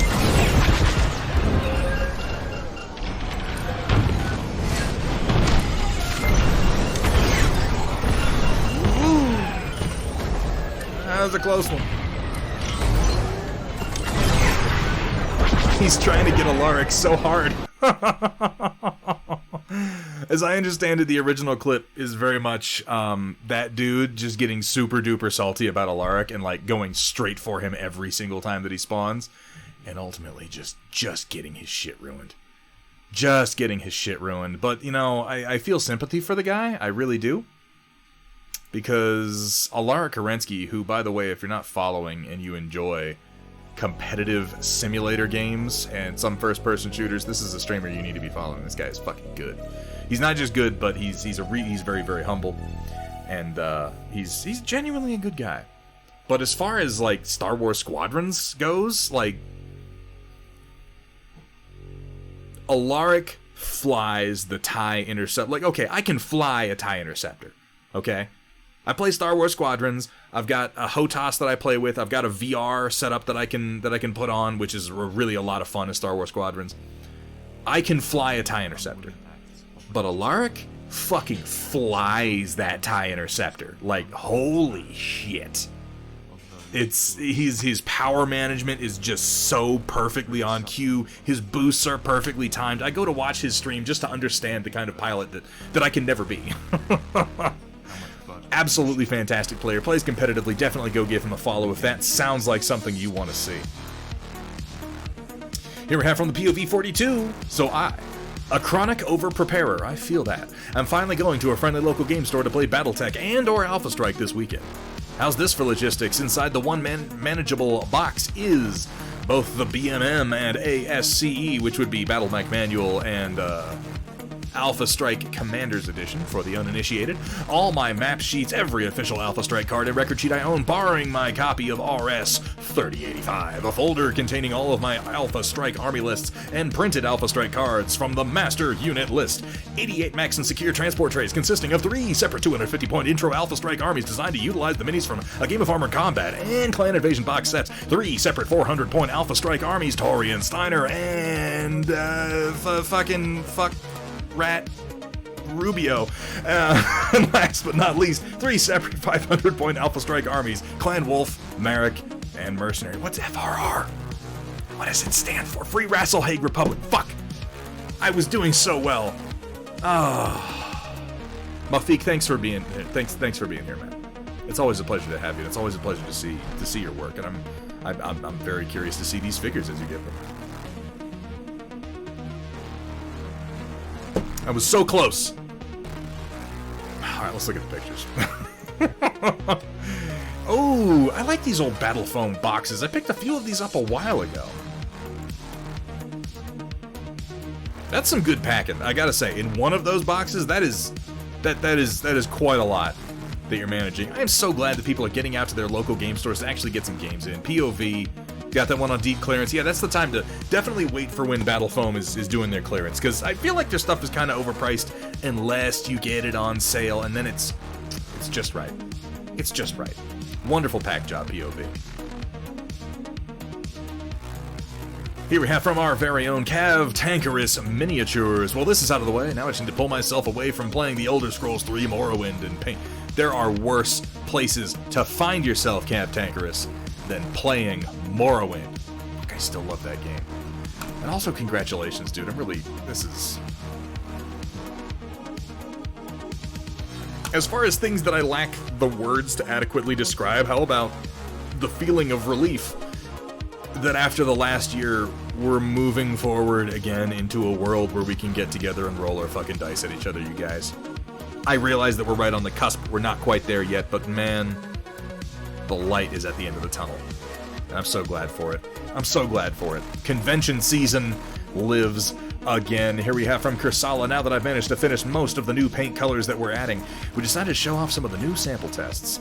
It'll be 4 sets to start, but there's always the option of adding more in the future, if it's something people want. By the time Thunderhead reads this on stream, the 2 metallic sets will definitely be listed. The other 2 finished up by the end of the week. Is that true? Are they listed? Look at those. Tarnished Treasure, Pyrite, Sterling Luster, Furnace Glow. I like all the names. Now, are the purple caps, those are metallics? I don't have any of the purple caps. The green caps are your... not shades, overlays is what you're calling them. I've got a number of those, and I have used... These are Rainy River Designs paints, by the way. And again, guys, you can hit ! Rainy River at any time in chat to get a link over to their site. I have a number of their paints myself.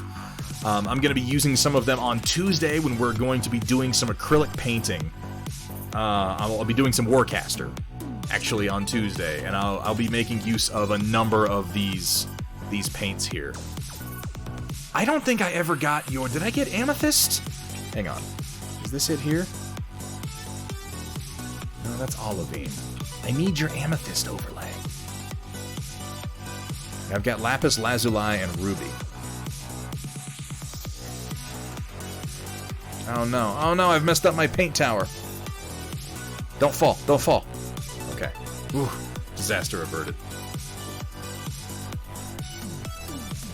Magenta caps are metallics. Okay. Purple, magenta, the pink color. You know the one I'm talking about. 99 bottles of paint on the wall, 99 bottles of paint. More than 99. Take one down, shake it around. 150 bottles of paint on the wall. It's almost like that's the joke. Lovely looking packages. I love the little boxes, Kursala. I look forward to getting my hands on some of those metallics. I need to, like, I've been doing a lot of non-metallic metals and a lot of oils, and I need to dial back a little bit and do some painting with classic metallic acrylics, and I would love to use some of yours. Here we have from To Square, got some Rax and an Archon for my Dark Eldar kill team. Ooh! Oh, I like these colors. I like the sort of rotten, corpsey green with that yellow. The two colors, they're very similar, but they kind of set each other off. Really nicely done on these. What are you going to wind up doing for the basing, I wonder? I haven't looked at any of the new Dark Eldar range. I know that they've come out with new stuff relatively recently, but I'm not familiar with what new figures they have or what mods of old parts they have. I haven't painted Dark Eldar since, like, 2007 or some crap like that. Really love your color. Oh, I see. We've got the kind of cracked earth texture going on down here. Behind the times, Thunder. Oh, Cephalopod. We're getting old, man. We're getting old. I remember fucking back in my day. See, with 40K, it's the worst, because I'm like, I remember entire races that don't exist anymore. I remember when Kroot seemed like they were actually going to get expanded on at all. Now it's just more anime mechs, just always with the anime mechs. Oh, God. I was going to say To Square, I recognize these models, but I know they've gotten a bunch of new stuff. Dude, okay, the Kroot are legitimately the most interesting individual race in all of 40K, and I will argue that fucking point. Fuck the squats. I'm sorry. I remember the squats, and like it's a whole meme to be like, oh, the squats. Fuck the squats. I don't give a shit about them. Not really. They were goofy, and they mostly just got replaced by like the existence of ratlings. Space Train. Okay, they had really, really cool, like, mechanized infantry shit. Admittedly. I thought their tech was really cool. But the Kroot are singularly the most interesting race in the entire 40K setting, and they have been all but abandoned. And it hurts me. It hurts me because I love the Kroot. One of my best armies I ever had was, like, technically as many Tau Fire Warriors as I had to take to meet the minimum army requirement, and then I just loaded up on Kroot choices, and I had so much fun with that army. I've still got a bunch of Kroot, metal and plastic, that I kind of want to paint up for a kill team at some point. I've got an old metal Krutox lying around. And then there were the Vespid Stingwings, which... who gives a fuck about the Vespids? I remember when the Vespids came out, and it was like, oh, they're going to add more races. Isn't that going to be cool? We'll have more Tau Empire stuff. And then they were like, never mind. Yeah. Right? Pun expected? That never happens. I saw that, Chaotic. I saw that, and I'm very, very curious to see what you do with the Kroot. I think, again, lore-wise, the Kroot are the most interesting species in the setting because they have to be arguably cannibalistic.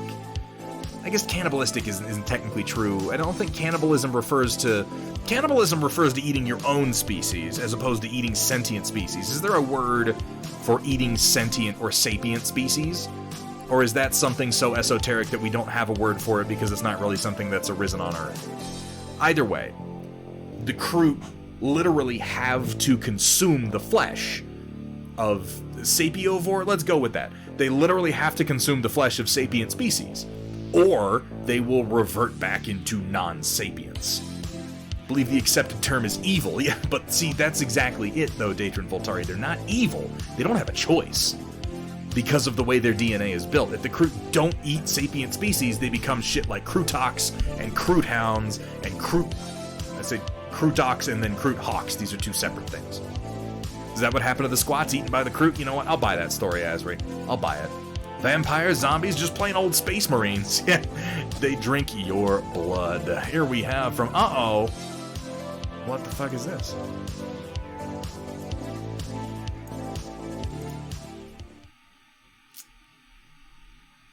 Chaotic Harmony. If at the end of this I hear streamer fell for it again. If I hear that, there'll be consequences. I want you to know that. I want you to know that I'm aware of it. And if you're comfortable with me playing it after saying that's fine. Let me know. But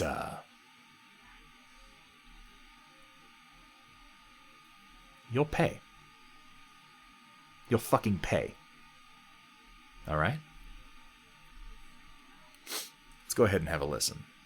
Welcome back to 50 Shades of Cold Gray, Chapter 6. As Thunderhead looked down at the table, he murmured to himself as he became lost in thought. The painter was perturbed, and I wanted nothing more than to ask him what was wrong. As if he read my mind, he looked over to my open top and smiled wistfully. I'm thinking about getting some new paints again. Overcome with the fear of being replaced, I tried to speak out, but I couldn't get any words out as Thunderhead's brush went to get more paint. If I could, if Thunderhead could hear me at all, I would say, Streamer fell for it again. Motherfucker!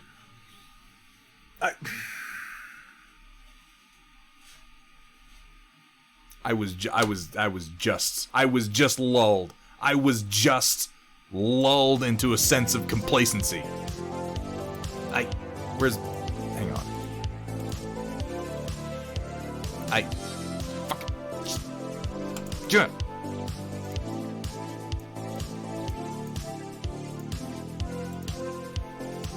I have the power here, Chaotic.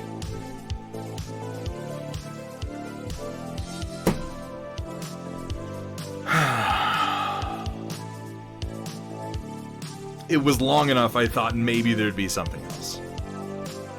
And here we find ourselves again, like some dark and twisted version of Groundhog Day. All right, somebody untime out Chaotic Harmony. I don't know how to do it. I'm sorry.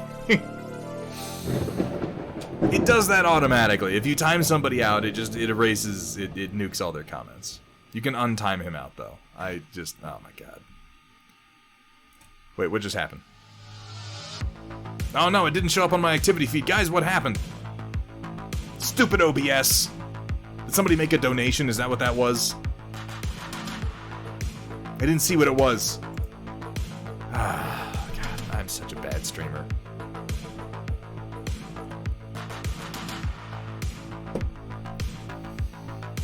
You got me. I got most of the way through it, and I thought to myself, it was really going somewhere. You'd actually put some thought into it, and then no, it came back. It came back like a boring, shitty Dracula. Oh, is that what it said? That's delightful. I'm so glad. I'm so glad. Chaotic, I love you, man. I do. I love you, man. And we're gonna meet up one of these days to play some kind of game, some 40k, some whatever it is. But I just want you to know that when that day comes, I'm gonna punch you in the neck. Just right in the neck. And I mean, it's not gonna like permanently damage you, but it's gonna be unpleasant.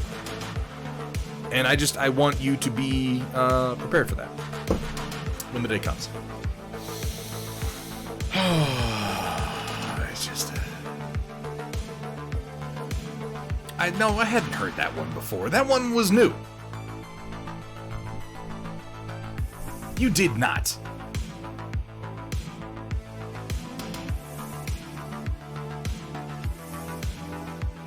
Have I just blacked out that memory, or did I not hear it?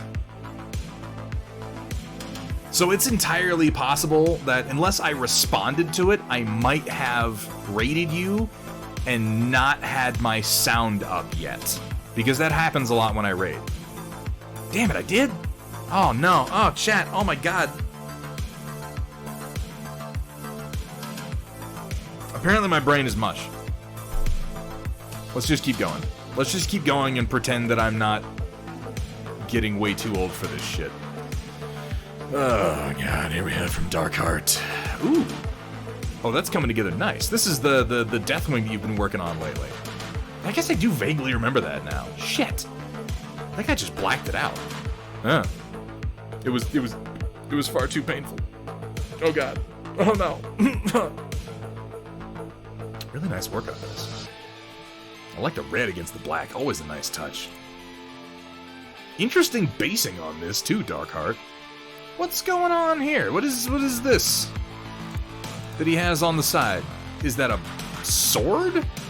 Oh no, oh, I'm sorry, I'm stupid. His head isn't attached. That's his head still on the sprue, and you're painting it separately. I don't know what the hell my brain was doing there.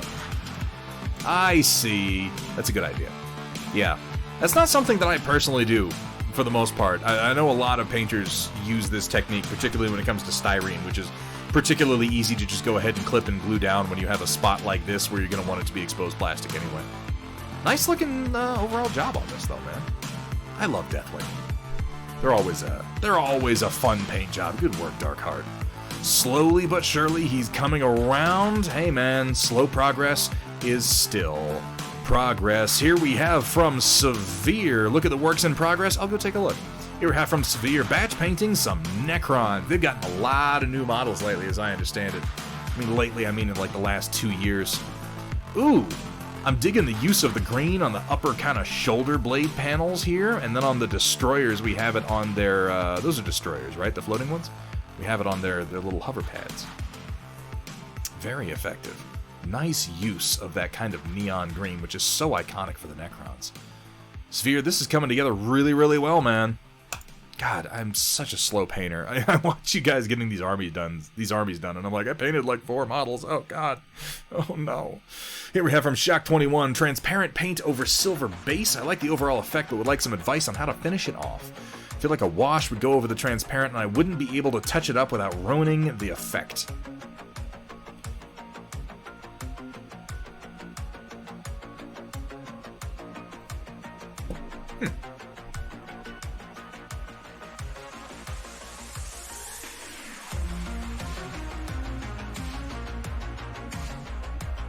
I don't think that a wash is necessary. First of all, I love the look of these tyrants, and guys, if you like the look of these models, I strongly encourage you to go hit !Metalcore in chat. That'll give you a link to Metalcore Collectibles.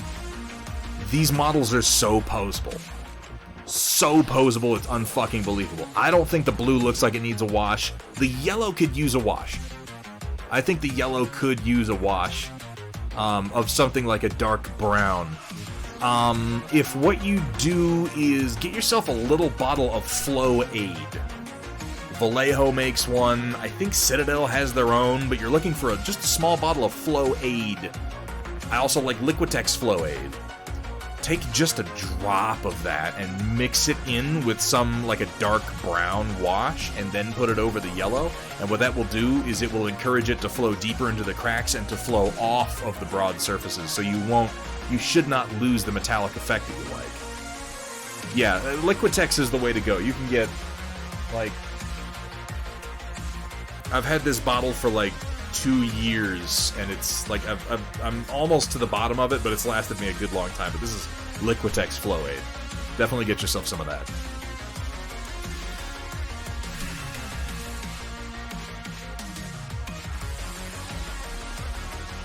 I feel like some weathering. First of all, I think the basing is going to make a big difference, so definitely figure out what you're going to do for the bases. And maybe whatever dirt color you wind up going with, make sure you kind of pepper some of that around on the feet to make them look a little bit worn once you get the wash down. And I think some weathering, like if you took a sponge and maybe like a rust brown or a black and kind of hit some areas, some high wear areas like the hips and the shoulders and stuff like that, it would kind of help to bring the whole thing because it just needs to come down a little bit. I like what you're going for, but it needs to, it's a little, like, high space fantasy, and it could be a little grungier. I would also look for the opportunity to mix in 1 or 2 other colors here. You've got a little bit of green, it looks like, on your lasers, which looks good. Maybe some red on the missile tips would go a long way.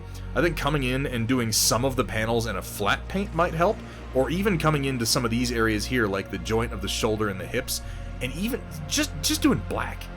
Just black or real dark blue, just to kind of separate this blue portion from this blue portion visually, because right now it's kind of connected by this little bit here.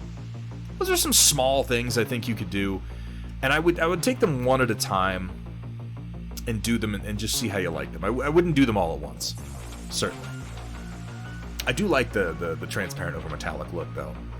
Definitely you want to wash the yellow parts. I would do a little bit of weathering, add in some more colors like a red, and then, yeah, hit these lower portions just to kind of divide up the blocks of color that you have.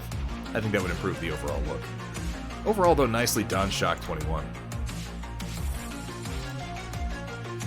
Here we have from Roland working on some of that heavy gear blitz. I do like the look of these hunters. They're hunters. I named the gear right the first time. Do you see how far I've come, Roland? I'm basically a different person. Shock, I hope that's helpful.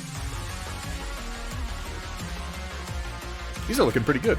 I really like the way you've mounted the Panzerfausts on the arms. And yes, good choice of filaments. Overture is good stuff. I like the choice of the blue heads to designate these guys too. The yellow missiles, I think, really stand out well next to them. All in all, really nice work, Roland. Looks like you're leaning a little bit heavier on your washes now, and I think that is a good direction for you to go. Leaning heavily on washes and then liberal use of dry brushing will take you far. It gives you really, really good shading, like on the head here where you have these dark shadows and then the bright highlighted edges. Particularly on small models like the gears, I think that's very effective. I like the little bits of silver kind of breaking up the green, too. This is a good example of what I'm talking about. Take the green color and you break it up a little bit with something in between, but you still wind up with the overall look. Very nice. Look at the head on the farthest right gear. Pull up a larger version. Does he have a little antenna on him? Oh, that's adorable. That's what it looks like. Correct me if I'm wrong, but it looks like an antenna. It's very fine.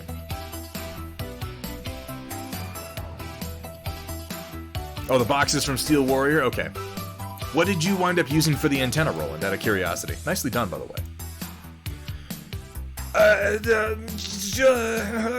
Fuck you! No, we're not gonna look at that. I read enough of it to know that we're not gonna look any closer at that because I have to eat food after this, believe it or not. Jesus, Roland. What are you trying to do? Let's just keep going. It's a brush bristle. That's particularly for something as small as a gear, I think that's a good way to make antennas. Here we have from Coral Dragon and Knight for Scale. Ooh.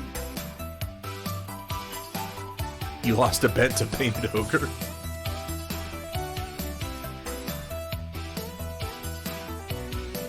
Nice work on this, making it into a white dragon in particular. I really like the kind of blue shading that you have. It's very heavy, particularly on the face, and I think that works well.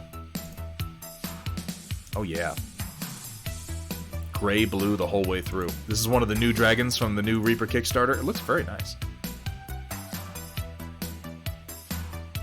I like the big, nasty, almost Godzilla-esque spikes coming out of the back of his head going down his spine there. Nuln Oil, eh? Okay. Nuln Oil is kind of magic in a bottle. Well, that's looking damn good, Coral. What all dragons are there? I was not in on that Kickstarter, so I'm not familiar with everything that they've got available. But damn nice work. Vergaderung posting some of those fireball dice. Those are pretty fancy. Those might be a little too fancy for me. Like, I like them. And as a dice collector, I would certainly want to have, like, a pair of these.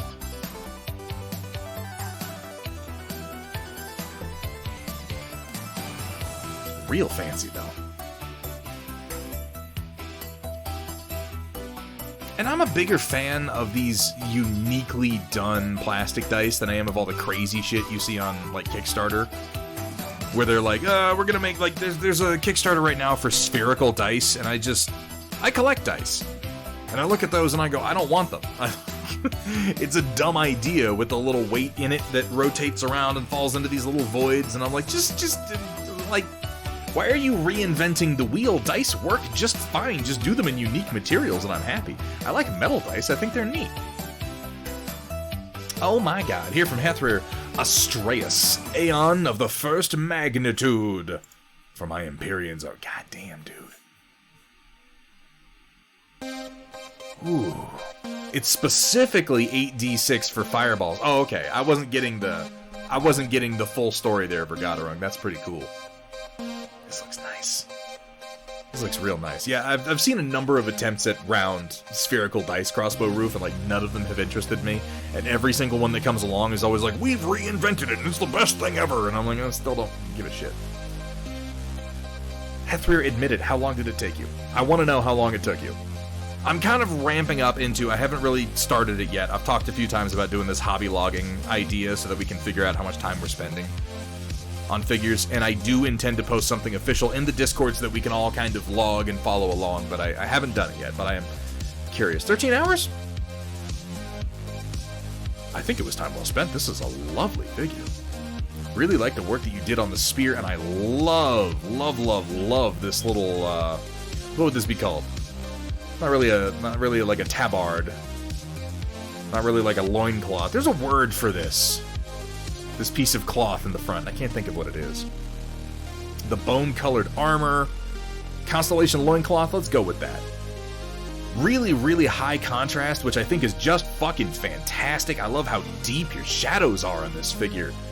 I love the placement of the colors, the blue, the lavender, the magenta. This is wonderful. 16-hour print, 383 milliliters of resin. Good God, Lamunes, what are you printing? Dick Shroud. Yeah, Chaotic really just nails it. You have a way with words. You are a wordsmith, sir. Lovely Dick Shroud. That's right. Christ. What am I doing with my life? This is fantastic work. Fan-fucking-tastic. Wang drapery. That's a bit tastier. Yeah? A bit more tasteful. A huge 195mm bust of whom, though, is the question. And here we have from, I mean, in theory, I may get to fight against these and get some close-up pictures this upcoming weekend, and won't that be exciting? By the way, Hethrir, bring all your terrain, please. Not all your terrain. Bring some terrain, though, because I still haven't painted mine. Even though I designed it. Jesus Christ, I have to paint some of my own shit one of these days. Some Egyptian lady. You're gonna be painting it on stream? Because I'm very interested in checking that out. Are we sure that it is male? Skull Fairy asking the real questions. So, let's analyze this for a moment. The forces of the Empyreans are non-biological, strictly speaking. Imaginary stream, sure. Oh, Lamunas. Will you post pictures? I thought you streamed. Am I mistaken on that? I think maybe I just assumed because I see your name around so much that you stream. But, you know, if you ever think about it, I'll definitely pop in. Sounds like a professional golfer. Oh, Dick Shroud. Maybe one day, you know, on that day, make sure you ping me because I'll be there. But please definitely post works in progress. I'd absolutely love to see what you...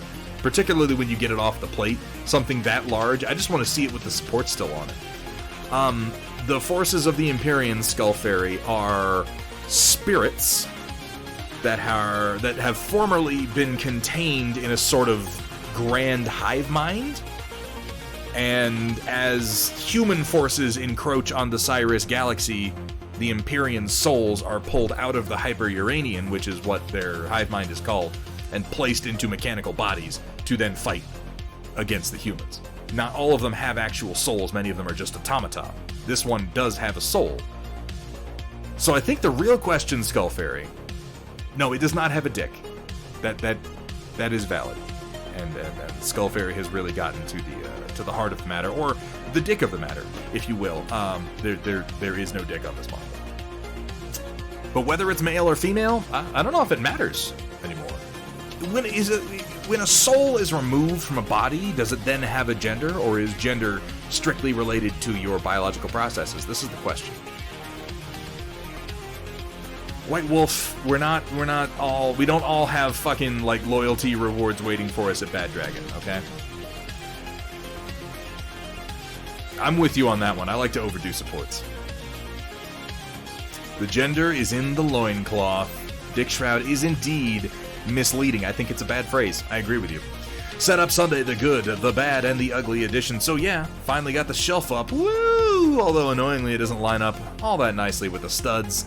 Studs can be a pain in the ass that way. On the plus side though, everything is steadily coming together. The bad, I very much so am going to have to move the desk over. I hate that sentence. The gap is driving me nuts already. I'll get the paints moved over tomorrow because just to be safe, I'm going to add in a pair of those shelf eye bracket things. L bracket things? I think L brackets. I'd rather be careful. I have a bit of extra bracing, just in case. Anything worth doing, White Wolf, is worth overdoing. The ugly posted after pick is a tendency to autopilot and click things. Oh. I'm just going to go right to it. The shelf is 3/8 of an inch too high and doesn't line up with the expedite shelf. Oh no. Oh, I see what you mean. Oh, no. Oh, it's so close, though. You're not the boss of me, White Wolf. I do what I want. Hanging dong is a state of mind. Oh, my God. I would have called it out, White Wolf, whether I'd read it or not. I would have been like, oh, look, it's not lined up. I'll bet that is about 3/8 of an inch off. I would have said that, and you can't prove that I wouldn't have.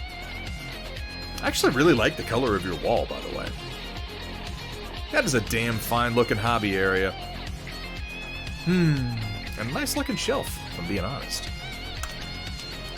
Ladies and gentlemen, we are all adults here. Nice work, White Wolf, and I'm glad to see the hobby area continuing to evolve. Here we have from Merlin Models. Oh, these classic Marines. Ah, these are the Marines. These are the Marines that I've painted time and time and time again. I love the Primaris, but I've only painted a handful of them ultimately.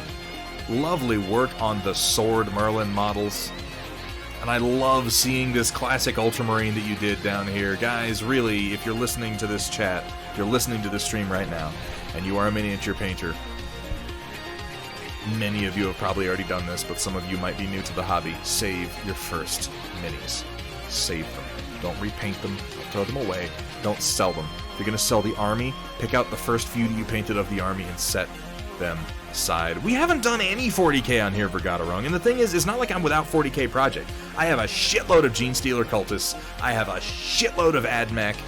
I have a whole force of Iron Snakes that I've done. I have a kill team of Death Guard.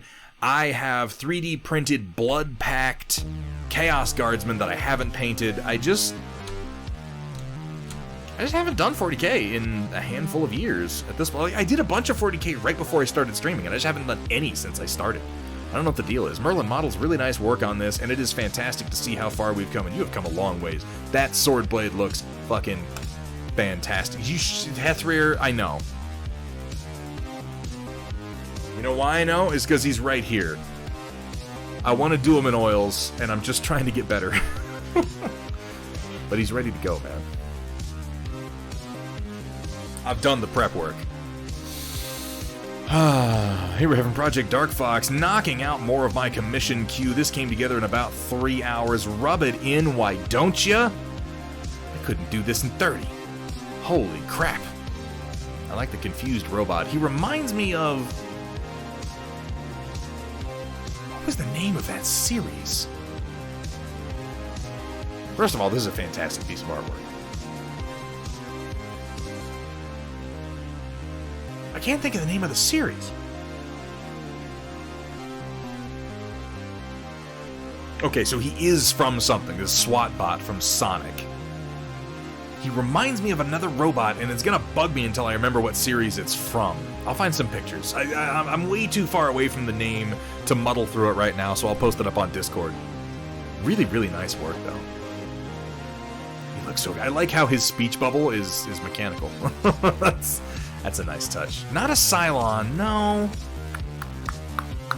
I'll have to find pictures, and then I'm sure somebody will be like, oh, yeah, that's you know, this toy series. Really nice work, Project Dark Fox. And for your second submission, also finished a pair of puddle furs for our very own crossbow roof. It is too damn hot out there. Oh no, they melted. It is too damn hot out there, guys. It is too damn hot out there. Stay inside if you're able, and please, for the love of God, drink plenty of water. Heat injuries are way too easy to come by, and I think that most people... no, that's not fair. A lot of people are exposed to heat pretty regularly, but even people who work in the heat often don't understand exactly how easy it is to acquire a heat injury. And speaking of hot, Walter's work... Oh, that's the joke you did. Ah, fuck. Well, now I seem unoriginal.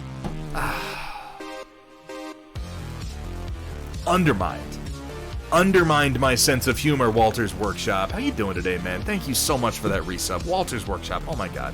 One of the... Guys, I recommend a lot of streamers here on Twitch, including Commander Mittens.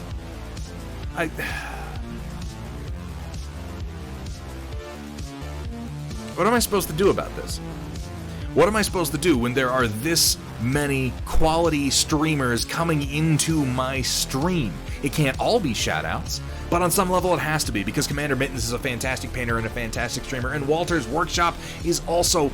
Honestly, Walter's Workshop, one of my favorite streams on Twitch, one of the best streamers and the best painters in the entirety of the Twitchverse. Go give them both a follow. Pretty please. Too many cool people in the stream. Too many cool people in the stream. It's fucking ridiculous. We get the whole gang. How you doing, Walter's Workshop? I could always rant. You guys want to hear? What are we going to rant about? We did Pacific Rim 2 already today. I've talked about how new Star Trek is garbage. I could rant about how the prequels aren't as bad as you think they are. No, we're not going to do that. We're not going to do that. I'm going to drink some water instead.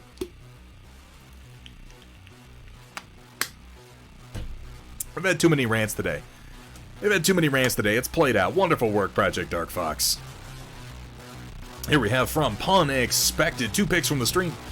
Kingdom Death. Screaming God pinup in oils. Oh, you sick bastard, Pun Expected. These minis are so upsetting. This dude looks like a fucking rock god. Look at him.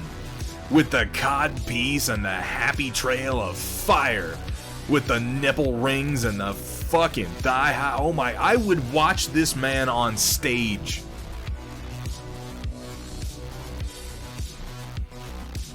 Look at the glow. Yeah, the god of 80s metal, right? Like Dennis Reynolds, eat your heart out. First of all, look at the non-metallic metal on the boots, which is phenomenal, and then look at the glow from the lamp. Look at the OSL down here. This is lovely. Pun Expected, absolutely outdoing yourself with this one. And then there's this side of him. It's just still pretty metal, if I'm being honest. This is still pretty... Yeah, Andy's all oiled up, Commander Mittens. You're absolutely correct. This dude is like... This is...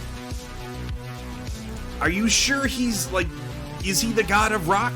Because he really, really should be. Last pick is a massive GK I'll be working on. GK. I'm not sure what GK stands for, but that's Android 18, isn't it? Oh, fuck, that is huge. Look at that. That's Android 18 standing on Vegeta, is it not? Also, Android 18 is, like, way more stacked than I remember her being. Garage kit. Ah, okay, I gotcha. Well, this will be interesting to see some paint go down on. I haven't... Phrasing. I haven't worked on a statue of this size. I'm thinking about... I recently rewatched Kill La Kill, and there's part of me that I found some really good 3D printable figures for fairly large statues of Ryuko Matoi and Satsuki. And I'm strongly considering printing them out and painting them. It's not my usual fare, it's not my usual style, but I really like Kill La Kill. Oh yeah, no, Kill La Kill is the fucking action comedy at its greatest for Gatoran. Damn good looking statue though, unexpected.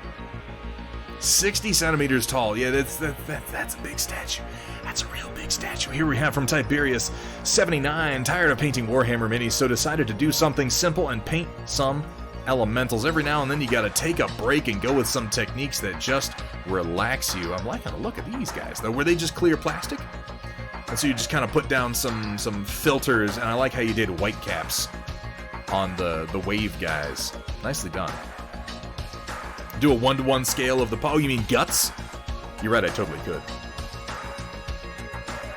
You're not wrong that Mako is the greatest character. But I don't have an easily 3D printed statue of Mako with, like, a big bowl of fucking, her mom's croquettes. But that should be something that exists. Nice work. I really, really like the way that you have the green on the bottom here. It's very, it looks a lot like ocean water. The green fading up to the blue as we get higher, and then we got the white caps on top of the waves. Very nicely done, Tiberius. And then we got a smoked brisket. Was a good breakfast, lunch, and we'll be making chili with the leftovers. Oh my, my. Now that is exciting. Inks and dry brushes. Wanted to do something simple. Lunchbox, I can absolutely sympathize with that. I run myself in fucking circles trying to do complicated paint jobs, and every now and then I need to take a step back and just wash something and dry brush it and get it on the damn table. Really nice job on those. Also, from now on, if you're going to post pieces of brisket, you have to send me some in the mail. How's that going to work? I guess it isn't. I'm gonna have to rethink that system, but stand by, I'll come up with something. Here we have from White Wolf, not gonna finish the waste on time, so here's the RG Force Impulse gun. Here's how the RG Force Impulse Gundam is looking. It's been a ton of fun to steadily build up, and I still have several pages to go after this for the backpack and other things. Damn, these builds are so intricate. Look at the fingers on it. Jesus. We're gonna be doing some larger, like Bandai and Max Armor kits in the coming months. I've got the newer Max Armor Dugram Abitate Edition. I've been meaning to pick up the Blockhead and the Round Facer. I mean, those kits aren't even as complex as this one, but I'm realizing that there's a whole world of model making that I'm not interfaced with, and I'd like to change that. I'd very much like to change that. Altered Man, holy shit, can we get a shout out? For Altered Man Art, how are you doing today, man? Guys, if you're interested in oil painting, this is another streamer that you want to follow. Altered Man Art is incredibly inspirational. He has a fantastic eye for color and does amazing things with very, very simple palettes. Altered Man Art is one of the streamers that I go to when I'm looking for inspiration. And it's always wonderful when I'm able to catch you online, man. How are you doing today? Real grades are a ton of fun to build up, even if you're just doing a snap build. I believe it. That's a damn nice looking kit, White Wolf. Nothing quite like a nice, relaxing ability to have almost all of your needed tools right there at your disposal, including a tiny little vacuum to... Oh my god, that's a good idea. How do I not have a vacuum on my desk? I'm surrounded by shelves and I don't have a vacuum in this room.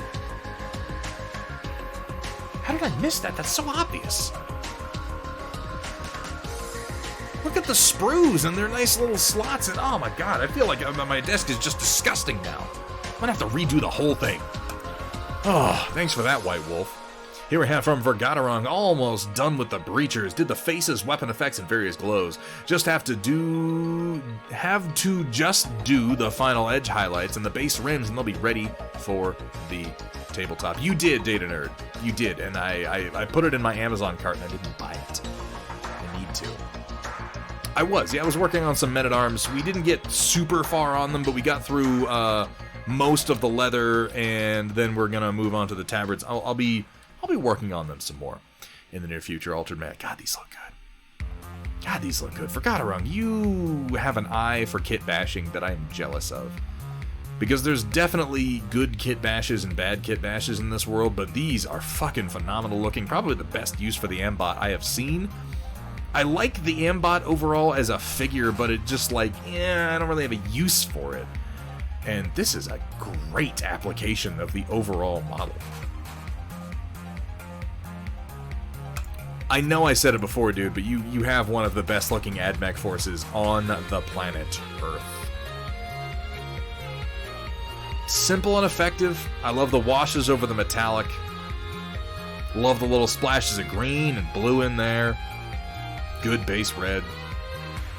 All in all, just fantastic. Project Dark Fox, you have a fantastic night. Thank you so much for being here, and thank you as always for modding, my friend. You have a great night. Here we have from Azri, posted late with permission, 2-day challenge, build, paint, base, 750 points of Caradon. Caradron.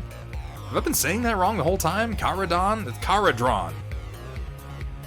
Dwarf Overlords for a Path to Glory campaign. Got there, but need to come back and clean them up. Wait, how long?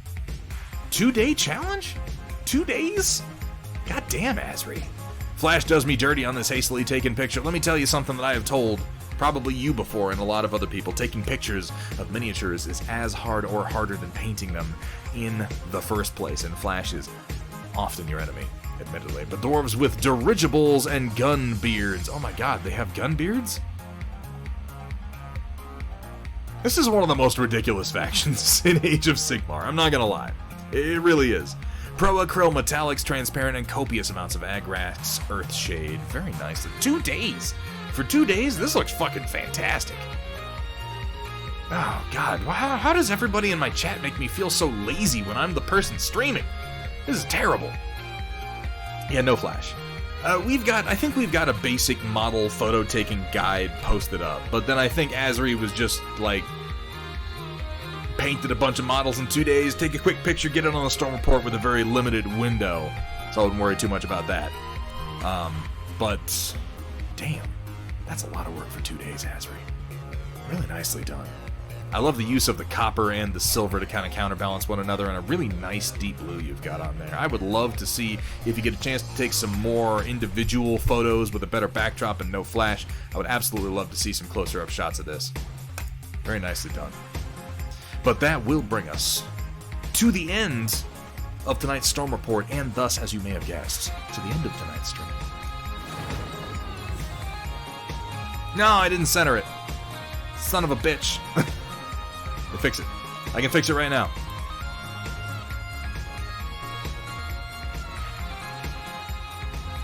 There, you didn't see anything. It was always centered. It's always perfect. The stream is always perfect. Exactly how I mean it to be. Right? That makes sense. Let's see who we are rating. That is a good question. Let me see who's on right now. Laurent Kerensky playing some Tabletop Simulator, Wombat Combat, painting some Skitarii, Heresy Killer, Hooty Hoo. Interesting. Ditch though.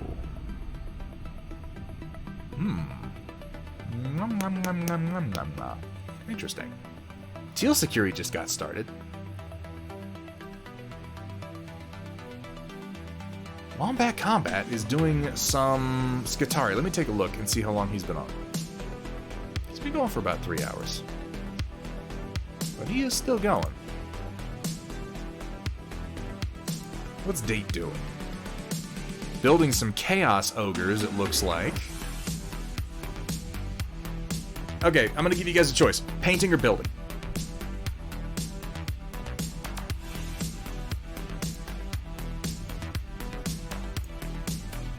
Painting or building? Everybody wants painting. Everybody wants painting. So be it. that's what we are going to do. We're going to go ahead and get a raid going over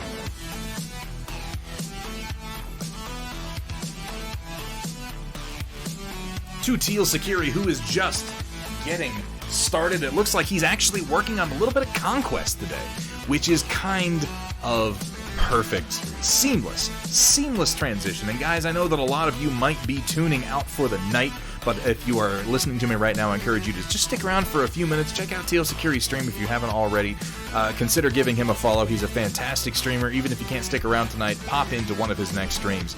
He's a great dude. He has a fantastic community. He's very welcoming, always willing to answer questions, and does some really, really great work. Commander Mittens, thank you so much for being here. And thank you for the well wishes. Guys, we are going to be back Tuesday, July 13th. We're going to be painting some Warcaster, working on my Iron Star Alliance figures in some acrylic paints. I know, I almost forgot that I owned any. It's crazy. And then we're going to be back Thursday, July the 15th, doing some 3D modeling. We're going to be getting started on the Trenchy that Project Dark Fox worked up the concept art for. And that's going to be an interesting project. It's a little more detailed than a lot of the mechs that I've done, and we're going to be working on some multi-pose concepts for that, so make sure you're here if you're interested in 3D modeling. We will have no stream on July the 18th. Hethrir is going to be here on my property. We're going to be out doing some gaming, playing some games. I'll have lots of pictures, and then once he has made his way back home, we'll pick the stream right back up.